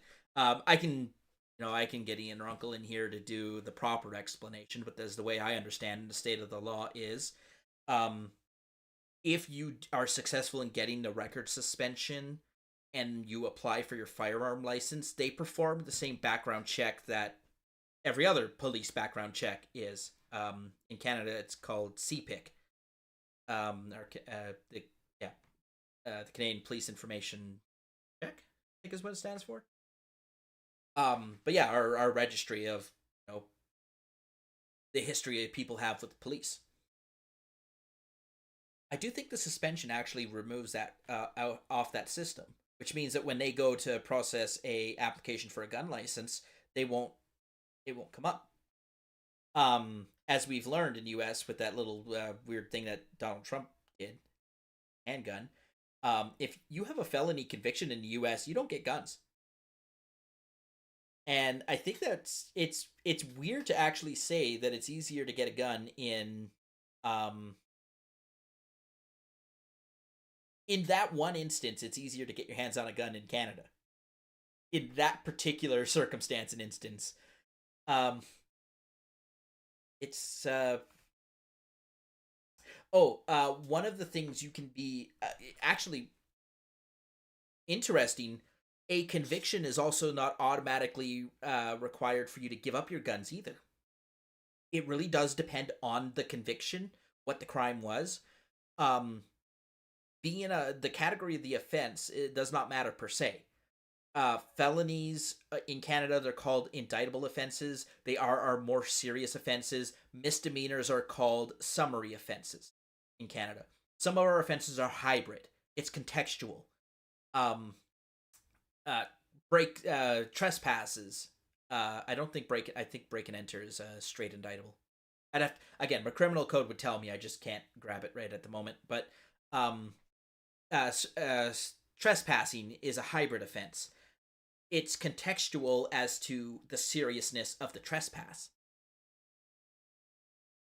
It's a and many offenses in the U.S. are class 1 or their classes are degrees, and some are misdemeanors and others are felony. And then there's all these modifiers that can raise things into felony offenses. So typically, if you commit a crime with a gun, that's an automatic indictable offense. And we have mandatory minimum sentences for some of those too. But barring those situations, you get convicted for an indictable offense, you don't automatically surrender your guns. There's a very high likelihood you will. The Crown will probably ask for it, and they'll probably get it. But there's one of the things that when you've been convicted of your crime, right? You either pled guilty or you lost the trial and were found guilty. In Canada, it's also very common to have judge alone trials. You do have the right to a jury trial for indictable offenses, with some exceptions, but oftentimes you'll waive that, and you would proceed under a judge alone trial because judges are harder to sway with the emotion or the shock of the crime. And anyways, once you've been convicted, one of the you get sentenced to your time, right? You can be sentenced to prison time, you can be sentenced to conditional discharges, absolute discharges, community service. You get all these conditions stacked onto your sentence. Probation is a big one. One of those conditions they can stack on is a weapons ban that they can and the weapons ban provisions are automatic for certain crimes, or they're discretionary for other types of crimes. Robbery is automatic. Robbery, I think, carries a maximum sentence of life in prison, right? And that includes like bank robberies. You go in with a now you don't have to have a gun, but weapon is typically implied in a robbery. At least a credible threat of force. So the same as like maybe you didn't have a gun, but if you go in there and you're hiding your hand in your jacket like you do have a gun, that would definitely be a robbery. Where the the threat of the weapon is always present or implied. That is an automatic weapons ban. The weapons ban only is for 10 years, I think, or 7. Might be 7 years. But it's a long length of time, but it does expire. And so, according to the letter of the law, once that provision expires, you're allowed to go get a gun again. As a bank robber. Of course, our licensing regime in Canada is discretionary. You don't have a right to a firearm in Canada. Therefore, when you go to buy a firearm, you have to be licensed to carry one. To possess and acquire. It's called the Possession Acquisition License, PAL. There's a very strong chance they'll deny you if you are a convicted bank robber, using the discretion of the chief firearms officer. But it's not the letter of the law. That's their discretionary power. You're not automatically disqualified as a convicted bank robber if that conviction was like 15 years ago. And I've seen cases where even people of assault with a weapon, aggravated assault, again, it's always to the discretion of the chief firearms officer. They will get access to that file because it's done by the RCMP, our federal police force. So it's like the FBI, right? It's the same thing. It's a background check with the federal police. So they have all that info on file. They can access it and they can read the circumstances of your case. If all of your references check out, it's like, yeah, this was a one-time thing. He's not dangerous. I would trust him with a firearm. There's a provision in our law that they automatically contact your spouse or any of your ex-spouses when you're applying for a firearms license, so they get the opportunity to say, like, no, he used to smack the shit out of me. I don't want him with a gun. So that provision exists, but and that comes with its own set of problems, which I won't get into, but again, nothing in that law is an automatic disqualifier. And so it's funny that you can be convicted of a serious felony offense, even involving a weapon, and still get approved to get the license to buy one later. I think it's called the Section 109 ban. I'd have to, again, it's in the criminal code. I think it's called the Section 109 and 110 bans. The 109, I think, is the discretionary one. The 110 is the mandatory one.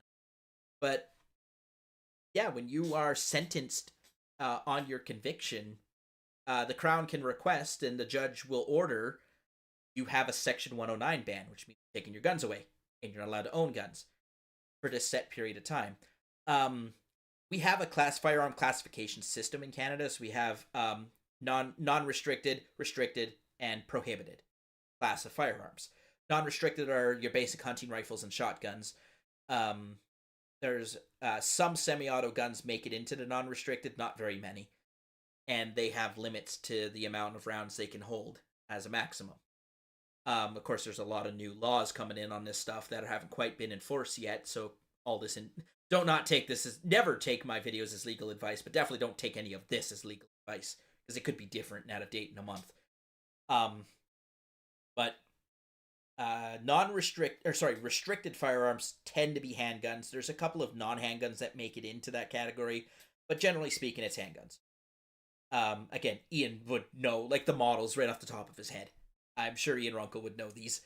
And then prohibited guns are literally everything that wasn't in one of the other two classes. Fully automatic guns, military grade weapons. I think even recoilless guns, so like howitzers, artillery guns, technically fall in the prohibited gun because they are a firearm. It's weird. It has to go with like legal statutory interpretation and legal definitions. But yeah, they would all fall into the prohibit. Like, you just can't have them. There's not a permit you can buy to have that type of firearm. There are permits you can get for security purposes to own 30-round assault rifles. Police. How does it work?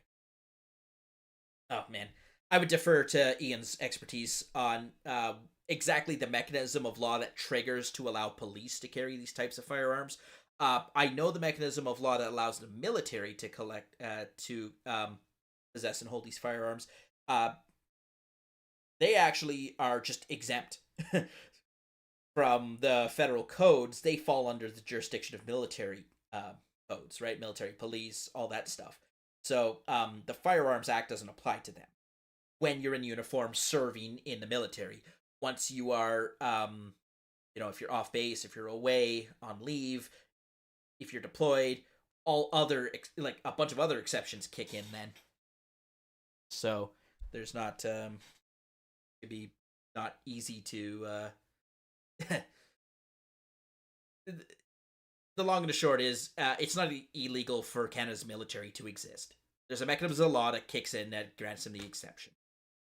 Same with police officers. Security guards have to go through an application process, a very enhanced application process, and it is possible, again, I defer to Ian, but I think it's possible to get a prohibited firearm on a very narrow exemption.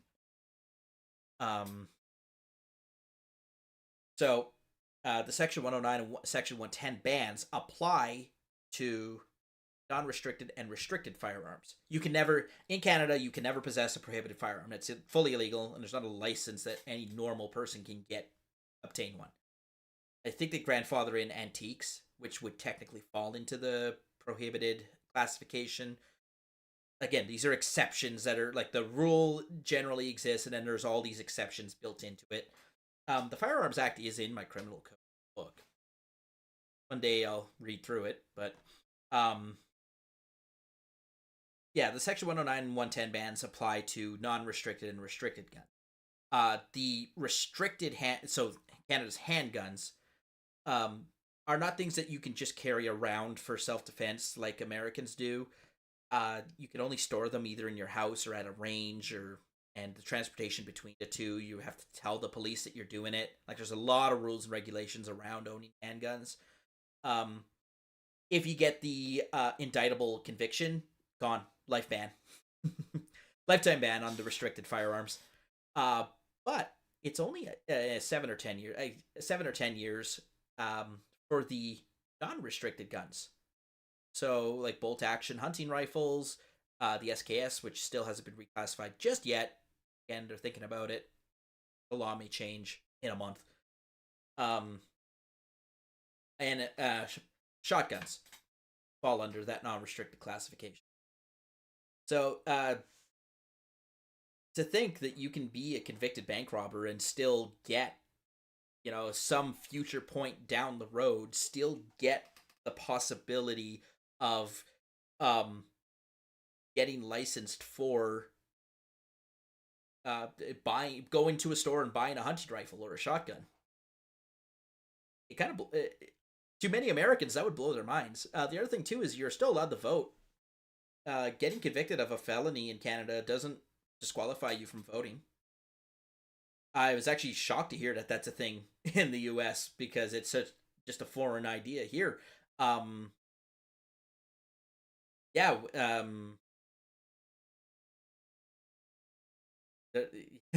You don't have to there's no disenfranchisement. I can't remember if you can actually vote from prison or not. I know if you're in remand you can vote from prison. That's because you haven't been convicted. You're remand awaiting trial. I know you can vote from there. I don't remember if you can vote if you're still serving your sentence post conviction.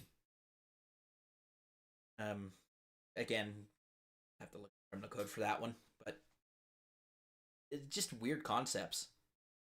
Not support the search, but other organizations, including the Assembly. By the way, I think that was like a 40-minute sidetrack.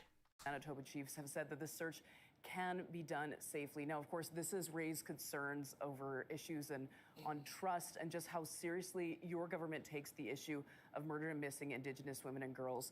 Considering this issue has so much heartbreak behind it, for Manitobans at home now, why won't you take another look at having a further discussion on searching this landfill? Well, first of all, my heart goes out to those families and those communities who have lost their loved ones. And that's why, we are investing in programs to help prevent this from happening in the first place. We were out just last week with Quest, a treatment partnership with First Nations, helping First Nations and working in partnership. That's true reconciliation, working together, 180 more beds to help ensure that we prevent those people from prevent MMIWG from getting into the situation in the first place. We need to focus on prevention. Given that, but I will tell you again, sometimes people have to make tough decisions. Leaders have to make tough decisions. This is one of those tough decisions I had to make. But in the report, it says very clearly that there are very significant risks associated with searching the landfill. I cannot, in good conscience, put workers' health at risk doing that when there is no guarantee of finding the individuals that they're talking about, the bodies. Thank you, Mr. Stephenson. You'll have a chance right now. In fact, you're the first one. We're going to move on to those one-on-one questions about crime and safety, starting with Liberal leader Dougal Lamont. Go ahead. Look, I know this is a question for Mr. Canoe. I know the PCs have kept talking tough on crime, but frankly, they are the ones who've been in charge for 7 years. And we know crime rates across the province are at crisis levels because for those 7 years, the PC government froze and cut funding to municipalities and police budgets. Now, Manitoba Liberals in our platform committed to cracking down on human traffickers and illicit drugs. Again, the Conservatives in Canada are not very conservative. Man. Yeah, so the PCs are a allegedly conservative party. Brian Pallister was the premier for 7 years. Apparently he was defunding the police. Who knew? Drug operating in Manitoba as legal businesses. There are millions of dollars being made illegally, and Winnipeg is a hub for human trafficking. We have serious gang problems, serious illicit drug problems, and the only reason Winnipeg is a hub for human trafficking is because Winnipeg's the only city in Manitoba of sufficient size to hide a crime like that. You can't get away with it'd be really hard to get away with human trafficking in smaller towns. Everyone's just nosy, and when someone new shows up in town, everyone takes notice. It'd be so difficult to conceal a crime like that. Like, I wonder if people think that human trafficking is a crime where the police opens up a basement and there's like 16 like women locked in a storage container in a basement or something. That's quite rare, and that's not all encompassing of what the crime of human trafficking is. they will go out into the community. They have to. They have to fit in. You can't look. I wonder if people actually know that or not. We agree with anti-corruption organizations. We need a public registry so police and prosecutors can go after them. These are the real drivers of violent crime in the province. Why don't you and the NDP want to deal with this? So when I say tough on crime and tough on the causes of crime, what I mean is that when somebody does something wrong, we have to take them off the streets and hold them accountable. And when we talk about the causes of crime, I think we all know that it's drugs. For so many of the issues that we're seeing each and every day, it's drugs, it's addictions. And what have you gotten from Heather Stephenson as crime rates have gone up, as things feel worse than they were before they took office? Well, they've been hard on the people with addictions, but they've been soft on the drug traffickers. Something's wrong in that equation. So we will bring the hammer down on drug traffickers. We will crack down on the people who are bringing toxic drugs into our communities. The people who are breaking our families apart, who are robbing. You swear to God, he's the Republican candidate. Just you would swear that he's. This is so weird to see.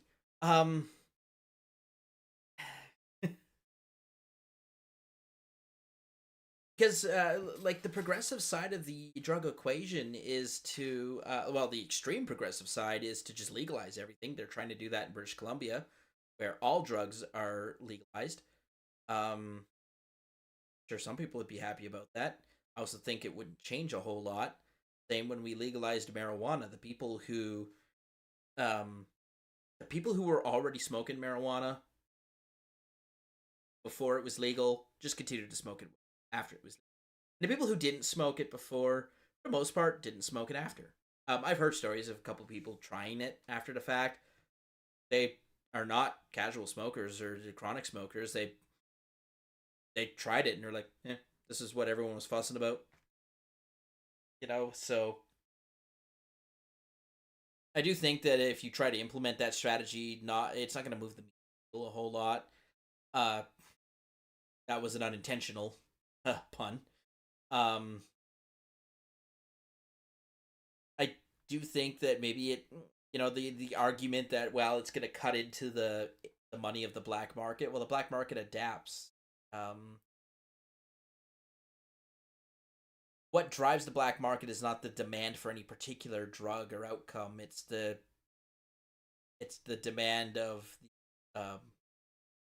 it's the criminality and the demand for the funding of their criminality.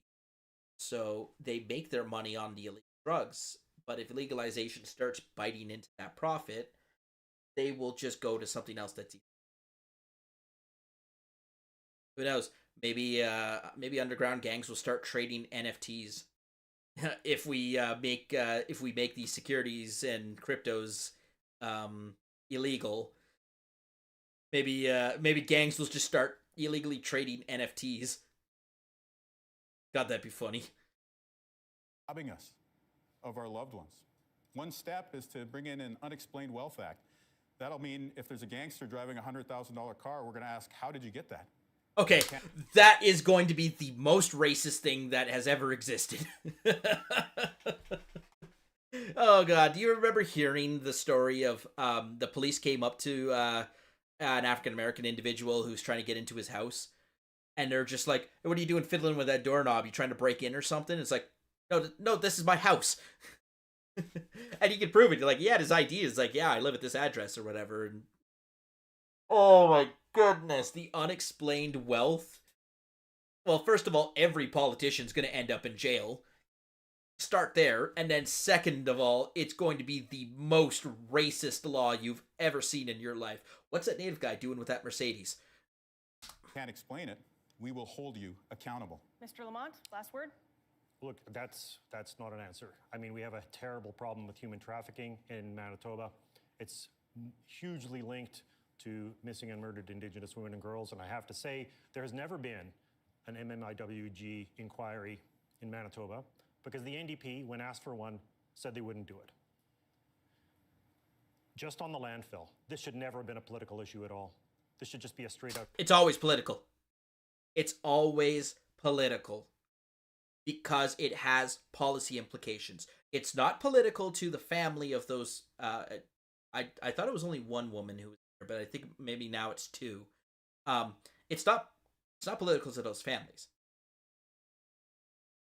That's the only people it's not political to. For the people who were not, um, for the people who didn't know this person, they don't have any connection to this person or to the accused. I don't even know if they caught the person. Um, I'm not sure if they actually caught the murderer of this individual. Um, to the vast majority, we're talking over 99% of the population of Manitoba that do not have a horse in this race. It is political. Sorry, that's just the nature of the beast. And I mean, try looking the family in the eyes and telling them that you're not going to do the thing that they want. It's the hardest job in the world. It's a thankless job, and that's usually why you pay some poor lackey to go do it instead of you. Um, Again, when it comes, it's gonna this type of emotional issue is just like, invoking the images of starving children on the streets. It's good fodder for winning the debate from a policy standpoint. Like, are we going to spend $184 million searching a landfill every time someone goes missing, and also without the guarantee that we're going to find them? I mean, 184 million. I don't even know how much of a search that gets you in terms of like a search and rescue effort. I would like to think it's a lot less than that, but you never know.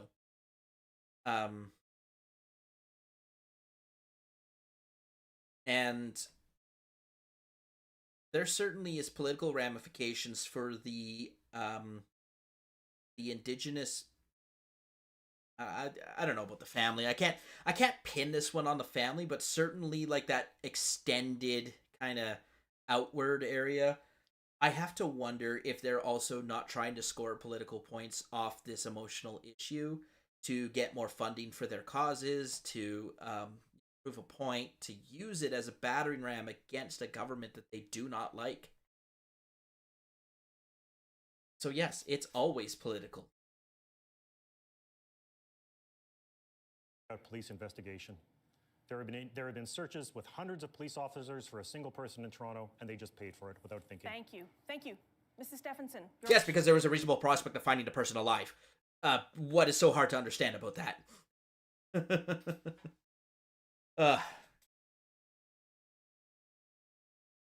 Question.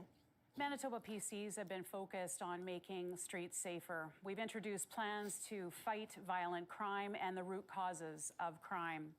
We're also fighting Ottawa for bail reform to stop the revolving door of violent criminals. Okay, yes. So that's what I alluded to when Wob Canoe was doing his introduction.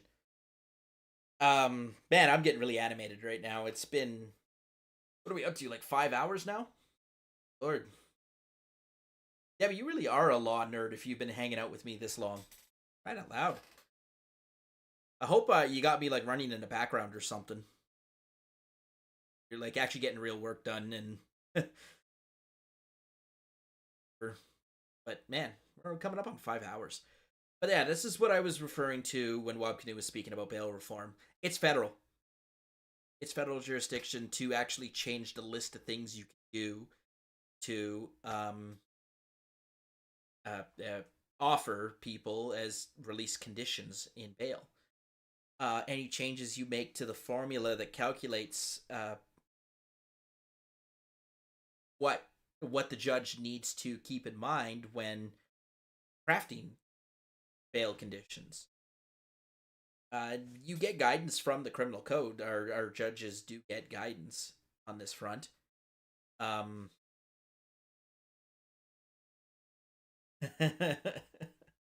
Oh, good to see that you're hanging out. Computer work. Oh, hey, at least you get to hang out for a bit. Maybe learn a few things.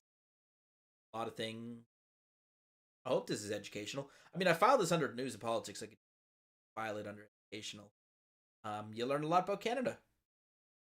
Who knew that we were actually a country with a complicated system and we're more than just 3 dogs and an Eskimo. But yeah, what Heather Stephenson's making reference to here is that if you're going to make major changes to the way bail works in Canada, it goes through the federal government, it goes through Parliament in Ottawa. The provinces don't get a lot of say into what's in that criminal code. They enforce it, and the way they enforce it can be changed, but yeah, and again, the average voter, I want to drive this point home. If you will learn nothing else tonight, understand that the average voter has such a hard time, such a difficult time separating what is federal jurisdiction and what is provincial jurisdiction. It's quite complicated, and it is in this book here, Constitutional Law in Canada, because our Constitution, just like the U.S., gives us the division of powers.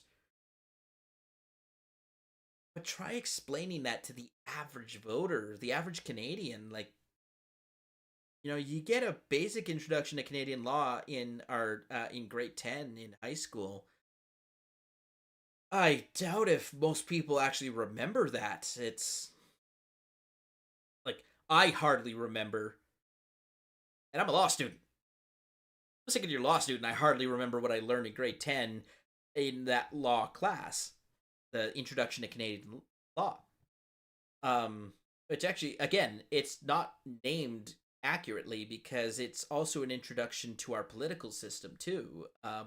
There is no introduction to political science at the high school level, at least where I grew up. Maybe a different, again, education is provincial jurisdiction. There was no intro to political science. That was introduction to Canadian law, was that course that handled that. So you learned our political system in addition to our legal system.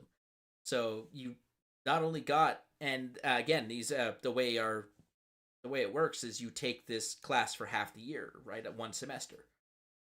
That class only lasted one semester, so it's 100 and school, I think, is a total of 180 instructional hours per instructional days.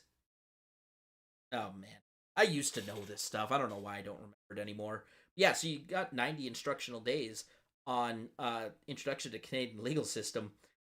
You didn't get a chance to really separate the division of powers any more than just the top level abstract stuff. Education, health is provincial jurisdiction.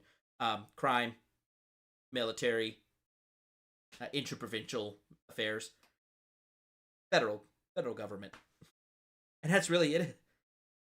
That's really all it is. And yes, Canadian and U.S. law is quite similar. We may use different terms for things, but the concepts and the theory that underpin them, we both inherited common law from Great Britain. We have very similar legal systems. You will find that all you need is a translator. It's for the computer programmers out there, it's like you learned how to code in C++,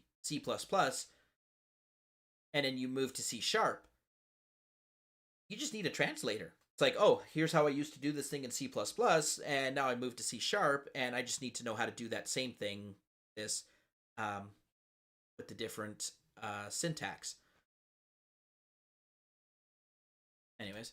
Sex offenders and drug dealers. We stand against that. Mr. Canoe, we outlined a comprehensive strategy in our last budget, which you voted against. Why are you again with the you voted against? Why are you so intent to keep violent criminals on the streets instead of behind bars where they belong? I voted against your healthcare cuts, and I'll do. Yes, he voted against the entirety of the package, right? Like we use omnibus bills to ram things through, right? Like the U.S., if you're familiar with the way that bills work in Congress in the U.S., you're familiar with this concept where they just shove like all of these unrelated things into one bill and then pass it. The Simpsons did a great episode on that, where you just like, oh yeah, the the Saving Starving Puppies in Guatemala and Airport Realignment Act.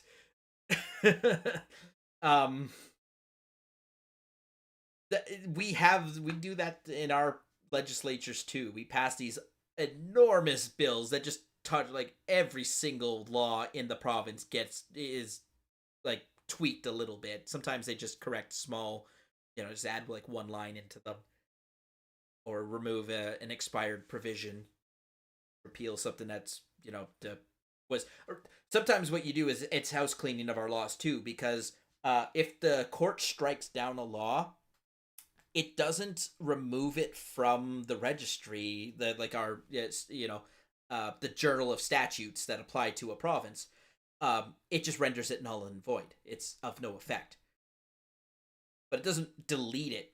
So sometimes there'll be some general housekeeping where like, oh yeah, this got struck down by the court and we've replaced it with a different law. We're just going to remove that old struck down law. So these bills can be massive. And yes, they have more than one thing. And he's like, well, I voted against the bad thing you did in there, not the good thing that you wanted to do. Do it every single time the PCs try to cut healthcare in our province. Again, reflect on the exchange that you've heard here so far. We're saying we can bring in better bail conditions to keep you safe right here in Manitoba. To my left, apparently it's only a federal issue. We're saying it's time to crack. Okay.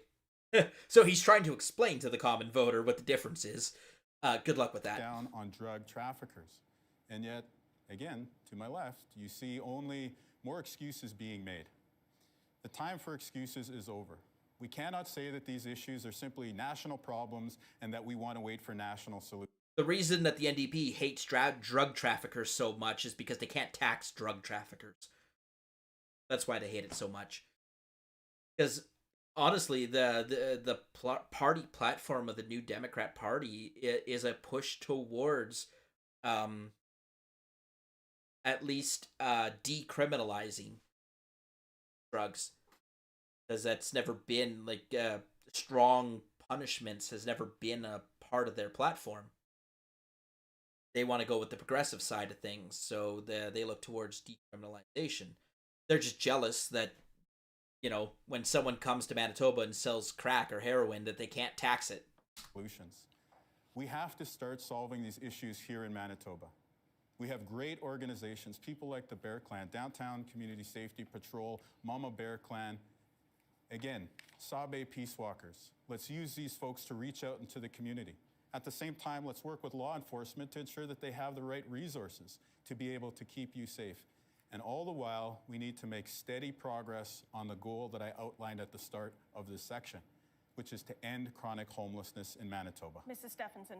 Mr. Canoe, you talk a good talk, but you don't walk the walk. We have introduced a strategy, a violent crime strategy, that you have voted against time and time again. Strengthening intensive bail and supervision for serious violent offenders. You voted against it. Increasing Manitoba Prosecution Service capacity to put violent criminals behind bars. You voted against it. Supporting child abuse response. You voted against it. Integrated violent offender unit. You voted against it. Supporting integrated missing persons response unit. You voted against that too. How can you honestly stand before Manitobans and say that you are tough on crime when you voted against every single thing that we have done to get these criminals, violent criminals? Thank you, Heather Stephenson. Mr. Canoe, this is your time. I voted against your health care cuts. A lot of extra time. Again. No, this is his question These time. were all omnibus bills packaged with health. Okay, omnibus bills. That's what we call them up here. I don't know if that's what you call them in the U.S., but yeah, where we just pack everything in. So again, had that not been true, that would have been the highlight of Heather Stephenson's debate so far. Because she's naming all of the different acts they changed, the names of the bills that they had introduced, but it was all under the umbrella of the omnibus bill. And so in order to vote Wab Kinew, if you voted against one of those provisions, you voted against all of them. So if those had all been passed as separate bills, this would have been a very effective attack. Hey, we introduced this, you said no. We introduced this, you said no. We introduced that, you said no. Well, and then he comes back and says, Well, you also tried to cut the ER, and we said no to that. And never been a fan of the omnibus bills to begin with, but that was actually that was a Stephen Harper special. He was pretty well known for those omnibus budget bills. Care cuts. I will stand up for healthcare every single day. So we have to be tough on crime, tough on the causes of crime. But Heather Stephenson has been tough on people with addictions. She's been soft on the drug traffickers. I'm saying that has to change. So my question for Heather Stephenson is, why have you been hard on the people living in bus shelters, but soft on the people supplying them drugs? Well, Mr. Canoe, I just outlined a number of things, but I'm going to go through it again because it's very important that you hear and that Manitobans hear some of the things that you have voted against since we have been in the Manitoba legislature and we have put forward our violent crime strategy. We need to make sure we keep violent criminals, sex offenders, drug dealers off of our streets. That's why we have a violent crime strategy that strengthens intensive bail and supervision for serious violent offenders. Again, you voted against that. Increasing Manitoba Prosecution Service capacity to put violent criminals behind bars. Again, you had an opportunity to stand up and vote in favor of that, but you didn't. You voted against that.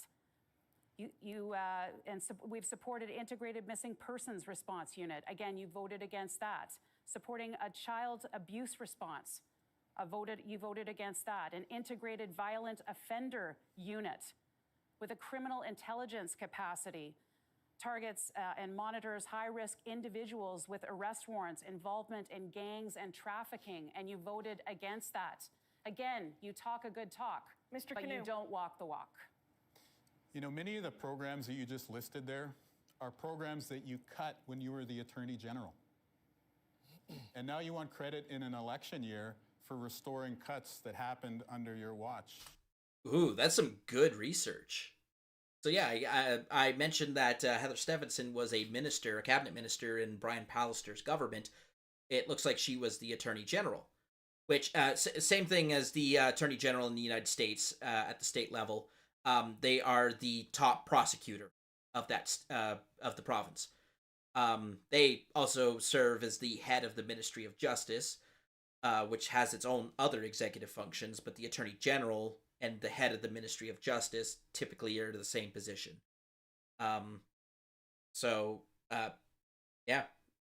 Pretty good response from him if that is the case. I haven't actually actively fact-checked any of this stuff. Usually leaders won't make a horrible mistake like that ahead of time, like saying that she was the Attorney General when she wasn't. That's not something that they usually screw up on. Usually it comes to the spin cycle, which I've been going back and forth with the spin cycle. We can surely do better than this, especially when it comes to safety in our communities. And that's why we're saying we need to have a comprehensive approach that works towards ending chronic homelessness in our province, but also works with law enforcement and community to keep you safe. Thank you, Mr. Canoe. We have to move on. We are almost done. This is our final segment of the evening. Each leader has 1 minute for a closing statement, and we'll start with Heather Stephenson. Thank you very much. We have talked about many important issues this evening, but what I want to emphasize now is just how much I believe in Manitoba. I believe we can be the fastest growing, most competitive province in the country on our way to 2 million people strong. What we are doing is working. We are making progress with record population growth, more Manitobans working than ever before, strong economic growth. And when the economy is growing, every Manitoban benefits. We are the only party with a vision and a plan to grow our economy so we can heal our healthcare, make life more affordable, and make our streets safer. Our stable, experienced PC team has made so much progress. Imagine what we could do with 4 more years. Let's keep the momentum going together. Vote for Manitoba Progressive Conservatives. Thank you. Thank you, Mrs. Stephenson. Mr. Canoe, final. All right, so she did the exact same thing that her opening statement was. She has this vision of hope, prosperity, and a roaring economy. And the economy, and don't get me wrong, economies and elections go hand in hand. They are When the economy's good, the government gets rewarded. When it's bad, they get punished. Uh, don't get me wrong. Don't underestimate the importance of the economy here. What I'm saying, though, is that I don't think her comments reflect the reality on the ground. I think a lot of people really nervous about the economy in Canada right now. And so if she comes in and tells you that everything is okay and it doesn't feel okay, not going to do very well at the polls. You will lose the election. I thought her best exchange with Wab Kinew was on the crime and justice file, and usually the Conservatives do well on that file. Crime tends to shock the average citizen, and the fear of being the victim of a crime is always present on people's minds.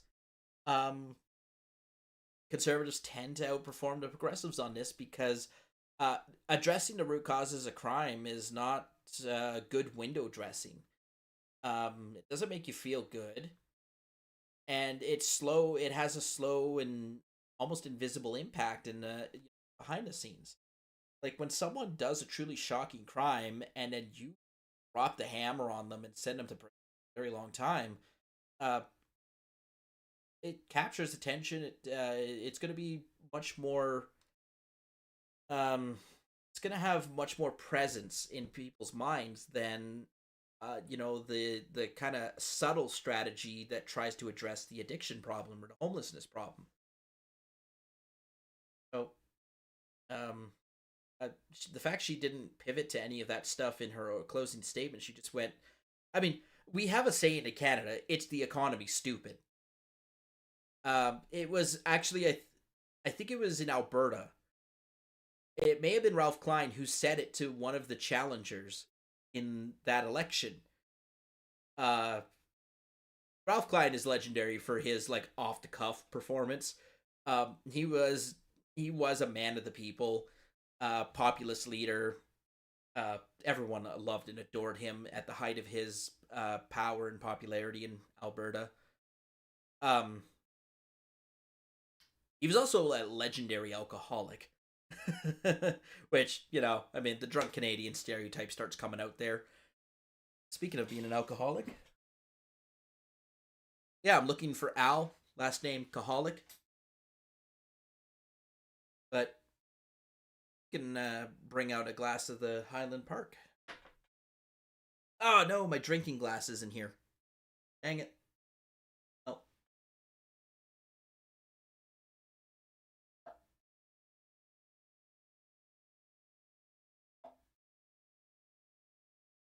We'll put some in the cup that I was using for my Coca-Cola.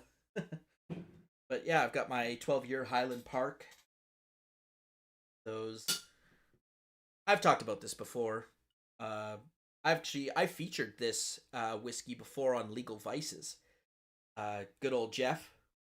I'm hoping I can get a chance to jump on his channel next time he's doing any when he's covering the trial of Alex Murdoch, because I've been following that case really closely. It fascinates and interests me, and I'd love to, I'd absolutely love to, yeah. I sent him a message. Said, hey, need someone to keep you company on one of those long trials. I'd love to hop on and chat about it. Highland Park is one of those. So this is from the This is an Orkney. It's not the single malt. It is a single malt Scotch whiskey, but it's from the Orkney Islands, not the Islay. It's got. So it says, I'll just read the back here. It says a wild harmony of honey-drenched oranges, winter spiced fruitcake, and floral. That honey really is noticeable when you drink it. I wouldn't say it's overpowering. The hint of honey is certainly recognizable, and it has honey is a pretty interesting thing when you mix it with other stuff. It is peaty. This whiskey has the Scotch has a bit of peat to it, but it's not harsh. It is buttery smooth. Like You know, when you're hungover, wake up in the morning, and if someone just like slaps down a thing of really greasy scrambled eggs for breakfast, and it's the miracle cure to that hangover, or even if you're just down in general, right? But you got a plate of some greasy scrambled eggs that just slide down nice and easy. That's what I would describe this taste as. Very, very smooth, goes down easy. When you savor it, you get some of the peat that comes out, but it never feels overwhelming or harsh. It's like all scotches, it's got a pretty high liquor alcohol content. So, but that it never feels overpowering. This is a whiskey that you could hold in your mouth for quite a while, and it wouldn't. I do have a sort of sensitive gag reflex. If the alcohol is of pretty low quality, I tend not to hold it very well. Yeah, especially vodka. Vodka, I hate so much.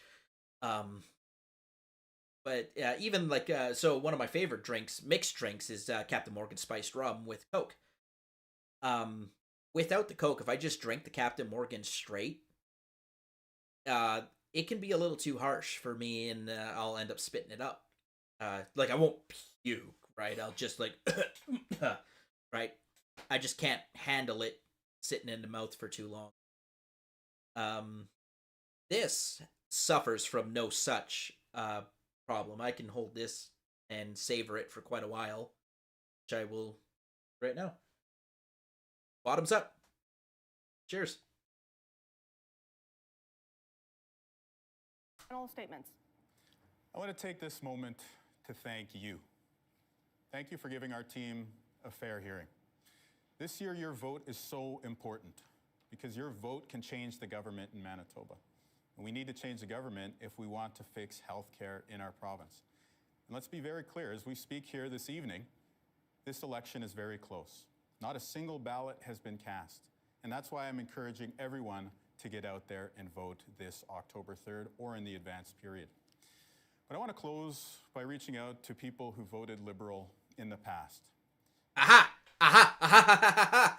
Remember, I predicted this in the very start? That was like 5 hours ago, but I predicted this right at the start. He had to address the vote split concern. You saw the Liberal guy take a little bit of his opening statement had a little bit of an appeal to people who were like, I'm scared that the PCs will make government if I vote for you, the Liberals. You saw that Lamond addressed those fears.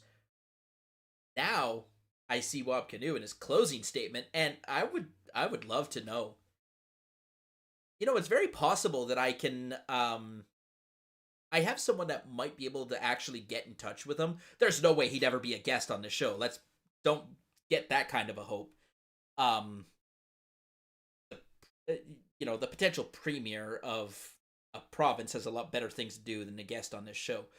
But I might be able to get a comment from his staff. I'm curious to know if this was pre-planned or if he thought of it knowing that, the Liberal guy talked about it, I need to address it too. I really... The curiosity will kill the cat. It will. I really do want to know if he had prepared this closing statement talking about the vote split, or if it came up and he improvised. This year, I think we need to work together. I'm humbly asking for you to vote for a government that can fix healthcare. So for all Manitobans, let's work together as we move towards October 3rd. Let's vote to change the government. Let's vote to fix healthcare. And it's with the greatest of humility that I'm asking for you to vote for the Manitoba NDP. Thank you. Mr. Lamont, final words. Thank you. Look, we can't afford to vote for two parties who are clearly just making it up as they go along. I don't know what the PCs and the NDP are supposed to stand for anymore, because they're both promising the same things. He's got a point. He's not wrong on this one. What choice? Honestly, his performance in the debate, I'll do the post-debate once he's done, but when an election is supposed to be about choice, on all the things this guy is really surprised the me. NDP and the PCs are promising the same thing. They're promising to keep the same budget.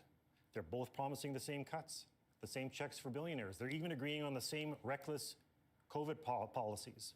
I got a text from a nurse who said she burst into tears when she heard that these two agreed about the fact that they'll do nothing if COVID starts ripping through Manitoba again. That didn't happen.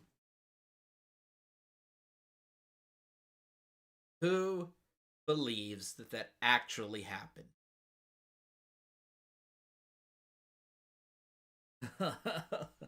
That never happened. One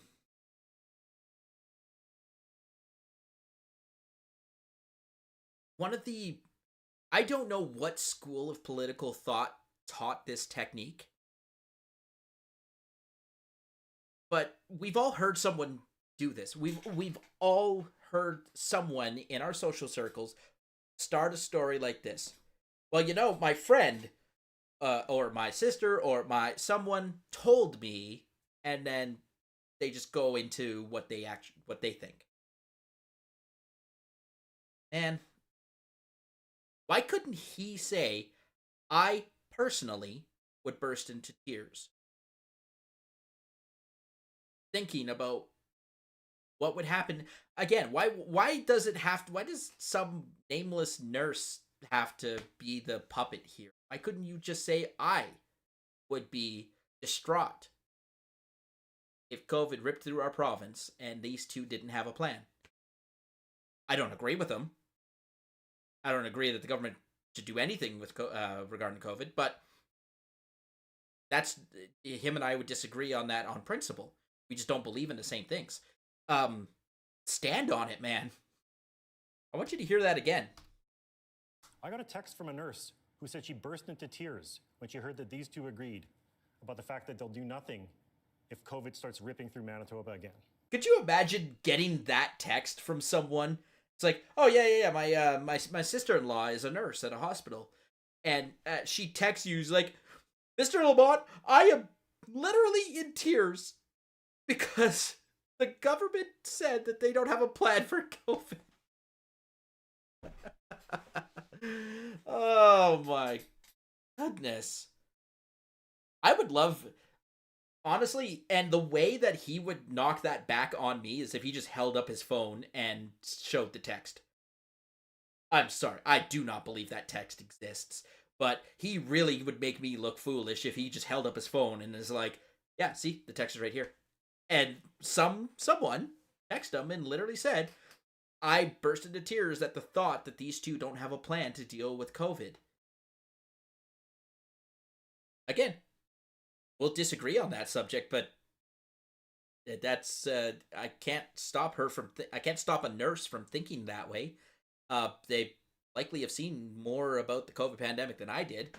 But again, I just don't think that this text exists. And so many of the NDP's promises will take years, even if they happen at all. They're abandoning teachers, they're abandoning students, nurses, people living in poverty, people in the north, Indigenous people. That's not a real choice. The Indigenous guy is abandoning Indigenous people. It's a hilarious proposition, but it's also one that has come to fruition many, many times. Everyone loves that you are the Indigenous, premier, member of parliament, whatever.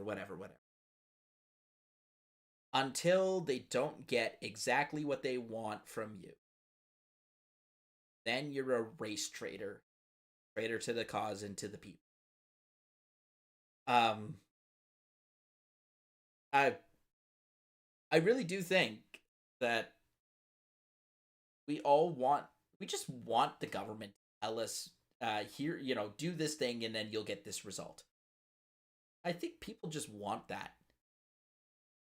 And having an Indigenous premier is going to be great for the community that Wabkanu's from. It's going to be amazing. They'll tell everyone they know about it until he starts having to make those tough decisions that Stephenson was talking about. And then they're all going to hate him. Then they're not going to be so proud that he is one of them anymore. and it happens quick. It really, really goes quick. Um, Again, this is just forward looking. If the guy wins, and I'll show you in a second, he actually has a chance of winning. That's not real change. The polls are close. There could be a minority government.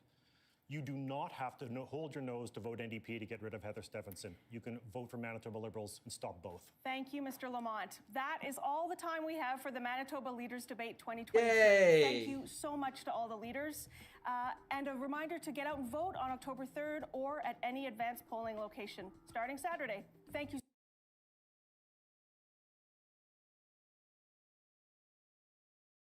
All right. Let's have a quick look at where the polls ended up.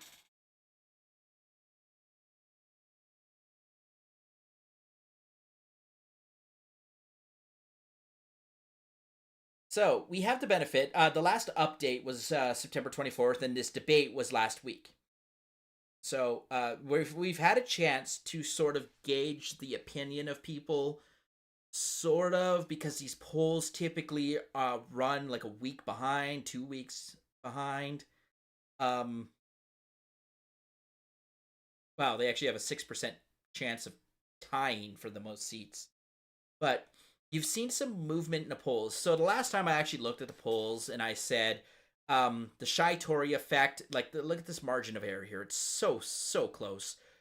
That Shy Tory effect might be just enough to edge out the NDP in a couple of areas where the polls project the NDP to win. The other thing, too, is that the Manitoba Liberal Party takes votes from the NDP for the most part. Those are voters that tend to agree with each other. You wouldn't know it based on that debate, but that's the common kind of conception. Of course, individual races may hold a different, may end up holding a different thing. Anyways, that's what I said last time. Well, the polls moved quite a bit. In terms of, we're starting to zero in on the precision of where these parties are going to end up. And as we get more confident in where they're ending up, we get more confident in the outcome. So you'll see, this is the graph I wanted you to keep an eye on. And I warned that this was a possibility, that the PCs were going to peak way too early in the campaign. What do you know? Boop. Down they go. And then, of course, the NDP is skyrocketing on the back of this collapse, this monumental collapse of the third parties.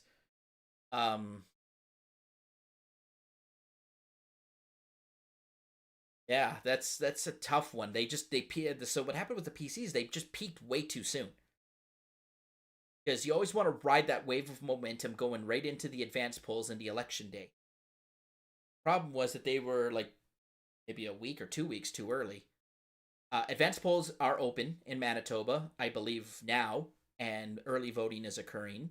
And then, of course, next week will be the actual election day. So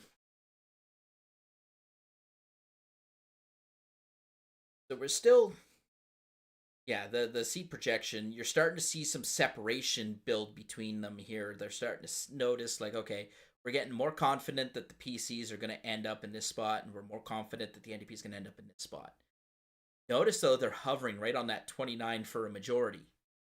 So something really interesting is going to happen, and it actually leads into the next topic. You'll notice when I flip through the tabs that I brought up the controversy about the Speaker bringing in a Nazi to recognize in the House of Commons. I'll get into what the role of the Speaker is in just a second. So this scenario will factor heavily into that, where the NDP ends up with exactly 29 seats, which means they have a 1-seat majority. Looks like the Liberals are still headed for 2 seats, but their popular vote share is really starting to plummet, which tells me that the seats that they're looking to get and hang on to, those are pretty decent seats. The candidates that are ahead in those seats, the confidence in that candidate is not going to shake at all. Look at this percentage, right? Come and then boop, It just immediately goes the opposite direction. It's hilarious. But what this tells me here is that the two liberals that are projected to win their seats, they're safe candidates. The people believe in them, and they're not. The confidence is not being shook by the prospect of the minority government. What this number up here is telling me, because it was if you remember, it was at 11% with I think 3 or 4% variance. Now that it's down to 9 with a 2% variance, we're seeing these liberals get scared and run to the NDP to make sure that they win the election, that the PCs don't. So my prediction last week was that it was possible that it was most likely that the PCs could squeak out that victory on the back of the vote split. But then I said things had to happen for that to be realized. The Liberal vote had to be strong. It has to stay over 10%. Even better, it would be at 12%.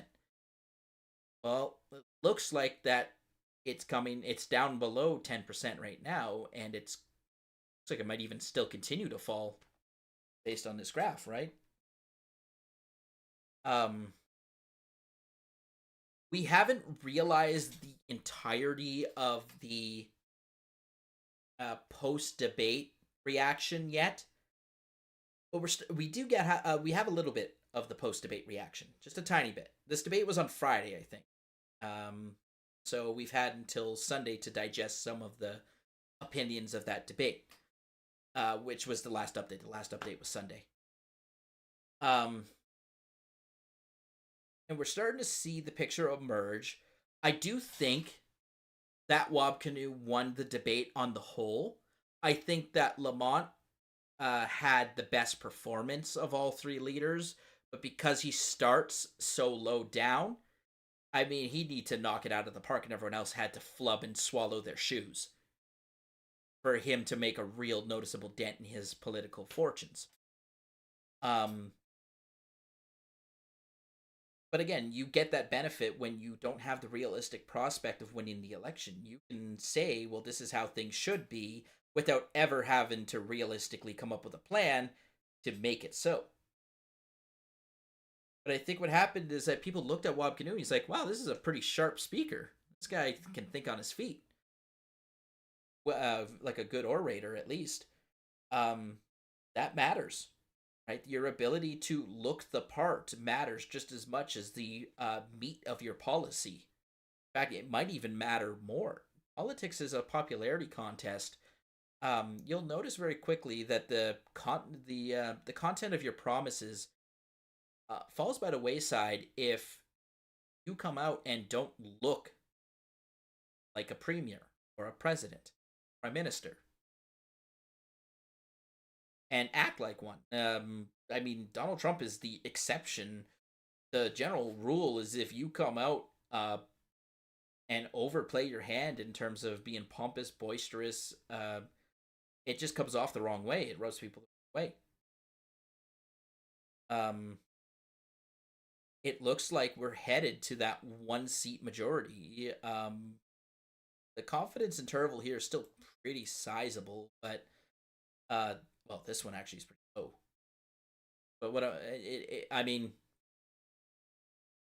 at the end of the day, we're starting to see the vote coalesce in behind the NDP.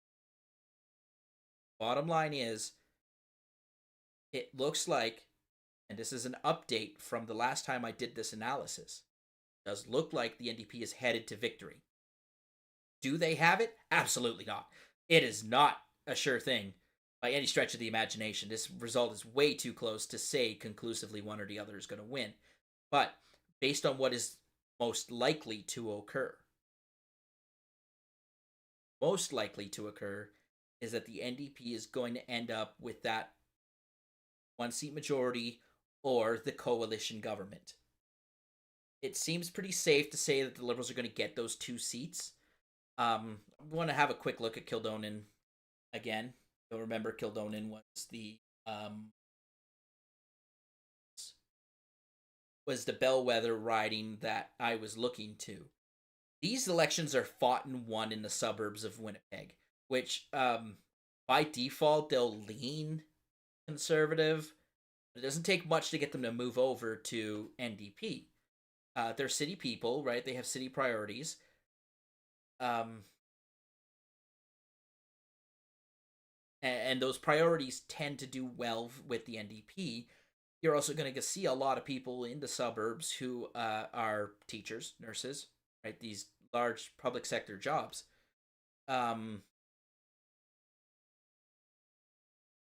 So that's kind of what drives the NDP vote.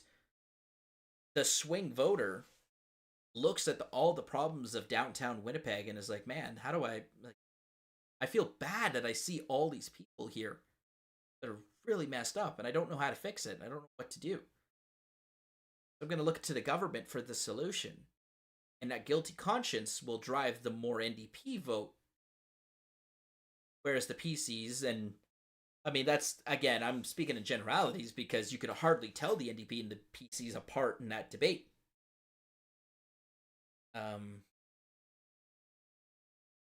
Yeah, you can see the. Yeah, here we go.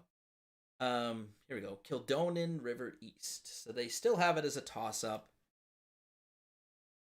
I really, yeah, I think the last time we looked at this, well, yeah, you can see the 2019, they had a 51%. This is why the PCs won in 2019.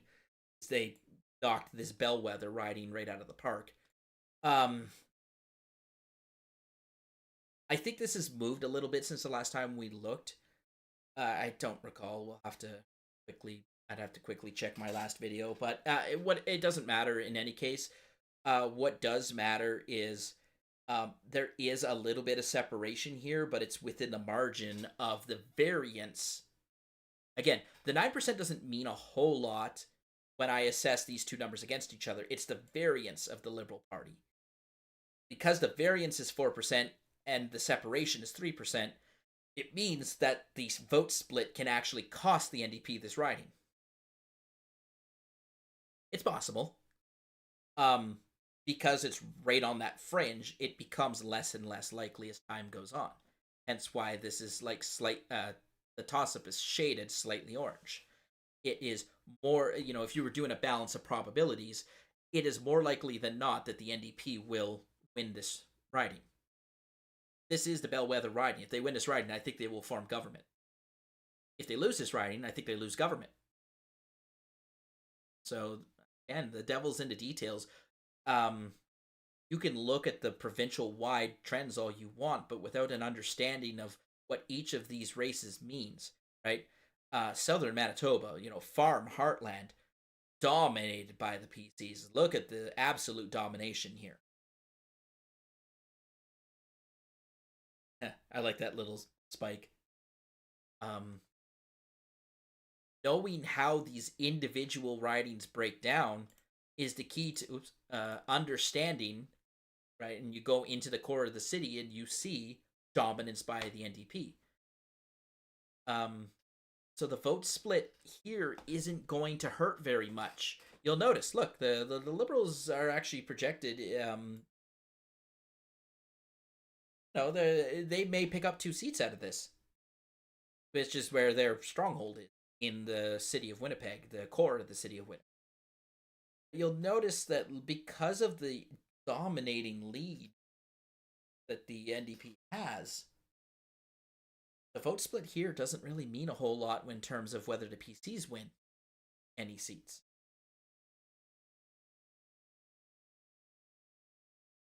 Oh, interesting. Looks like I think they moved St. Boniface.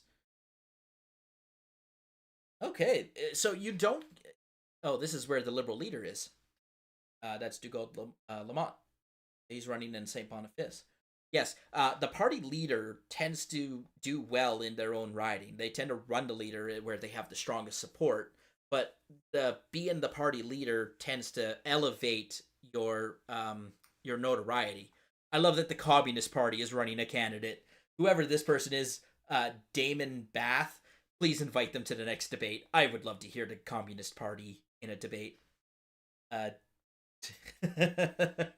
hilarious. You don't see this very often, So the third place party and the first place party are having a direct head-to-head race, and the PCs are running third in this. But you see that they have a pretty sizable variance, and it is well within the difference between these two. This is not a situation you see set up very often. Kildonan is our bellwether riding. The result of St. Boniface may determine whether it's a NDP minority government or an NDP majority government.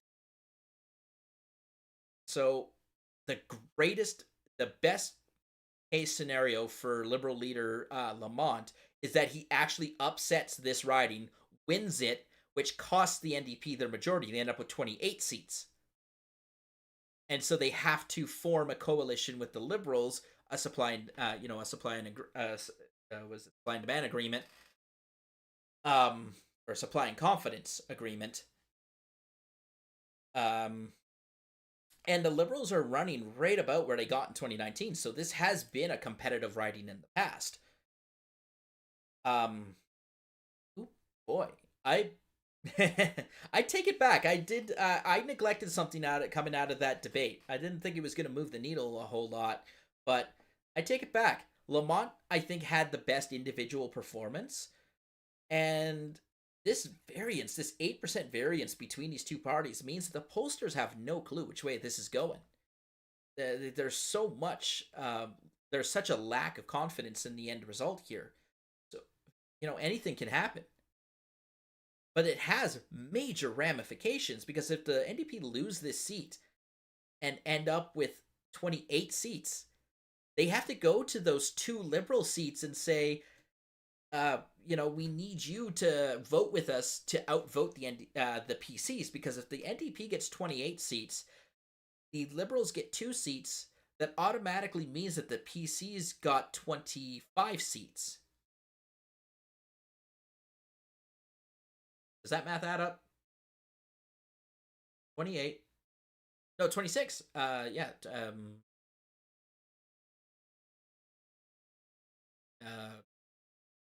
Get 29, they would get 28. Yeah, 29 seats made up elsewhere. So the NDP gets 28. There are 9 seats out in the rest of the province. The Liberals get 2, so the PCs get 27. And so right away, you see that there's a 1 seat difference between the two. And if the Liberals and the PCs vote together, then the government's defeated, and we go back to you can get the chance to do a coalition government, or you can go back to the ballot box. A lot of things happen in that scenario. This is really going to... this could be a moot point, too. We could get to next week and realize that the NDP is still going up in the polls post-debate performance, and they end up with 30 seats. And that kind of makes this point. But as it stands right now, this is a very fascinating potential outcome. Winning this seat gives them that 29. Losing it gives them the minority government. With the Liberal leader, who literally is the reason why it becomes a minority government. Don't discount the PC vote split here, too. Like I said, we saw the debate. We saw that the leaders and their platforms are very similar to one another. I didn't expect to be going this long, this late. So I think I'm going to hold off in visiting the Liberal Party website and looking at their platform, because that will take a long time. We are 5.5. Oh my, 5.5. Went up on 6 hours. All right, I'll quickly cover the Ukrainian Nazi scandal that happened in our house.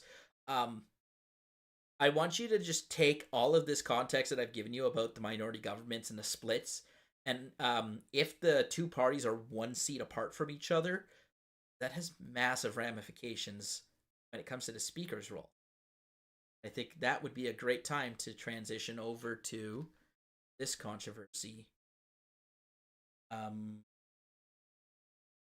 This is the American media covering this, and I just want you to kind of contrast how American media covers stuff versus how Canadian media covers the same story. So you see the headline, right? Standing ovation for Ukrainian who fought with the Nazis sparks anger and an apology in Canada. I think you're familiar with the facts of the story, but essentially, um, Volodymyr Zelensky came to the Canadian Parliament to address our Parliament. It happens. Heads of state in foreign countries will travel and speak in front of their respective legislatures, especially when, you know, there is no disputing that Ukraine is huge in the world affairs and news right now. Possibly the number one story. It certainly has it has a legitimate stake to the claim of being the number one story in world affairs right now. So yeah, he comes to address Canadian Parliament. This obviously is to rally support for sending more assistance. Canada is supplying equipment and money to Ukraine to help fight against the Russian invasion. Viva Frei had a Viva can get pretty spicy sometimes. Of course, the Russian point of view is that Zelensky and protects Nazi elements, fascist elements within the Ukrainian political and social structure, which represented a threat to Russian interests, and therefore that to Putin's point of view, that justified the war. And so, of course, if you subscribe to that notion, then Canada actually had two Nazis in its chamber that day.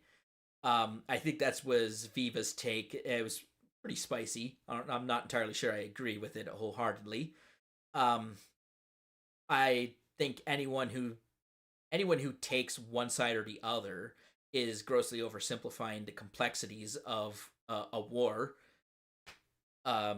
especially a regional conflict like that. Look no further than the Armenian and Azerbaijani conflict right now. To say that there's a right and wrong side is to grossly oversimplify it. Anyways, I don't need to make a pronouncement on my position on the Ukrainian war for this story to make it.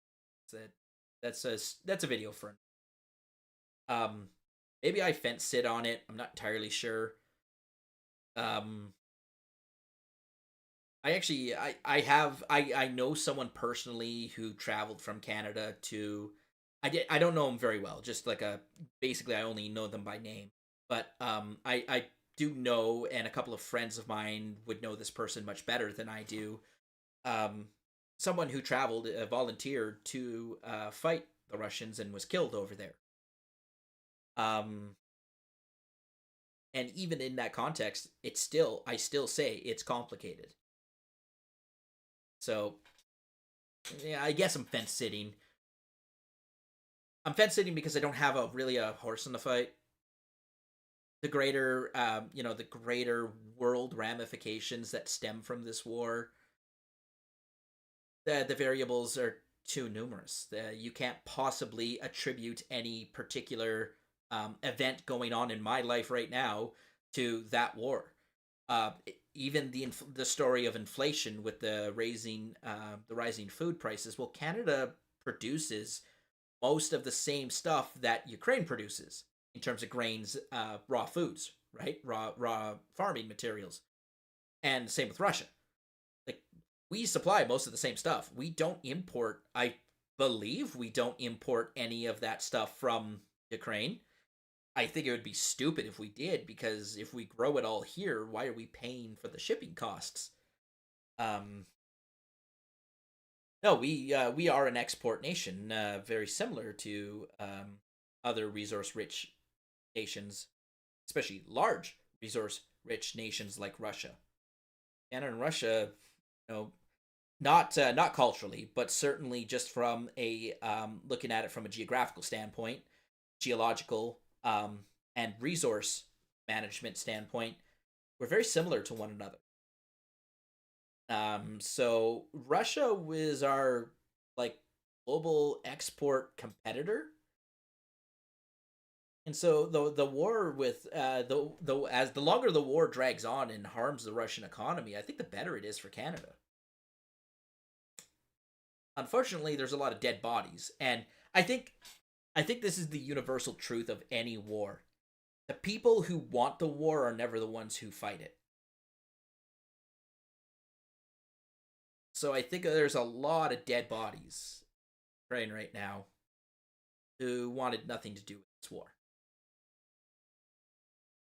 That's not, of course, not considering the volunteers, but even the political, cultural, the social, I guess, oligarchs that foment and want the war are not the people who actually have to fight. I attribute the blame equally to Putin and Zelensky. Zelensky could surrender, and the death of his people would stop. Maybe he would argue that point. Maybe he would argue that the Russian genocide of the Ukrainian people would continue. He would certainly have historical precedent to base that on. I just don't think he's got any evidence to base it on. Certainly, ending the war quickly would do well for preserving the few young men that Ukraine still has left. Then, of course, what are you giving up? Giving up the entirety of your country, your identity, everything, right? Is that worth fighting for? I will never, ever have a valid answer on that question. I have nothing to lose. The only thing I lose by going to Ukraine is my life, and honestly, I'm not interested. I'm not interested in giving up my life for that, what they have to lose. So, I guess that's the complexity of it. But, so, I mean, that's why I disagree with Viva's take. I think, well, also it was a Twitter take, right? So you're never going to have a properly nuanced and thought out argument on Twitter, or X as it's called now. I don't know, it's interesting. Maybe, I don't know, maybe I could reach out to Viva, see if he's willing to talk about it. I think that this is one of those issues where there's a lot of strong emotion, and a debate would serve no purpose. No one would change their mind. And it would be really hard to get the other side to empathize or see your point of view when the premises that you base your point of view on, they don't agree with. I'd like to think that Viva and I are very similar politically. I know he ran for the People's Party under Maxime Bernier in Quebec. I tend to identify sort of, I wouldn't say strongly, but I do identify generally with a lot of Maxime Bernier's policies. He is seen as a libertarian hero here in Canada, and I tend to be a libertarian-minded person. I would say I'm more like conservatarian than straight libertarian, but that's, you know, that's like trying to, you know, you're trying to stick a label on something, and it's not gonna fit. It's not gonna fit perfectly. I tend to, I'll tell you what I think about issues, but I don't know if that ends up painting me into a political box or a political home. But who knows? I certainly, I've got nothing to lose. I have 300 subscribers on my channel. I've got nothing to lose if Viva comes on and debates me about the war in Ukraine. But yeah, if he's willing to come into my channel and talk about it, I'd give him the floor. I respect him immensely, and I think whatever position he takes, he would have a good chance of being able to defend that position quite competently. So that's that. Speaking of debates, I heard that Ben Shapiro is coming up to Canada. And that's another person that, again, you would assume that I would identify strongly with.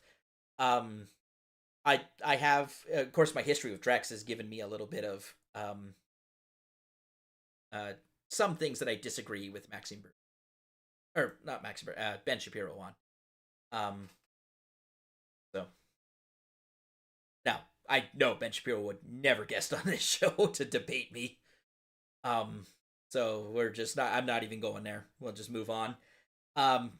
Anyways, what happened was that Zelensky was in our Canadian Parliament to speak in front of our legislature, again, this is a thing that happens all the time. He's spoken in front of the U.S. He spoke in front of the U.S. Congress before. U.S. Senate. It's happened. We do it too. The story in the background that I think a lot of that got lost in translation. So the person that our Speaker of the House, and again, very similar to Speaker McCarthy, right? The Speaker of the House of Representatives serves a very similar function and role. So if you think of that in that context, then this person's role is very similar. So Anthony Rota is a MP, is a member of Parliament from Northern Ontario. And in one of the towns that is part of his riding, it's a city called North Bay, very large NORAD base there, by the way. North Bay is a significant military station for Canada. Fun fact. And it's not all that secret. You can see it in the Wikipedia article. Someone who lives in North Bay was a member of a Ukrainian volunteer force that fought against the Russians. If you think back to the history of World War II, who fought the Russians? And yes, this volunteer force was absorbed as part of a division of the SS. So he fought for the German army in World War II. Doesn't take a genius to know that that was a bad thing. And that's the long and the short of it. And it's weird. I would forgive a millennial for not being able to put that together immediately in their head. Like, who fought Russia in World War II? Oh yeah, Hitler did. I could forgive a millennial for not being able to make that connection immediately. Anthony Rota is not a millennial. He's, another old white politician, right? That's not him. That's not a picture of him.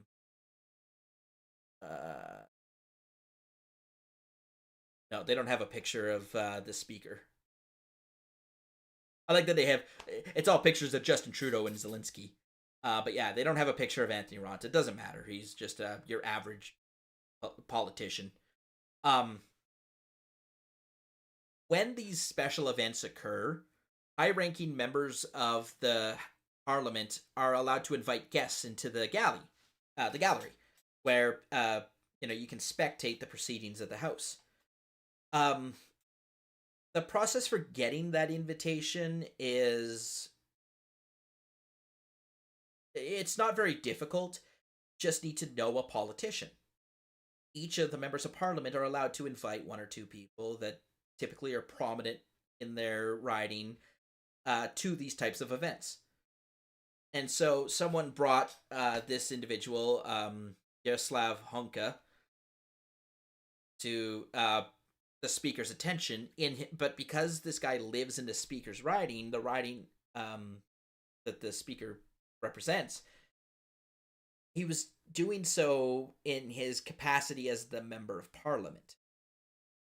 But if you are aware of the role of Speaker McCarthy, then you know that the Speaker of the House is supposed to be a politically neutral position. You oversee the proceedings of the House, and you will rule on issues in matters of procedure, any disputes or issues that come up in the course of the debate, if members break the rules of decorum. Or any other procedural rules of the House. If the government tries to introduce a bill, but they do so incorrectly, didn't follow the correct parliamentary procedure, the Speaker is empowered to make decisions. Oh, not a problem. See you, Debbie. Not a problem at all. Keep it. So the role of the Speaker is politically neutral when they're enforcing the role of the chair. They are the chair of these, so whenever there's debate in Parliament, the Speaker is the chair of those debates. In the Canadian Parliament, decorum is that you address your comments directly to the chair. The chair is a position entrusted by the Crown to adjudicate the procedures of the House. So one of those procedures is the debate of laws and bills, budgets, all of those things. Decorum is that all the members of Parliament will address those comments directly to the Speaker in their role as the adjudicator of the procedure. The Speaker then collects those comments on the record, and that forms the record of the debate. In Canada, we store that in what's called the Hansard, which is the name of the publication that stores all of our debates. And so the Speaker collects that debate, and that becomes the matter of public record. The Speaker also calls for votes. And yes, being the chair of our procedure means that if there is a tie, the Speaker will vote to break the tie.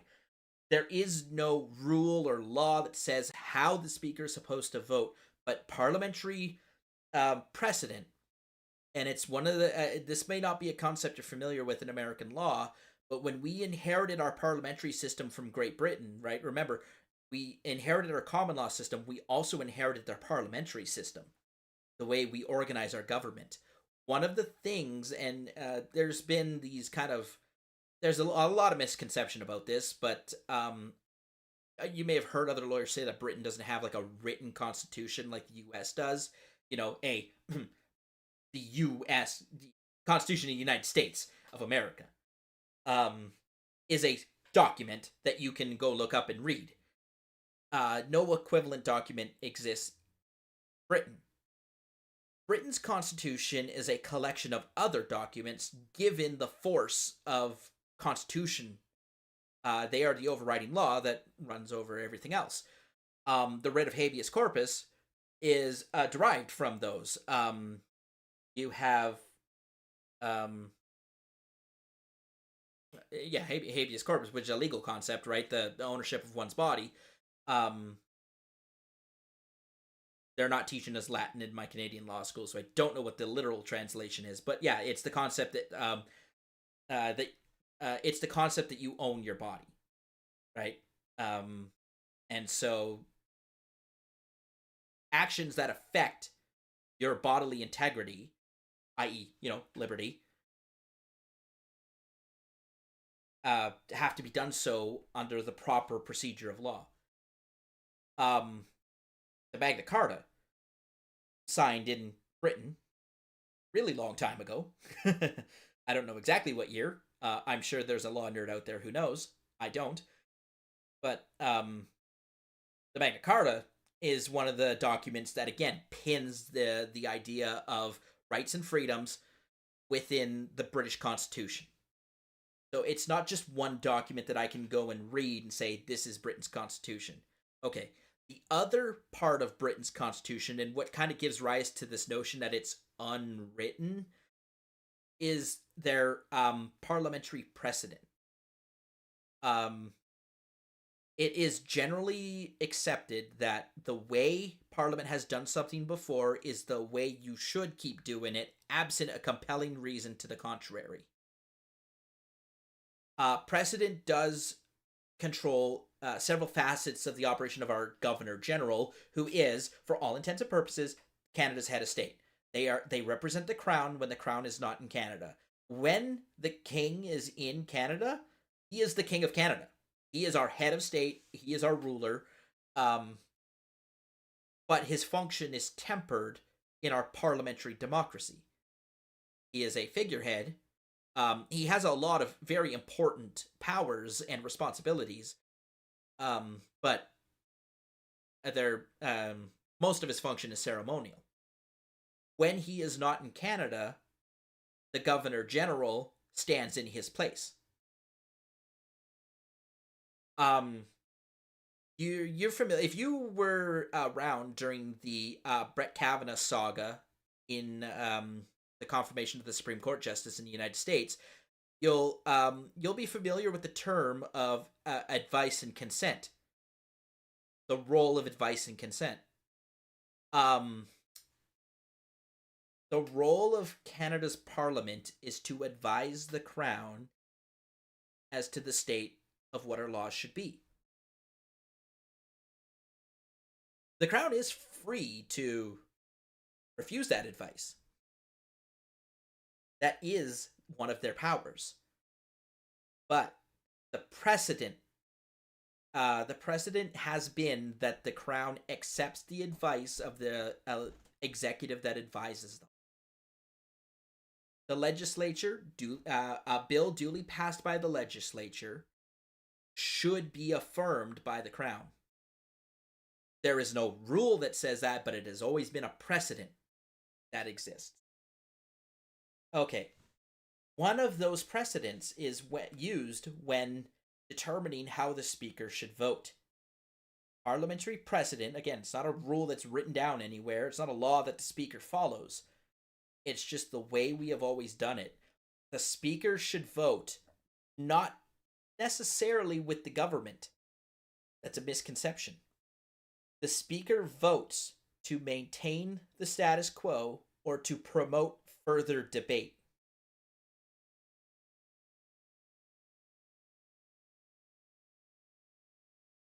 The reason that principle exists has to do with the idea that you, as a government, maintain the confidence of the House. If you lose a vote on a major government bill, you have lost the confidence of the House. You have lost the confidence in the ability to rule the country. Again, it's not a written rule, but typically what happens in that scenario is that you would resign.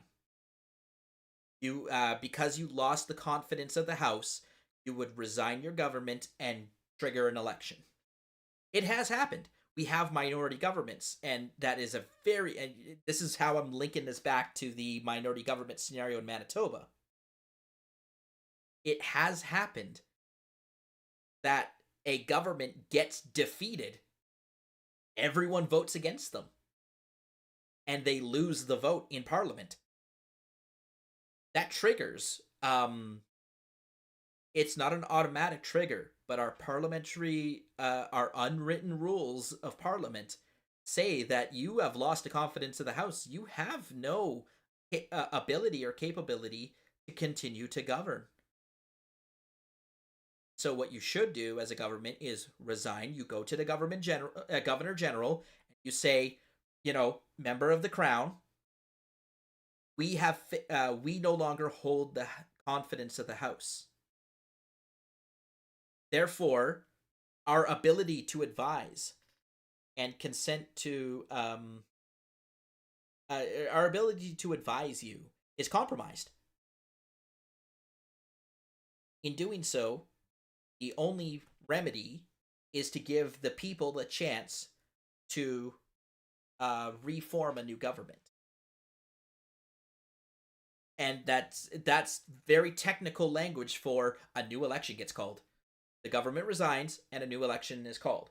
Sometimes you end up with the same result. That happened the last time Trudeau dissolved the government. He went to the Governor General and he said, "Look, I need a new mandate.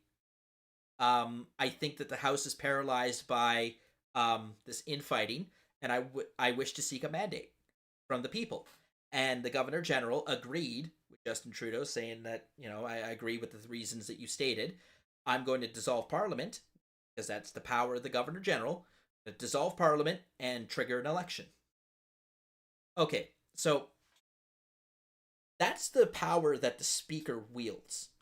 And it is a very, it has massive ramifications. The Speaker is chosen from the members of Parliament by secret ballot. So we have 338 people in our federal government. They all cast a vote and elect a Speaker by majority vote. So if you have a 1-seat advantage over the other party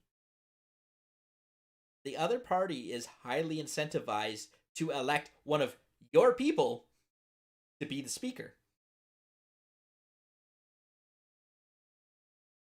I mean, think about it.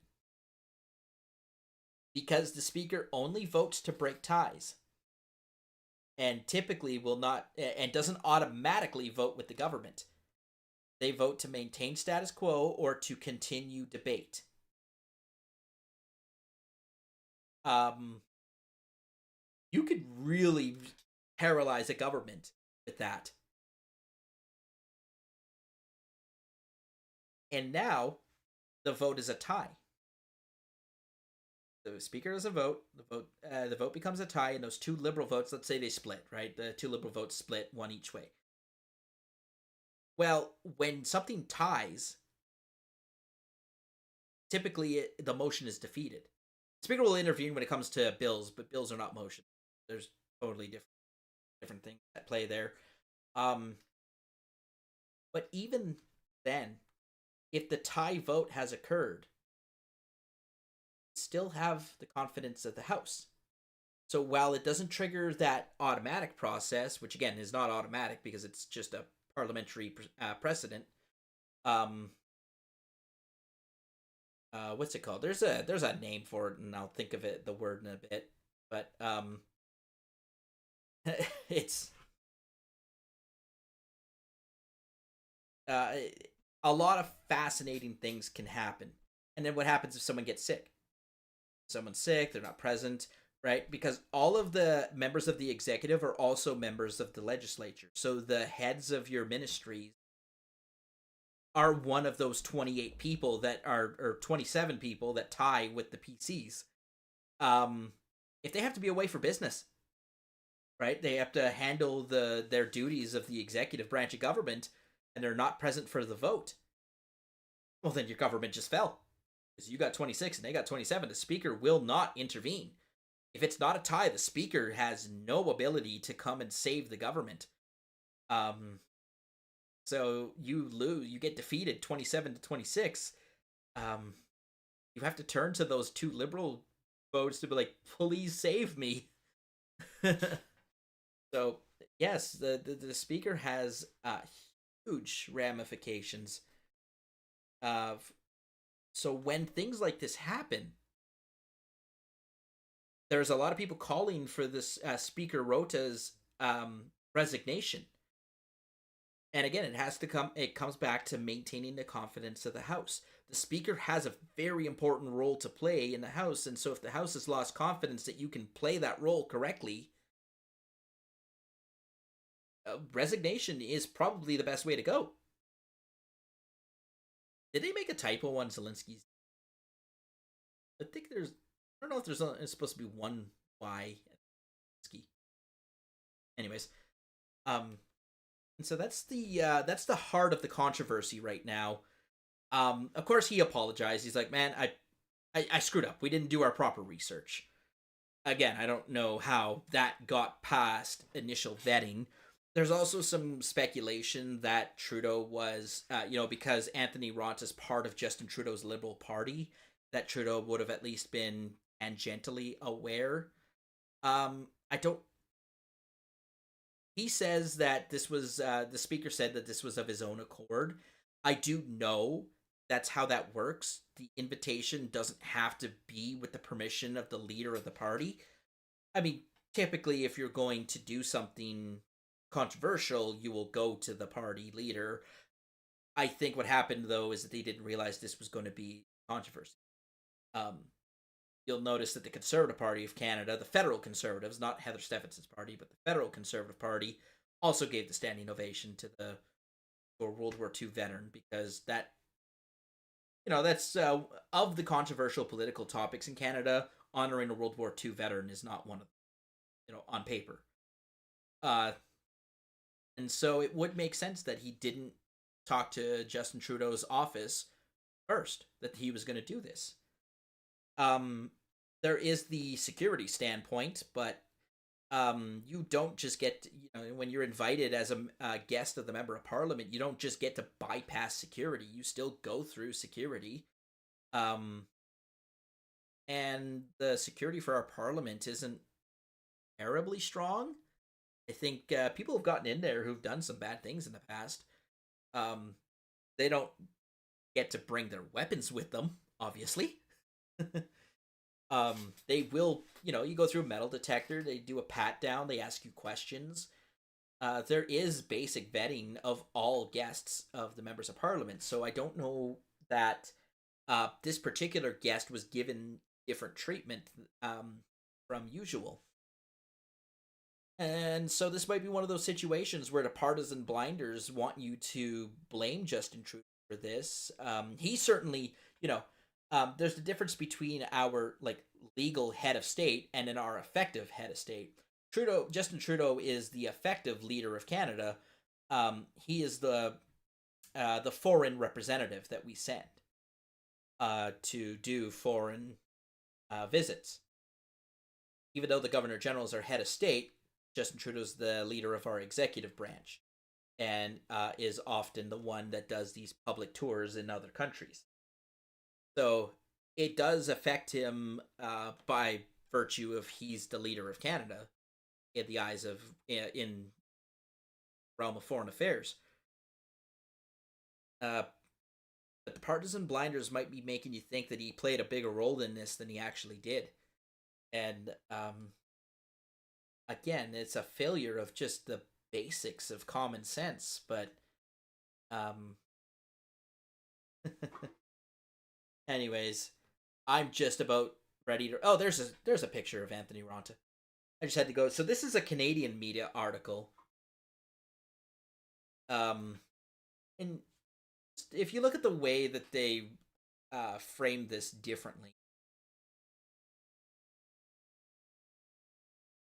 So they describe the guy as a man who fought in a Nazi. He was a member of the SS. The guy was a Nazi. You can say that. You're allowed. You don't have to describe him as a man who fought in a Nazi unit. Oh, well, Adolf Hitler was simply a man who was the leader of the Nazi party.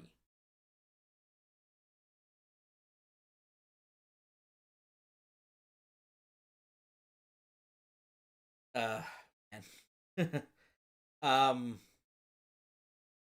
Anyways, the controversy obviously is the idea that in if only he knew, because Zelensky claims to have Jewish heritage himself. If only he knew. Yeah, raise it up. Oh. You can chuckle about it if you're not so damn serious about everything. Kind of chuckle because it's a screw up. It's a colossal and monumental screw up. And sometimes you just like watching other people screw up. Again. Yeah, look at this. Stop politicizing an issue. Nope, it's always political.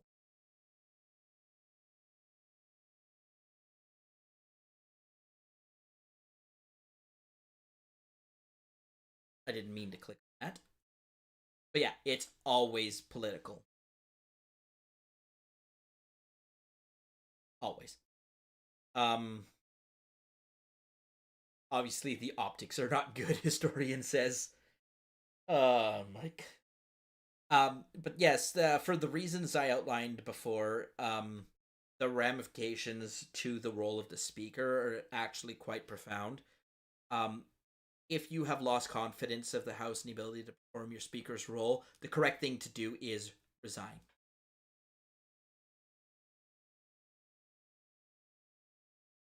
Our NDP leader at the federal level.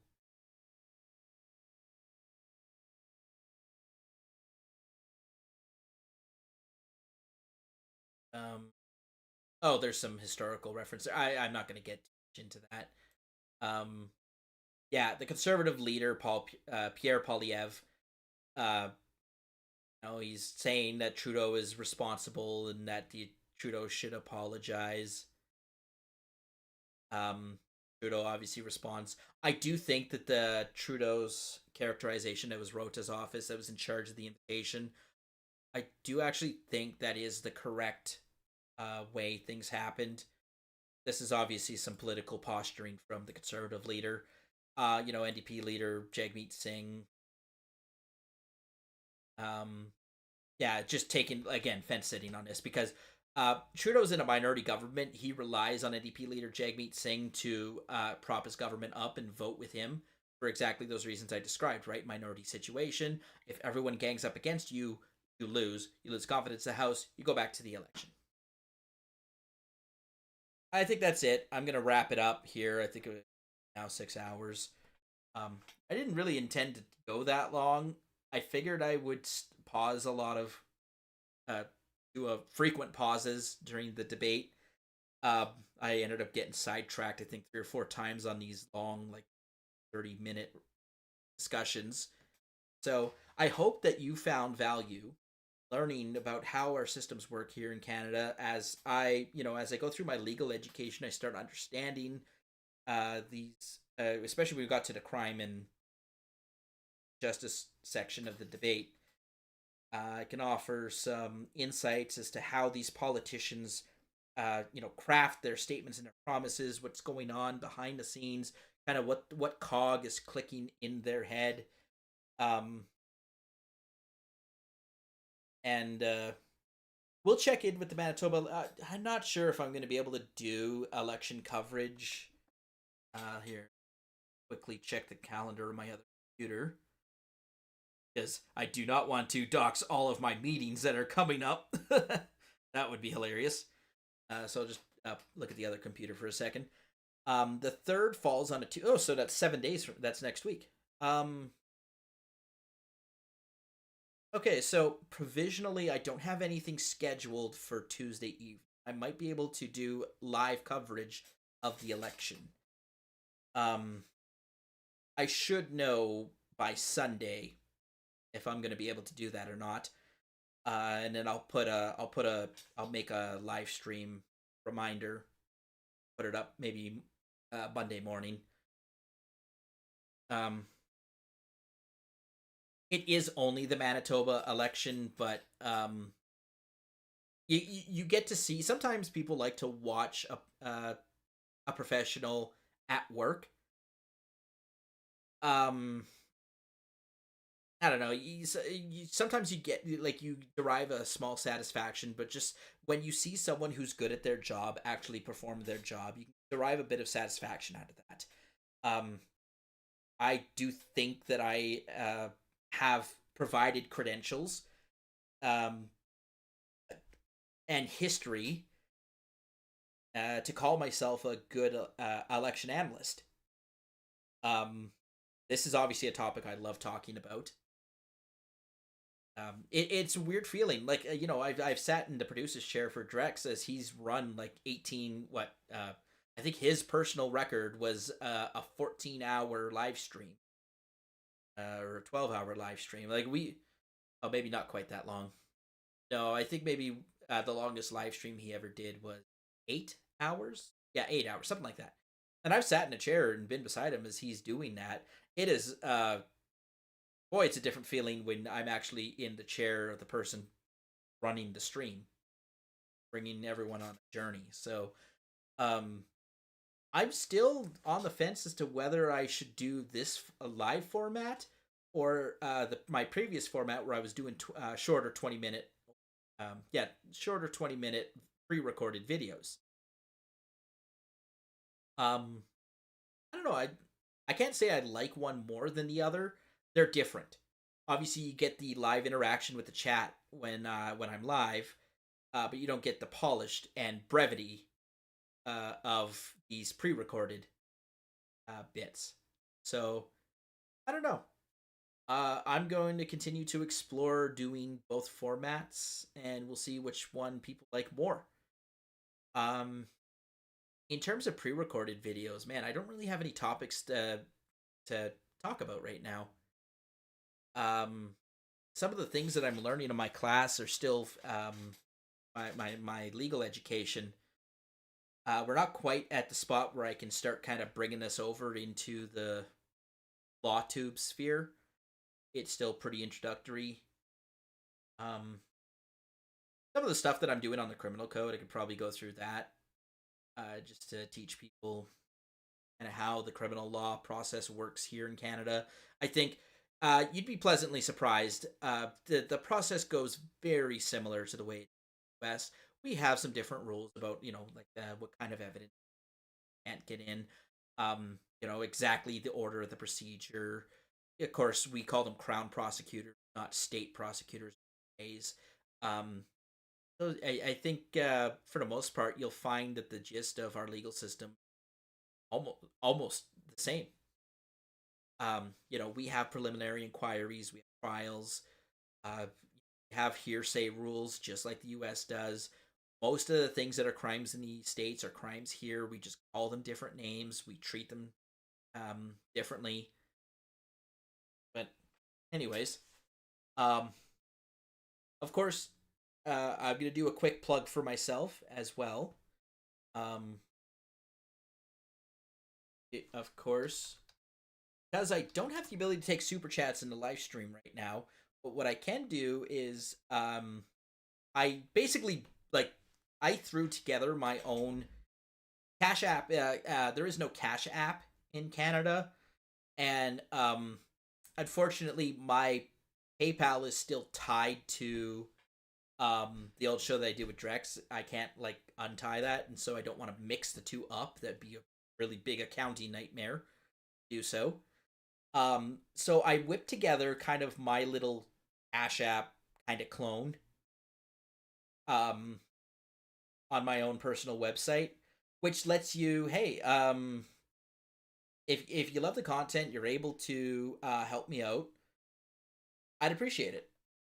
I of course am on the road to monetization on YouTube, and then I'll be able to have the ability to take super chats during my live streams. You can make anonymous donations through this form. Check that box there.